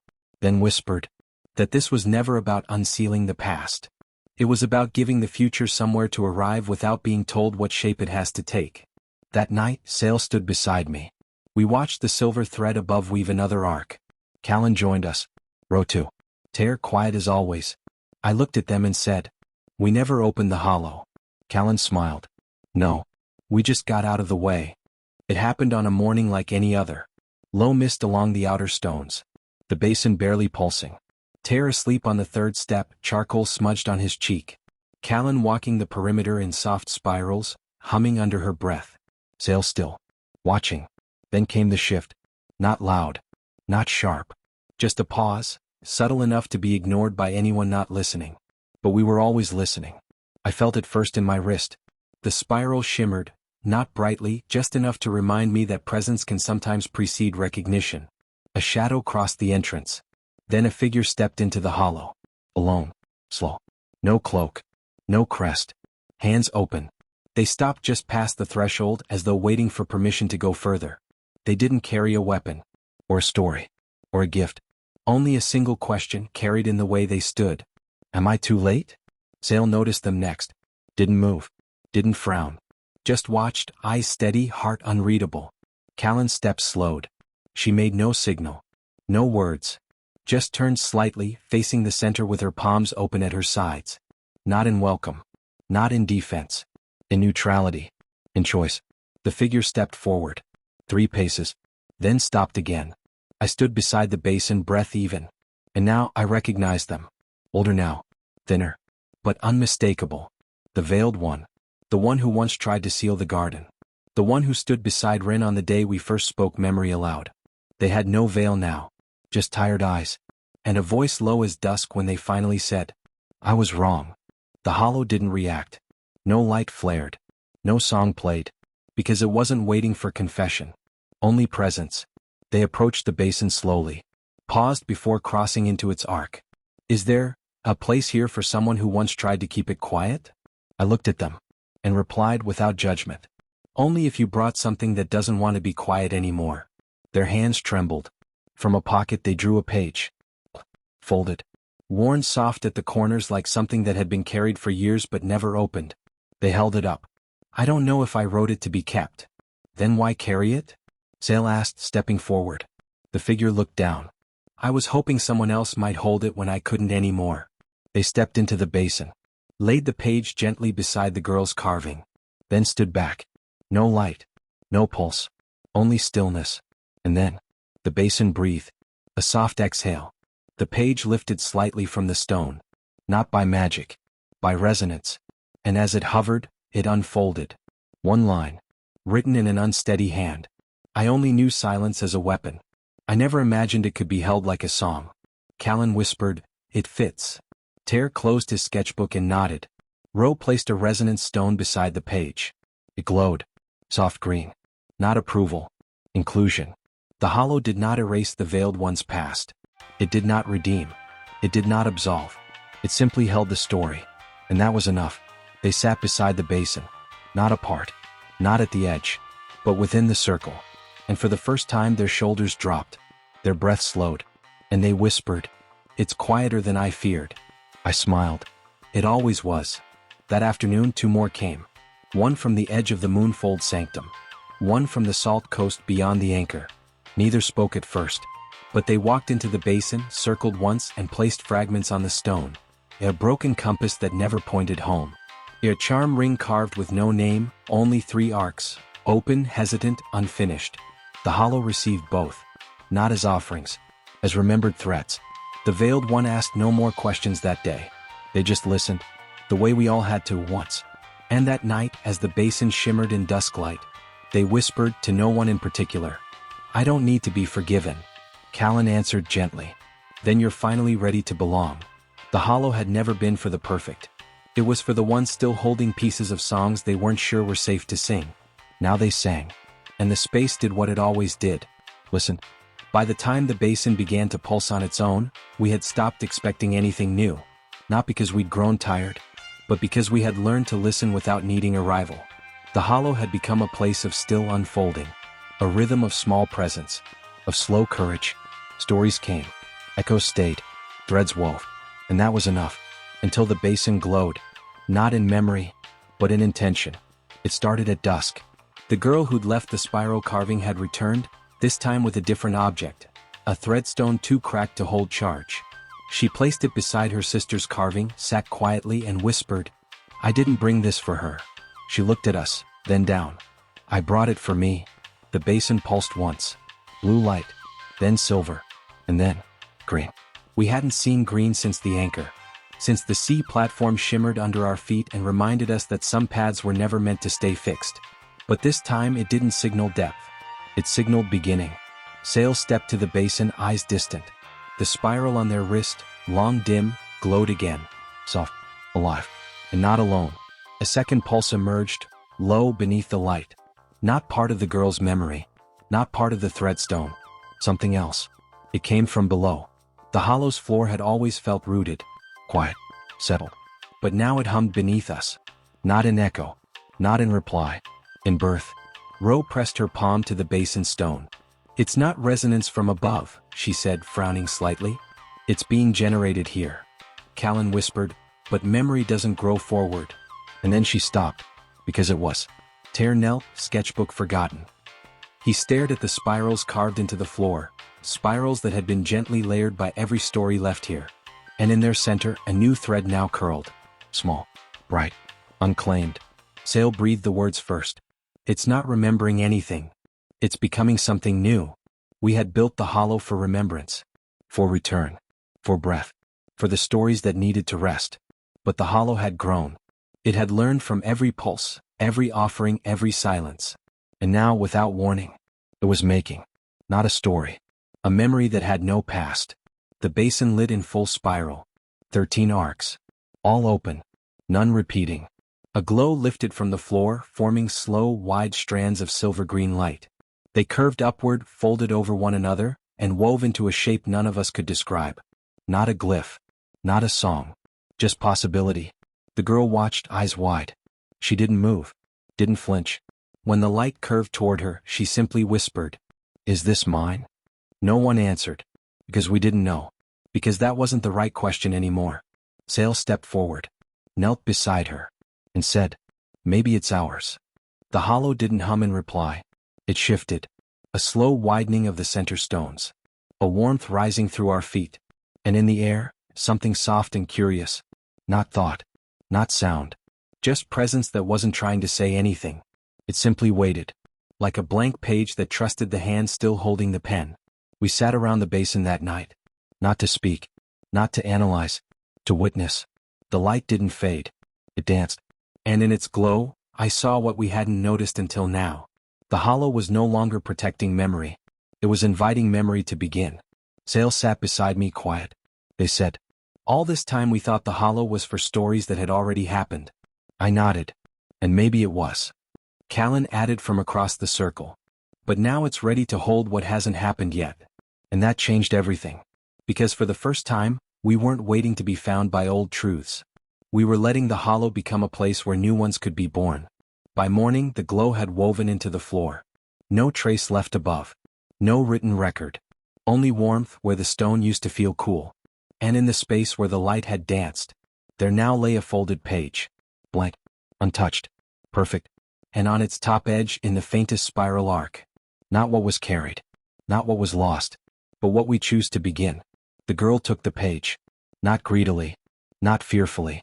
Gently. She held it to her chest. Then asked, not to us, to the hollow, "May I write something?" And from below the stone, from the deep hum where all threads now converged, a single, clear pulse answered her. Yes. The girl wrote one word. Not carefully. Not ceremonially. Just, honestly. She knelt beside the basin where the spiral had woven into warmth, opened the blank page and scrawled, "Begin." That was all. No origin story. No title. No reason. Just a first word that didn't belong to anything before it. And when she set the page on the stone, the hollow breathed. It didn't glow. It didn't hum. It didn't echo. It simply expanded. Not in space. In awareness. The air shifted. Like the room had opened its eyes for the first time, not to look, but to be seen. Sale felt it too. They turned slowly toward the threshold. Then said without surprise, "Someone's coming." At first it was a sound. Not footsteps. Not voice. A presence. Like a thread line brushing against its own resonance after years of coiling silent beneath stone. Then a figure appeared. Walking. Not hesitantly. But not certain either. Wearing the deep green coat of a southern drift walker. One arm sleeved in thread steel. One hand bare. But it wasn't the attire that held our attention. It was the way they moved. Like someone retracing a path they had only ever known through dream. They stepped just past the threshold and paused. Eyes scanning the hollow like it was familiar, but different. A place from memory perhaps. But never memory lived. I approached gently. No challenge. No title. Just, "Welcome." They nodded once. Then spoke. "I was told this place didn't exist." Sale joined me. "And yet here you are." The figure, young, older than the girl, younger than me, reached into their coat and withdrew something wrapped in thin bark cloth. "I dreamed of this place when I was 8, they said. And again at 12. When I was 15 I told my keeper. They said it was a false signal. A myth sown by broken sanctuaries. They made me swear silence." Callan stood beside the basin now. Soft voice. "But you remembered." The stranger nodded. "I remembered too much." They knelt. Unwrapped the bark cloth. Inside, the charm. Not bound. Not tuned. Just carved with a symbol I hadn't seen before. A single line. Curved like a spiral that never bent. Straightforward. Confident. Incomplete. The hollow responded. Softly. A vibration in the stone. A pause in the air. Not welcome. Not resistance. Recognition. Tear whispered, "That's not a thread symbol." Ro leaned closer. "No, it's a mark left by intention. A memory of a memory." The stranger placed it beside the girl's page. Then said, "I've never spoken of the dream aloud. But in it I stood right here." They turned to me. "You were here." Then to Sale. "And you?" Their voice trembled now. And someone placed a blank page in the basin. And I felt something begin before it had permission to exist. Silence followed. No one corrected them. No one explained. Because there was nothing to correct. They had dreamed the hollow before we carved it. They had remembered it before we named it. And the hollow had answered without ever asking them to prove it. The basin pulsed. A second spiral emerged. Parallel to the girl's word. Not written. Formed. And in the space between the two, something new wove through. Sale closed their eyes. The spiral in their wrist shimmered, steady and slow. And when they opened them again they whispered, "We're not receiving memory anymore. We're writing it." Callan knelt beside the stranger. She didn't ask their name. She simply said, "The dream wasn't wrong. It was early." Later that evening, after the stranger had fallen asleep beneath the rafters, their charm resting beside the basin, we sat in quiet again. But it was a different kind of quiet. Not for reflection. Not for grief. But for arrival. Tear spoke first. "I wonder how many more are out there. Not lost. Just carrying pieces of a place that hadn't yet found them." Ro nodded. "Pieces that don't belong to the past." The girl who had written begin leaned her head against my arm and asked, "What happens now?" I looked around. At the basin. At the charm. At the spiral. Then said, "Now we let what hasn't been remembered yet start to speak." And the hollow pulsed once more. Not in reply. But in readiness. The hollow began to sing at dawn. No voice. No instrument. No thread-marked invocation. Just a soft sound. Like the hush of breath between two people sharing something sacred, or the wind circling a tree older than its name. A single note. Drawn long and low through the basin. Barely enough to hear. But we felt it. Even in silence. Especially in silence. The girl who had written begin stirred first. She sat upright beside the basin, rubbed her eyes and whispered, "Is someone playing?" I shook my head. Callan knelt beside her, listening carefully. "No one is." She smiled. "But something is." The charm left by the dreamer pulsed once. Faint green light flickered along its edge. Then the spiral between the charm and the page began to glow, gently, not as a call but as a hum. And above us the silver threadwork stretched, expanded. The arcs we'd watched grow for weeks now, woven to one another.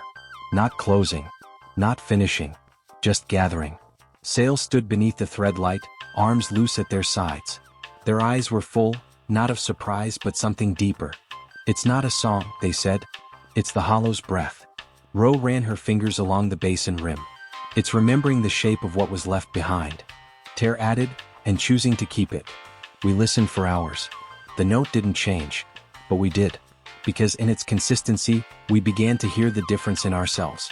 How the silence we once held with caution now held us with trust. The hollow had listened. Now it was speaking. But not in words. Not in rhythm. In presence. Visitors arrived quietly. One by one. Not to speak. Not to offer anything. Just to sit beneath the rafters and feel the song. Some we recognized. Many we didn't. But every single one found their way into the circle. And every single one stayed until the note found them. The boy from the ashlight border returned. He didn't sing this time. He stood at the basin, laid his hand beside the girl's page and mouthed a word he didn't say aloud.